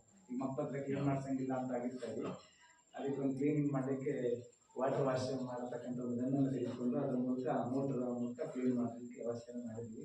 ಈಗ ನಾವೇ ನೀವು ಎಲ್ಲ ತೀರ್ಮಾನ ಮಾಡಿಕೊಂಡು ಸ್ವಲ್ಪ ಅಮೌಂಟನ್ನು STMC ಒಂದು 500 ರೂಪಾಯಿ ಹಾಕ್ಕೊಂಡು ಪೋಷಕರಿಂದ ಅಥವಾ ಬೇರೆ ಬೇರೆಯಿಂದ ಖರೀದಿ ಸ್ವಲ್ಪ ಕಲೆಕ್ಟ್ ಮಾಡಿಕೊಂಡು ಒಂದು ಯೋಜನೆಯನ್ನು ಹಳೆ ವಿದ್ಯಾಭ್ಯಾಸ ಇದೆ ಮಾಡಿಕೊಂಡು ಒಂದು ಟಿವಿಯನ್ನು ಖರೀದಿ ಮಾಡಲಿಕ್ಕೆ ಎಲ್ಲರೂ ಮುಂದಾಗೋಣ ಅಂತ ಹೇಳ್ತಾ ಇದ್ದೀನಿ. ನನ್ನೊಂದು ಸಲಹೆ ಅಂತೇಳಿ ಆ ರೀತಿ ತೀರ್ಮಾನ ಮಾಡ್ಕೊಂಡು ಆ ರೀತಿ ಒಂದು ಖರೀದಿ ಮಾಡಿಕೊಂಡ್ರೆ ಅನುಕೂಲ ಆಗುತ್ತೆ. ಯಾರೋ ಒಬ್ಬ ಟೀಚರ್ಸ್ ತರಬೇತಿಗೆ ಹೋದ್ರೆ ರಜೆ ಆಗ್ತದೆ, ಆ ಒಂದು ಅವಧಿಯಲ್ಲಿ ಮಕ್ಕಳಿಗೆ ಯೂಟ್ಯೂಬಲ್ಲೇ ಪಾಠಗಳು ಸಿಗ್ತವೆ. ಈಗ ಯಾವ ಪಾಠ ಬಂದರೂ ಕೂಡ ಸಿಗುತ್ತೆ, ಆ ಪಾಠವನ್ನು ರಿಪ್ಲೇ ಮಾಡಿಬಿಟ್ರೆ ಮಕ್ಕಳೇ ನೋಡ್ತಾ ಇರ್ತಾರೆ. ಆಮೇಲೆ ಶಿಕ್ಷಕರು ಮತ್ತೊಂದ್ಸರಿ ಪಾಠ ಮಾಡಿದಾಗ ಅದೇನಾಗುತ್ತೆ, ಹೆಚ್ಚು ಮನವರಿಕೆ ಆಗುತ್ತೆ. ಅಥವಾ ಪಾಠ ಮಾಡಿದ್ದೇನೆ ಅದನ್ನು ನೋಡಿದಾಗ ಹೆಚ್ಚು ಅರ್ಥ ಆಗುತ್ತೆ. ಆ ನಿಟ್ಟಿನಲ್ಲಿ ನಾವೆಲ್ಲರೂ ಕ್ರಮ ವಹಿಸೋಣ ಅಂತೇಳಿ ನಾವು ಒಂದು ಸಲಹೆಯನ್ನು ಕೊಡಲಿಕ್ಕೆ ಇಷ್ಟಪಡ್ತೀನಿ.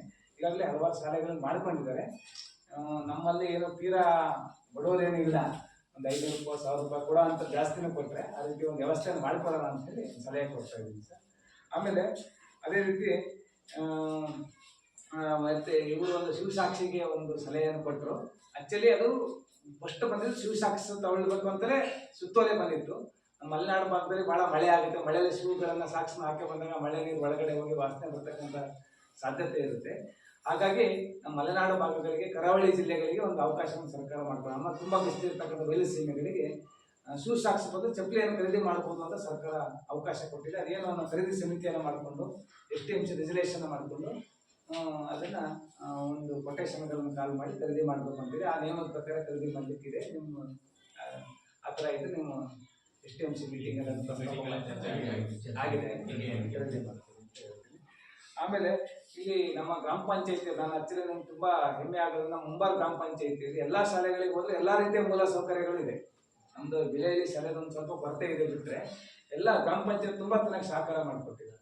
ಆಮೇಲೆ ಇಲ್ಲಿ ನೋಡ್ರಿ ಕಾಂಪೌಂಡ್ ಇದೆ, ಒಂದು 50 ಮೀಟರ್ ಅಷ್ಟೇ ಕೊರತೆ ಇದೆ. ಅದು ಉದ್ಯೋಗ ಖಾತ್ರಿ ಇಲ್ಲಿ ಇತ್ತೀಚೆಗೆ ಸರಿಯಾಗಿ ನಡೀತಾ ಇಲ್ಲ, ಇಲ್ಲಾಂದ್ರೆ ಅದು ಆಗ್ಬಿಡ್ತು.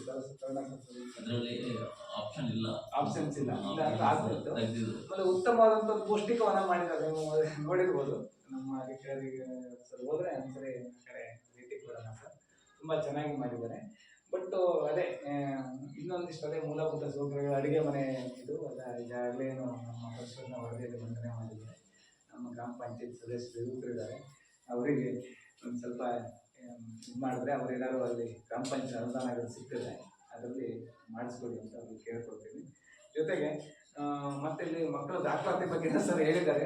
ಸರ್ ಹೇಳಿದಾಗ ಇಲ್ಲಿ ಏನಾಗಿದೆ, ಈ ಪರಿಸರದಲ್ಲಿ ಜನಸಂಖ್ಯೆ ಕಡಿಮೆ ಇದೆ ಮತ್ತು ಇತ್ತೀಚೆಗೆ ಜನ ಪ್ರಮಾಣನೂ ಕೂಡ ಕಡಿಮೆ ಇದೆ. ಆಮೇಲೆ ಇತ್ತೀಚಿನ ಯುವ ಪೀಳಿಗೆ ಏನಾಗಿದೆ, ದೊಡ್ಡ ದೊಡ್ಡ ಸಿಟಿಗಳಲ್ಲಿ ವಾಸ ಮಾಡಿದ್ರೆ ಅಲ್ಲಿ ಮಕ್ಕಳನ್ನ ಅಲ್ಲೇ ಶಾಲೆಗೆ ಸೇರಿಸ್ಕೊಳ್ತಾ ಇದ್ದಾರೆ. ತಂದೆ ತಾಯಿ ಅವರ ತಂದೆ ತಾಯಿಗಳು ಮಾತ್ರ ಇಲ್ಲಿದ್ದಾರೆ, ಅದು ಪ್ರಾಬ್ಲಮ್ ಆಗ್ತದೆ. ದಿಲ್ಲಿ ಇರ್ಬೋದು, ಬೇರೆ ಸಾವಂತರು ಇರ್ಬೋದು, ಈ ಕಡೆ ಭಾಗದಲ್ಲೆಲ್ಲ ಅದೇ ಪ್ರಾಬ್ಲಮ್ ಇದೆ. ಬಟ್ ಇಲ್ಲಿ ಮಕ್ಕಳು ಕಾನ್ವೆಂಟಿಗೆ ಹೋಗ್ತಾ ಇಲ್ಲ, ದಾಖಲಾತಿ ಮಕ್ಕಳೇ ಸಿಗ್ತಾ ಇಲ್ಲ. ಆ ರೀತಿ ಒಂದು ವ್ಯತ್ಯಾಸ ಆಗಿದೆ. ಮತ್ತು ಜೊತೆಗೆ ಇಲ್ಲಿ ಸರಿ ಹೇಳಿದಂಗೆ ಉತ್ತಮವಾಗಿ ದಾಖಲಾತಿಯನ್ನು ಶಾಲೆಯಲ್ಲಿ ತುಂಬ ಚೆನ್ನಾಗಿ ನಿರ್ವಹಣೆ ಮಾಡಿದ್ದಾರೆ. ಯಾವುದೇ ಟೈಮಿಗೆ ನಾವು ತಪಾಸಣೆಗೆ ಬಂದರೂ ಕೂಡ ಎಲ್ಲವೂ ರೆಡಿ ಇರ್ತಾವೆ, ಯಾವುದನ್ನು ಕೂಡ ಅವ್ರು ಬಿಟ್ಟುಕೊಳ್ಳೋದ್ರ ಜೊತೆಗೆ ಮಕ್ಕಳಿಗೆ ಅನ್ಯಾಯ ಮಾಡದೇ ಪಾಠ ಮಾಡಿಕೊಂಡು ಬಿಡುವಿನ ವೇಳೆಯಲ್ಲಿ ನಿರ್ವಹಣೆಯನ್ನು ಮಾಡ್ತಾ ಇದ್ದಾರೆ. ಜೊತೆಗೆ ಸರ್ ಎಲ್ಲ ಪರಿಶೀಲನೆ ಮಾಡಿದ್ದಾರೆ 2 ದಿವಸದಿಂದಲೂ ತುಂಬ ಪ್ರಾಮಾಣಿಕವಾಗಿ ಮಾಡಿದ್ದಾರೆ. ನಾನು ಸರ್ ಬಗ್ಗೆ ನೋಡಿದ್ದೀನಿ. ಅವರು ಅವ್ರ ಕೈಯಿಂದಲೇ ಖರ್ಚು ಮಾಡ್ಕೊಳ್ಳೋದು ಸರ್ಕಾರ ದುಡ್ಡಲ್ಲ, ಅವ್ರು ಯಾವತ್ತೂ ಅವ್ರ ಸ್ವಂತ ಬಳಕೆ ಮಾಡ್ಕೊಂಡಿಲ್ಲ, ಇನ್ನೂ ಹೆಚ್ಚಿನ ಅವರೇ ಖರ್ಚು ಮಾಡ್ತಾರೆ. ಎಷ್ಟೋ ಸರಿ ಆ ರೀತಿಯಲ್ಲಿ ಉತ್ತಮವಾಗಿ ನಿರ್ವಹಣೆ ಮಾಡಿದ್ದಾರೆ. ಆಮೇಲೆ ಇಲ್ಲಿಯ ಎಲ್ಲ ಶಿಕ್ಷಕರು ಅವರು ಕೂಡ ತುಂಬ ಚೆನ್ನಾಗಿ ಯಾವುದೇ ಟೈಮಲ್ಲಿ ವೇಸ್ಟ್ ಮಾಡಿದ್ರೆ ಪಾಠ ಮಾಡ್ತಾರೆ. ಸರ್ ಕೂಡ ಅಷ್ಟೇ, ಅರ್ಧ ಗಂಟೆ ಏನಾದ್ರು ಬೇಕಾದ್ರೆ ಹೆಚ್ಚಿನ ಕೆಲಸ ಇತ್ತು ಅವ್ರು ಮುಗಿಸ್ಕೊಂಡು ತಕ್ಷಣ ಮತ್ತೆ ಬರ್ತಾರೆ, ಇಲ್ಲಾಂದ್ರೆ 3:15 ಮೇಲೆ ಬರ್ತಾರೆ. ಆ ಇಷ್ಟೊಂದು ಪದ್ಧತಿಯಿಂದ ಕೆಲಸ ಮಾಡೋದು ನಾವೆಲ್ಲರೂ ನೋಡಿರೋದು. ತುಂಬ ಚೆನ್ನಾಗಿ ಇಲ್ಲಿ ಸಿಬ್ಬಂದಿಗಳು ಕೆಲಸವನ್ನು ಮಾಡ್ಕೊಂಡು ಬರ್ತಾ ಇದ್ದಾರೆ. ನಾನು ನಮಗೆ ಗೊತ್ತಿಂದ 5 ವರ್ಷ ಆಯ್ತು ಸರ್ CRP ಆಗಿ, ಅಲ್ಲಿಂದಲೂ ಕೂಡ ನಾನು ಅದನ್ನು ಗಮನಿಸ್ತಾ ಇದ್ದೀನಿ. ಎಲ್ಲಿ ಸಮಸ್ಯೆಗಳು ಜಾಸ್ತಿ ಇರ್ತವೆ ಅಲ್ಲಿ ಜಾಸ್ತಿ ಭೇಟಿ ಕೊಡ್ತೀವಿ, ಕಡಿಮೆ ಇದ್ದರೆ ನಾವು ಜಾಸ್ತಿ ಭೇಟಿ ಕೊಡಲ್ಲ. ಮತ್ತು ನನಗೇನಾಯಿತು ಸರ್ ಅದು ವಿಸಿಟಲ್ಲಿ ಬರೆದಿದ್ದು 4 ವಿಸಿಟನ್ನು ಮಾಡಿದ್ದೆ ಅಂತ. ನನಗೆ 2021-24 ತನಕ 3 ವರ್ಷ ನಾನು 2 ಕ್ಲಸ್ಟರ್ ನಿರ್ವಹಣೆ ಮಾಡ್ತಾ ಇದ್ದೆ. ಹೊಸದಾರ ಜೊತೆಗೆ ರಮೇಶ್ ಅಂತ CRP ಅಂತ ಹೆಚ್ಚುವರಿ ನನಗೆ ಇದು ಚಾರ್ಜನ್ನು ಕೊಟ್ಟಿದ್ರು. ಇಲ್ಲಿ 12 ವಿಸಿಟಲ್ಲಿ ಇಲ್ಲಿ 6 ಮಾಡಿದ್ರೆ ಅಲ್ಲಿ 6 ಮಾಡಬೇಕು. ಮತ್ತು ನಮಗೆ ಇಲಾಖೆಯಲ್ಲಿ ಸರಿ ಗೊತ್ತಿದೆ, ನಮಗೆ ತುಂಬ ಒತ್ತಡ ಇರುತ್ತೆ. 1 ತಿಂಗಳು ನನಗೆ ಸ್ಕೂಲ್ ವಿಸಿಟ್ ಮಾಡೋಕ್ಕೆ ಸಾಧ್ಯ ಆಗಿ 4 ವಿಸಿಟ್ಟು. ಏನಾಯಿತು, ನಮ್ಗೆ 12 ಮೀಟಿಂಗ್ಗಳೇ ಮಾಡಿದ್ದಾರೆ. ಈ ಬೋರ್ಡ್ಸ್ ಸಂಬಂಧ ಬೇರೆ ಬೇರೆ ಸಂಬಂಧ 12 ಮೀಟಿಂಗ್ ಮಾಡಿದ್ದಾರೆ. ಆಮೇಲೆ ತರಬೇತಿಗೆ ಡಯಟ್ಗೆ 4 ದಿವಸ ನಿಯೋಜನೆ ಮಾಡಿದ್ರು. ಈ ಥರ ಆಗಿ 24 ಕರ್ತವ್ಯ ದಿನಗಳಲ್ಲಿ ನನಗೆ ಸರ್ ವಿಸಿಟ್ ಮಾಡಿದೆ 4 ಆಗಸ್ಟ್ ತಿಂಗಳಲ್ಲಿ. ಈ ಥರ ಆಯಿತು. ಒಂದು ಕ್ರೀಡಾಕೂಟ ಮನೆ ಮುಗೀತಲ್ಲ, ಪೂರ್ವ ತಯಾರಿಗಾಗಿ ಬೇರೆ ಬೇರೆ ಇದಕ್ಕಾಗಿ ಮೀಟಿಂಗನ್ನು ಕರೆದು, ಹಾಗಾಗಿ ಸರ್ ಭೇಟಿಯನ್ನು ಆ ಟೈಮಲ್ಲಿ ಮಾಡಲಿಕ್ಕಾಗಿಲ್ಲ. ಅದಕ್ಕೆ ವಿಷಾದವನ್ನು ವ್ಯಕ್ತಪಡಿಸು ತಮ್ಮಲ್ಲಿ ಕ್ಷಮೆಯನ್ನು ಕೇಳ್ತಾ ಇದ್ದೇನೆ. ಆಮೇಲೆ ಅದು ಬಿಟ್ಟರೆ ಒಟ್ಟಿನಲ್ಲಿ ಶಾಲೆ ಎಲ್ಲ ರೀತಿಯಿಂದಲೂ ಕೂಡ ಉತ್ತಮವಾಗಿದೆ ಅಂತ ಹೇಳ್ತಾ ಇಲ್ಲಿಯ ಶಿಕ್ಷಕರ ವೃಂದವರಿಗೆ ಮತ್ತು ಎಲ್ಲ ಪೋಷಕರ ವೃಂದವರಿಗೆ STM ಎಲ್ಲರಿಗೂ ನಮಸ್ಕರಿಸಿ ಮತ್ತು ಇನ್ನೊಮ್ಮೆ ಧನ್ಯವಾದ ತಿಳಿಸಿ ಎಲ್ಲರಿಗೂ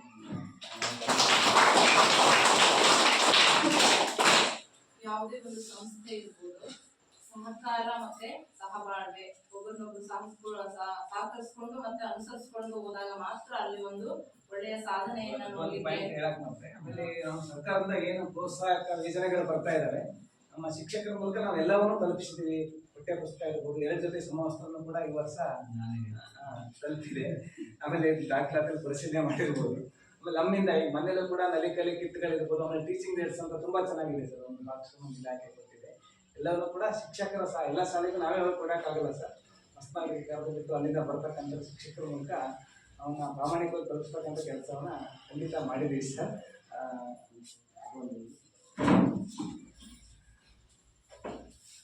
ಸರ್ ಹೇಳಿದರು ಸರ್, ನಮಗೇನೆ ಯಾವುದನ್ನು 2 ದಿನದಲ್ಲಿ ನಮ್ಮ ಹತ್ರ ತುಂಬ ಕ್ಲೋಸ್ ಆಗಿದ್ರು ಯಾವುದನ್ನು ಬಿಟ್ಟುಕೊಟ್ಟಿಲ್ಲ, ಎಲ್ಲದನ್ನು ಚೆಕ್ ಮಾಡಿಕೊಂಡೇ ಅವರು ಬಂದಿದ್ದಾರೆ. CRP ಅವರು 4 ಭೇಟಿ ಆಗಿದೆ ಅಂತ ಹೇಳಿದರು ಸರ್. ಅವರು ಬರ್ತಿದ್ರು, ನನಗೂ ಇದೇ ರೀಸನ್ ಹೇಳಿದೆ, ಏಕೆಂದರೆ ನಾವು ಇವತ್ತು ನಿನ್ನೆಯಿಂದ ಅವ್ರು ನೋಡ್ತಿಲ್ಲ, ಬರ್ತಾರೆ. ಅದ್ರ ಜೊತೆಗೆ CRP ಏನು ಕೆಲಸ ಮಾಡ್ಬೇಕು ಅದೆಲ್ಲ ವ್ಯವಸ್ಥಿತ ಮಾಡಿದ್ದಾರೆ, ಅದನ್ನು ಖುಷಿ ಪಡ್ತೀನಿ. ಇದೆಲ್ಲ ನಾವು ಅದೇ ಉದ್ದೇಶಕ್ಕಾಗಿ ಕೆಲವ್ರ ಹತ್ರ ಜಗಳ ಮಾಡ್ತಿದ್ವಿ, ನಮ್ಮ ಶಾಲೆಗೆ ವ್ಯವಸ್ಥೆ ಅದು ಮಾಡಲಿಲ್ಲ ಇದು ಮಾಡಲಿಲ್ಲ ಅಂತ. ಇವ್ರು ಬರಲಿಲ್ಲ ಅಂದ್ರೂ ಅಲ್ಲಿ ಎಲ್ಲ ಕುತ್ಕೊಂಡು ನಮಗೆ ಏನು ಬೇಕು, ನಮ್ಮ ಸ್ಟ್ರೆಂತಿಗೆ ಏನೇನು ಬೇಕು ಅದನ್ನ ಇಲ್ಲಿ ಫೋನ್ ಮುಖಾಂತರ ರೆಡಿ ಮಾಡಿ, ಕಿಟ್ಗಳನ್ನು ರೆಡಿ ಮಾಡಿ ನಮ್ಮ ಶಾಲೆಗೆ ಮುಡಿಸುವಂಥ ವ್ಯವಸ್ಥೆಗಳನ್ನು ಮಾಡಿದ್ದಾರೆ. ಬುಕ್ಸ್ ಆಗಲಿ, ಬಟ್ಟೆ ಆಗಲಿ, ಅಥವಾ ಏನು ಎಸೆನ್ಷಿಯಲ್ ನೀಡ್ಸ್ ಏನು ಸಪ್ಲೈ ಆಗ್ತಾ ಇದೆ ಸರ್ಕಾರದಿಂದ ಹಾಗೆ. ಜೊತೆಗೆ ಕಮ್ಯುನಿಕೇಷನ್ ಶಾಲೆ ಮತ್ತು ಇಲಾಖೆಗೆ ಚೆನ್ನಾಗಿ ನಿರ್ವಹಿಸ್ಕೊಂಡಿದ್ದಾರೆ, ಅದೊಂದು ಅಪ್ರಿಷಿಯೇಟ್ ಮಾಡೋಂಥ ವಿಚಾರ. CRP ಆಗಿ ಒಳ್ಳೆ ಕೆಲಸವನ್ನು ನಿರ್ವಹಿಸಿದ್ದಾರೆ, ಅದೊಂದು ಖುಷಿ ವಿಚಾರ. ನಾವು ನೇರವಾಗಿ ಒಂದೊಂದ್ಸರಿ ಹೇಳ್ಬಿಡ್ತೀವಿ, ಹಾಗಾಗಿ ಕೆಲವ್ರ ಹತ್ರ ನಿಷ್ಠೂರ ಆಗ್ತಿದ್ವಿ. ಬಟ್ ಇವರು ಇದ್ರೂ ಏನಿದ್ರು ಕ್ಯಾಶುವಲ್ ತಗೊಳ್ತಾ ಇದ್ರು, ಮತ್ತು ಅಷ್ಟನ್ನು ನಿಖರವಾಗಿ ನಿರ್ವಹಿಸ್ತಾ ಇದ್ರು. ಹಾಗಾಗಿ 4 ಭೇಟಿ ಆಗಿದೆ ಅನ್ನೋದು ಮುಖ್ಯ ಆಗಲಿಲ್ಲ. ಅದಕ್ಕಿಂತ ಮೊದಲೇ ಒಬ್ಬ BO ಇದ್ರು, ನಮ್ಮ ವೀರಭದ್ರಪ್ಪ ಸರ್ ಅಂತ 10 ವರ್ಷ ಇಲ್ಲಿ BO ಆಗಿದ್ರು. ಅವ್ರು ಹೇಳ್ತಿದ್ರು, ನಿಮ್ಮ ಶಾಲೆಗೆಲ್ಲ ನಾನು ಸೈನ್ ಹಾಕಕ್ಕೆ ಬರ್ಬೇಕಷ್ಟೇ ಅಂತ. ಅವಾಗಲೇ ಅಂದರೆ ಏನೂ ನೋಡೋಂಥದ್ದಿಲ್ಲ, ಎಲ್ಲಿ ಹೇಳ್ತೀವಿ ಅಲ್ಲಿ ಸೈನ್ ಮಾಡಿ ಬರ್ಬೇಕಾಗುತ್ತಪ್ಪ, ಯಾರಿಗೆ ಬರೋಣ, ಬೇರೆ ಶಾಲೆಗಳಿದ್ದಾವೆ ಹೋಗ್ತೀವಿ ಅಂತ ಅವ್ರು ಹೇಳಿದ್ರು. ಆವಾಗಲೇ ಇಲ್ಲಿ ಸಮಸ್ಯೆಗಳಿರುತ್ತೆ ಅಲ್ಲಿ ಹೋಗ್ತಾರೆ. ಬಟ್ ನಮಗೆ ಎಸೆನ್ಷಿಯಲ್ ಆಗಿ ಏನು ಕೆಲಸವನ್ನು ನಿರ್ವಹಿಸಬೇಕಾದ್ರೆ ಎಲ್ಲರೂ CRP ಅವರು ನಿರ್ವಹಿಸ್ತಾರೆ. ಧನ್ಯವಾದಗಳು ಮಂಜು ಸರ್ ಅವರಿಗೆ. ಇವಾಗ STMC ಅಧ್ಯಕ್ಷರಿಂದ ಅಲ್ಲ, ಈಗ ಇದ್ರ ಬಗ್ಗೆನೇ ಅಷ್ಟೇ, ಅಧ್ಯಕ್ಷರು ಸರ್ ಇದ್ದಾರೆ.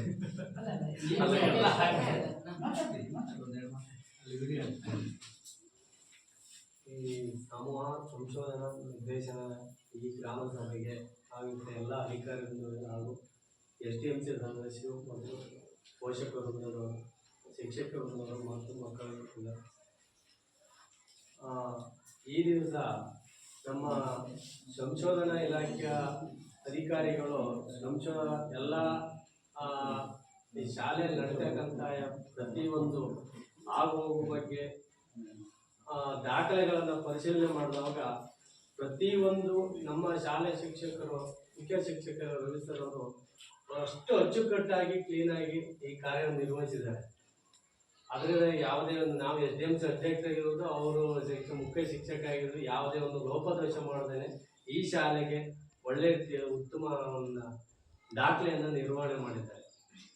ಅದ್ರ ಬಗ್ಗೆ ಯಾವುದೇ ಸಂಶಯ ಇಲ್ಲ ಅಂತ ಹೇಳಿ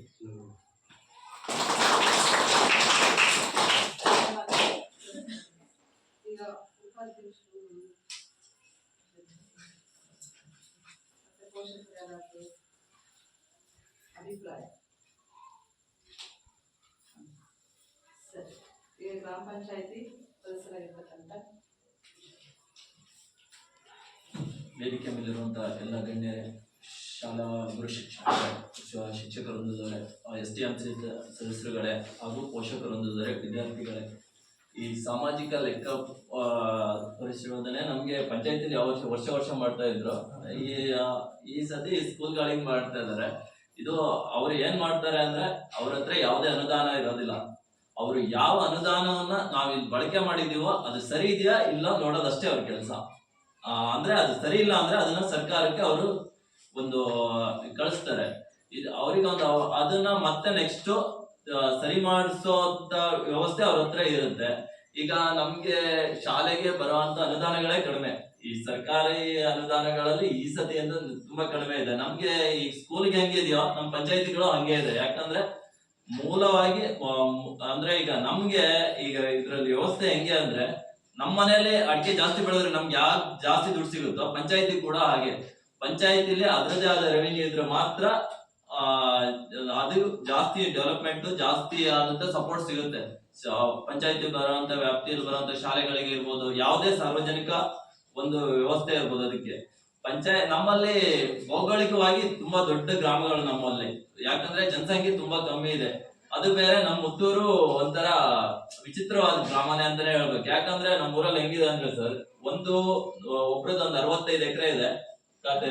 ಆ ಲ್ಯಾಂಡ್ ಅಲ್ಲಿ ಒಬ್ಬ ಮತದಾರ ನಮ್ಮ ಮುತ್ತೂರವ್ರು ಇಲ್ಲ, ಅದು ಜಮೀನು ಹೊರಗಡೆ ಇದೆ. ಇನ್ನೊಂದು ಲ್ಯಾಂಡ್ ಇದೆ, ಅದು 75 ಎಕರೆ ಅಂದರೆ ಅದ್ರದ್ದು ಮತದಾರ ಒಬ್ಬನೇ ಇಲ್ಲ. ಅಲ್ಲಿ 150 ಎಕರೆ ಇಡೀ ನಮ್ಮ ಮುತ್ತೂರು ವಿಸ್ತೀರ್ಣದಲ್ಲಿ ಮುಕ್ಕಾಲ್ ಭಾಗ ಅವ್ರ ಹತ್ರನೇ ಇದೆ. ಆದ್ರೆ ಅದ್ರ ಒಬ್ಬ ಮನುಷ್ಯ ಕೂಡ ಇಲ್ಲಿಲ್ಲ ಅವರು. ಆತರ ಪರಿಸ್ಥಿತಿ ನಮ್ಗೆ. ಅದು ಕೂಡ ಒಂದು ಮೂಲಭೂತವಾಗಿ ಸೌಕರ್ಯ ಸಿಗ್ಬೇಕಂದ್ರೆ ಜನಸಂಖ್ಯೆನೂ ತುಂಬಾ ಮುಖ್ಯವಾಗಿರುತ್ತೆ. ವ್ಯಾಪ್ತಿ ಹೇಗಿರುತ್ತೋ ಅದಕ್ಕೆ. ಈಗ ನಮ್ಗೆ ಈ ಕಡೆ ಬಂದ್ರೆ ಕೋಡೂರು ಪಂಚಾಯತಿ ಸೇರ್ಕೊಳ್ಳುತ್ತೆ, ಈ ರೋಡಿಂದ ಆ ಕಡೆ ನಮ್ಗೆ ಎಲ್ಲಾ ತರದಲ್ಲೂ ಹೊಡ್ತಾನೆ. ಈ ಕಡೆ ಹೋದ್ರೆ ಮಾರುತಿಪುರ ಬರುತ್ತೆ, ಆ ಕಡೆ ಹೆಂಗುಟಗಪ್ಪ ಬರುತ್ತೆ. ನಾವು ಸುತ್ತ ನಮ್ಮ ಪಂಚಾಯತಿಲೂ ನಾವು ಮಧ್ಯ ಇದ್ದೀವಿ. ಅದು ಕೂಡ ನಮ್ ಸಮಸ್ಯೆ. ಎಲ್ಲಾ ಪಂಚಾಯತಿ ಸಹಕಾರ ಮಾಡಿದ್ರೆ ಮಾತ್ರ ನಮ್ಮೂರ ಅಭಿವೃದ್ಧಿಗೆ ಸಹಕಾರ ಆಗುತ್ತೆ. ನಮ್ಮೂರಲ್ಲಿ ತೀರ್ಥಹಳ್ಳಿ ಕ್ಷೇತ್ರಕ್ಕೂ ಬರುತ್ತೆ, ಸಾಗರ ಕ್ಷೇತ್ರಕ್ಕೂ ಬರುತ್ತೆ. ನಮ್ಗೆ ತಾಲೂಕು ಕೂಡ ಅಷ್ಟೊಂದು ಕರೆಕ್ಟ್ ಆಗಿಲ್ಲ, ಎಲ್ಲಾ ತರದಲ್ಲೂ ಹೊಡ್ತಾ ಇದೆ. ಮತ್ತೆ ಇದು ಪಶ್ಚಿಮ ಘಟ್ಟಕ್ಕೆ ಕೂಡ ಬರುತ್ತೆ, ಕಾಡು ಪ್ರದೇಶ. ಹಾಗೇನೆ ನಮ್ಗೀಗ ರಸ್ತೆ ಎಲ್ರು ನಮ್ದು ಯಾವಾಗ್ಲಿಂದ ಸಮಸ್ಯೆ ಅದೇ, ರಸ್ತೆ ಕೇಳ್ತಾನೆ ಇದೀವಿ. ಅದು ಶಾಸಕರಿಂದ ಮಾತ್ರ ಕೊಡಕ್ ಸಾಧ್ಯ, ಮತ್ತೆ ಯಾರಿಂದನೂ ಕೊಡೋದಕ್ಕೆ ಸಾಧ್ಯ ಇಲ್ಲ. ಯಾಕಂದ್ರೆ ಅನುದಾನಗಳು ಅದಕ್ಕೀಗ ಶಾಲೆ ತನಕ ಮಾಡ್ಬೇಕಂದ್ರೆ ಕನಿಷ್ಠ ಅಂದ್ರೆ ಉತ್ತಮವಾಗಿ ಮಾಡ್ಬೇಕಂದ್ರೆ 1 ಕೋಟಿ ರೂಪಾಯಿ ಬೇಕು. ಆದ್ರೆ ಅದು ಶಾಸಕರಿಂದ ಬಿಟ್ರೆ ಮತ್ತೆ ಯಾರ ಕೈಯಿಂದನೂ ಆಗಲ್ಲ. ಅದು ಶಾಸಕರ ಹತ್ರ ಮಾತ್ರ ಅದನ್ನ ಮಾಡಿಸ್ಕೊಡೋ ತಾಕತ್ ಇರೋದ್ ಬಿಟ್ರೆ ಮತ್ತೆ ನಾವು ಕೇಳ್ತಾನೆ ಇರ್ತೀವಿ. ಆದ್ರೆ ಶಾಸಕರುಗಳಿಗೆ ಅವರಿಗೆ ಅನುದಾನ ಬಂದ್ರೆ ಮಾತ್ರ ಅವರು ಕೂಡ ನಮ್ಗೆ ಇಲ್ಲಿ ಮಾಡಿಸ್ಕೊಡೋದಕ್ಕೆ ಅವ್ರು ಪ್ರಯತ್ನ ಮಾಡ್ತಾರೆ. ಈಗ ಹೇಗಿದೆ ಅಂದ್ರೆ, ನಾವು ಜೋರಾಗಿ ಕೇಳಿದಾಗ ಅವ್ರು ಏನ್ ಮಾಡಿದ್ರು ಅಂದ್ರೆ ನಮ್ಗೊಂದು 9 ಲಕ್ಷ ರೂಪಾಯಿ ಕೊಟ್ಟಿದ್ದಾರೆ. ಅವ್ರು ಏನ್ ಹೇಳ್ತಾ ಇದಾರೆ, ಅದು ಲೀಸ್ಟ್ ಹಾಕಿದ್ದಾರೆ ದೊಡ್ಡಮನೆ ಸ್ಕೂಲ್ ವರ್ಗು. ಅವ್ರ ಲೀಸ್ಟ್ ಅಲ್ಲಿ ಮುತ್ತೂರು ಮುಖ್ಯ ರಸ್ತೆಯಿಂದ ದೊಡ್ಡಮನೆ ಸ್ಕೂಲ್ ವರ್ಗು ರಸ್ತೆ ಆಗಿದೆ ಅಂತಾನೆ ಅವರು ನಾವು ಕೇಳಿದಾಗ ಮೆನ್ಷನ್ ಮಾಡಿದ್ದಾರೆ. ಈಗ ಹೆಂಗಿದೆ ಅಂದ್ರೆ, ನಾವು ಎಸ್ಟಿಮೇಟ್ ಹೆಂಗ್ ಮಾಡ್ತೀವಿ ಅನ್ನೋದ್ರ ಮೇಲೆ ಎಲ್ಲದು ಅವ್ರ ಲೀಸ್ಟ್ ಹೆಂಗ್ ತೋರಿಸುತ್ತೆ ಅಂದ್ರೆ, ಯಾವತ್ತು ತೋರಿಸಿದ್ರೆ ಮುತ್ತೂರು ಮುಖ್ಯ ರಸ್ತೆಯಿಂದ ದೊಡ್ಡಮನೆ ಸ್ಕೂಲ್ ವರ್ಗು ಅಂತಾನೆ ಆ ಲೀಸ್ಟ್ ಬರ್ತಾ ಇರುತ್ತೆ. ಆದ್ರೆ ಅದ್ರಲ್ಲಿ ಇರೋ ಅನುದಾನ ಎಷ್ಟಿದೆಯೋ ಅಷ್ಟು ಮಾತ್ರ ಕೆಲಸ ಆಗಿರುತ್ತೆ ಎಲ್ಲದೂ ಹಾಗೆ. ಈಗ ನಮ್ಗೆ ಒಂದು ಅಭಿಯಾನದ ಲೆಕ್ಕದಲ್ಲಿ ಕಬಡ್ಡಿ ಕೋರ್ಟ್ ಅನ್ನು ಮಾಡಿಸಿದ್ರು ಶಾಲೆಗೆ. ನಾವು ಅವತ್ತೇ ಹೇಳಿದ್ವಿ ಇದು ಯಾಕೆ ನಮ್ಗೆ ಸರಿ ಕಾಣ್ತಾ ಇಲ್ಲ ಇದು. ಯಾಕಂದ್ರೆ 7,500 ಇಟ್ಗೆ 75,000 ರೂಪಾಯಿ ಇಟ್ಗೆ ಮುನ್ನಡಿಗೆ ಹಾಕಿದ್ವಿ ಸರ್. ಅವತ್ ನಾವು ಸುಮ್ನೆ ಅಷ್ಟೊಂದು ದುಡ್ಡಿಂದ ಅಂದ್ರೆ ಇಲ್ಲಿ ಮಾತ್ರ ಅಲ್ಲ, ನಾನು ಕೇಳಿರೋ ಸುಮಾರು ಎಲ್ಲ ಪಂಚಾಯತ್ ಒಂದೊಂದು ಸ್ಕೂಲಲ್ಲಿ ಮಾಡಿದ್ದಾರೆ, ಎಲ್ಲಾ ಕಡೆಗೂ ಫೇಲ್ಯೂರ್ ಆಯ್ತು. ಅದು ಸರ್ಕಾರದೇ ಯೋಜನೆ, ಅದು ಪಂಚಾಯತಿಲಿ ಒಂದು ಮಾಡ್ಲೇಬೇಕು ಅಂತ. ಆದ್ರೆ ಅದೆಲ್ಲೂ ನಮ್ಗೇನ್ ಸಕ್ಸಸ್ ಕಂಡಿಲ್ಲ. ಅವತ್ತು ಆ ಇಟ್ಗೆ ಮೇಲ್ಗಡೆ ತಂದು ಹಾಕಿರ್ಲಿಲ್ಲ ನಾವು ಫಸ್ಟ್ಗೆ, ಅದು ಒಂದ್ ರೌಂಡ್ ಕಿತ್ತು ಮತ್ತೆ ಜೋಡಿಸಿದೀವಿ. ಯಾಕಂದ್ರೆ ಮತ್ ನೀವ್ ಬರ್ತೀರಿ ಸೋಷಿಯಲ್ ಆಡಿಟಿಗೆ ಅನ್ನೋ ಉದ್ದೇಶಕ್ಕೆ ಅದನ್ನ ಜೋಡಿಸಿರೋದು.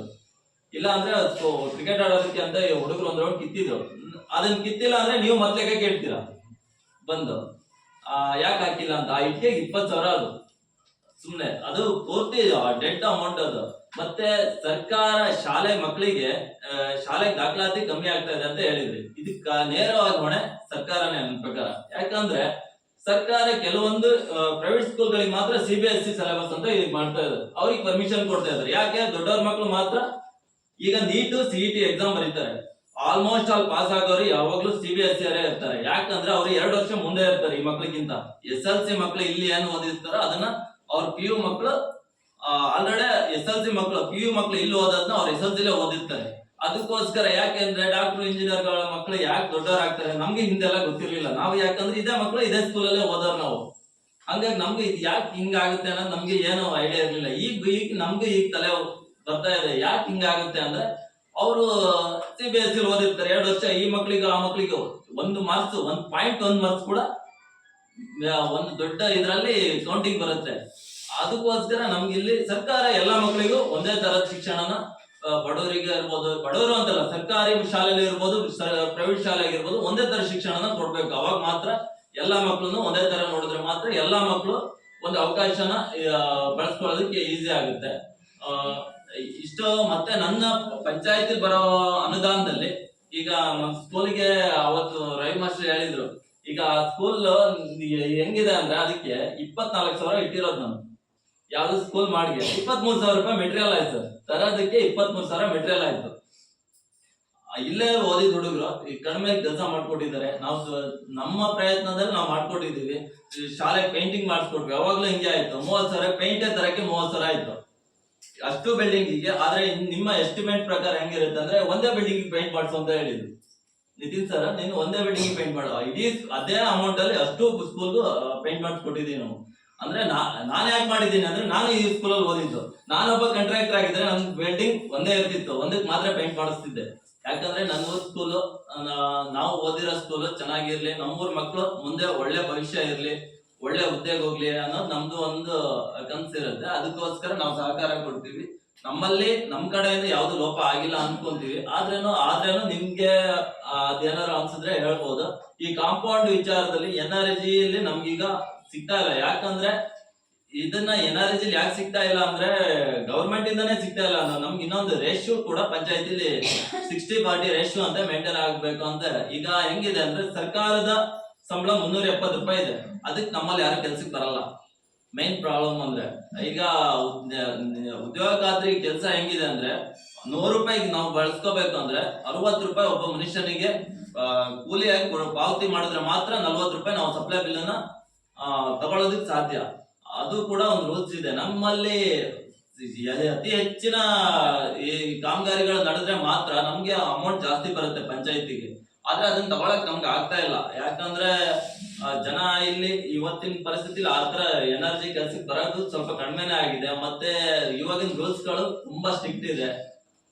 ಹಾಗಾಗಿ ಕೆಲವೊಂದು ಅನುದಾನಗಳು ಈಗ ಶಿಕ್ಷಣಕ್ಕೆ ಅಂತೇಳಿ ನಮ್ಮಲ್ಲಿ ಪಂಚಾಯತಿಲಿ ಯಾವುದೇ ಅನುದಾನಗಳು ಏನ್ ಬರಲ್ಲ. ನಮಗ್ ಬರೋ ಅನುದಾನಗಳಲ್ಲಿ ನಾವು ಕೆಲವೊಂದನ್ನು ಬಳಸ್ಕೊಂತೀವಿ. ಮತ್ತೆ ನಮ್ಗಿಲ್ಲಿ SC/ST ಕಮ್ಯುನಿಟಿ ಇಲ್ವೇ ಇಲ್ಲ. ಅದು ಕೂಡ ನಮ್ಮ ಊರಿನ ಅದು ಒಂದು ಮೈನಸ್. ಯಾಕಂದ್ರೆ ರೋಡ್ ಆಗುತ್ತೆ, ಆದ್ರೆ ನಾವ್ ಅದನ್ನ ಕೇಳಿದ್ರೆ ಬೇರೆ ತರ ಆಗುತ್ತೆ, ಅದು ಹೇಳ್ಬಾರ್ದು. ಆದ್ರೆ ಅದು ಕೂಡ ನಮ್ಗೆ ಒಂದು ಮೈನಸ್. ಅದು ಕೆಲವೊಂದು ಇದಕ್ಕೋಸ್ಕರ ನಮ್ ಮೈನಸ್. ಸರ್ಕಾರಿ ಸವಲತ್ತುಗಳಲ್ಲಿ ಅದು ಈಗಿನ ಪರಿಸ್ಥಿತಿಲಿ ಅಲ್ಪಸಂಖ್ಯಾತರಿಗೆ SC/ST ಅವರಿಗೆಲ್ಲ ಟಾಪ್ ಬೆನಿಫಿಟ್ಸ್ ಅವರಿಗೆ ಹೋಗುತ್ತೆ. ಆದ್ರೆ ನಮ್ಗೆ ಅದು ಯಾವ್ದು ಸಿಗಲ್ಲ. ಅದು ಕೂಡ ಹೊಡ್ತ. ಈಗ ಮುಂದೆ ಅಭಿವೃದ್ಧಿಗೆ ನಾನು ಯಾವತ್ತು ಶಾಲೆಗಂತೂ ನನ್ನಿಂದ ಅತಿಯಾಗಿ ಉಪಕಾರ ಆಗದಿದ್ರು ಉಪದ್ರ ಅಂತೂ ಆಗಿಲ್ಲ ಅಷ್ಟೇ ಅಂತ ನಾನು ಹೇಳ್ಕೊಂತೀನಿ. ಹಾಗೇನೆ ನಮ್ಗೆ ಹಿಂದಿನ ಸರ್ಕಾರದಲ್ಲಿ ಶಾಸಕರು ಹೆಲ್ಪ್ ಮಾಡಿದ್ರು ಈ ಶಾಲೆ ಬಿಲ್ಡಿಂಗ್ ಮೇಲ್ಗಡೆ ರೂಫಿಂಗು, ಅಂಗನವಾಡಿ ರೂಫಿಂಗು, ಈ ಇಂಟರ್ಲ್ಯಾಕ್ ಎಲ್ಲ ಕೊಟ್ಟಿದ್ರು. ಆದ್ರೆ ನಮ್ಗೆ ಆ ಇಂಟರ್ಲ್ಯಾಕ್ ಅಲ್ಲಿ ನಿಮ್ಗೆ ಸೋಷಿಯಲ್ ಆಡಿಟ್ ಅಲ್ಲಿ ಇದೆ ಸರ್, ಆ ಇಂಟರ್ಲ್ಯಾಕ್ ಸೈಡ್ದು ಕಟ್ಟೆ ಕಟ್ಕೊಡ್ಬೇಕಿತ್ತು, ಅವರು ಕಟ್ಕೊಟ್ಟಿಲ್ಲ.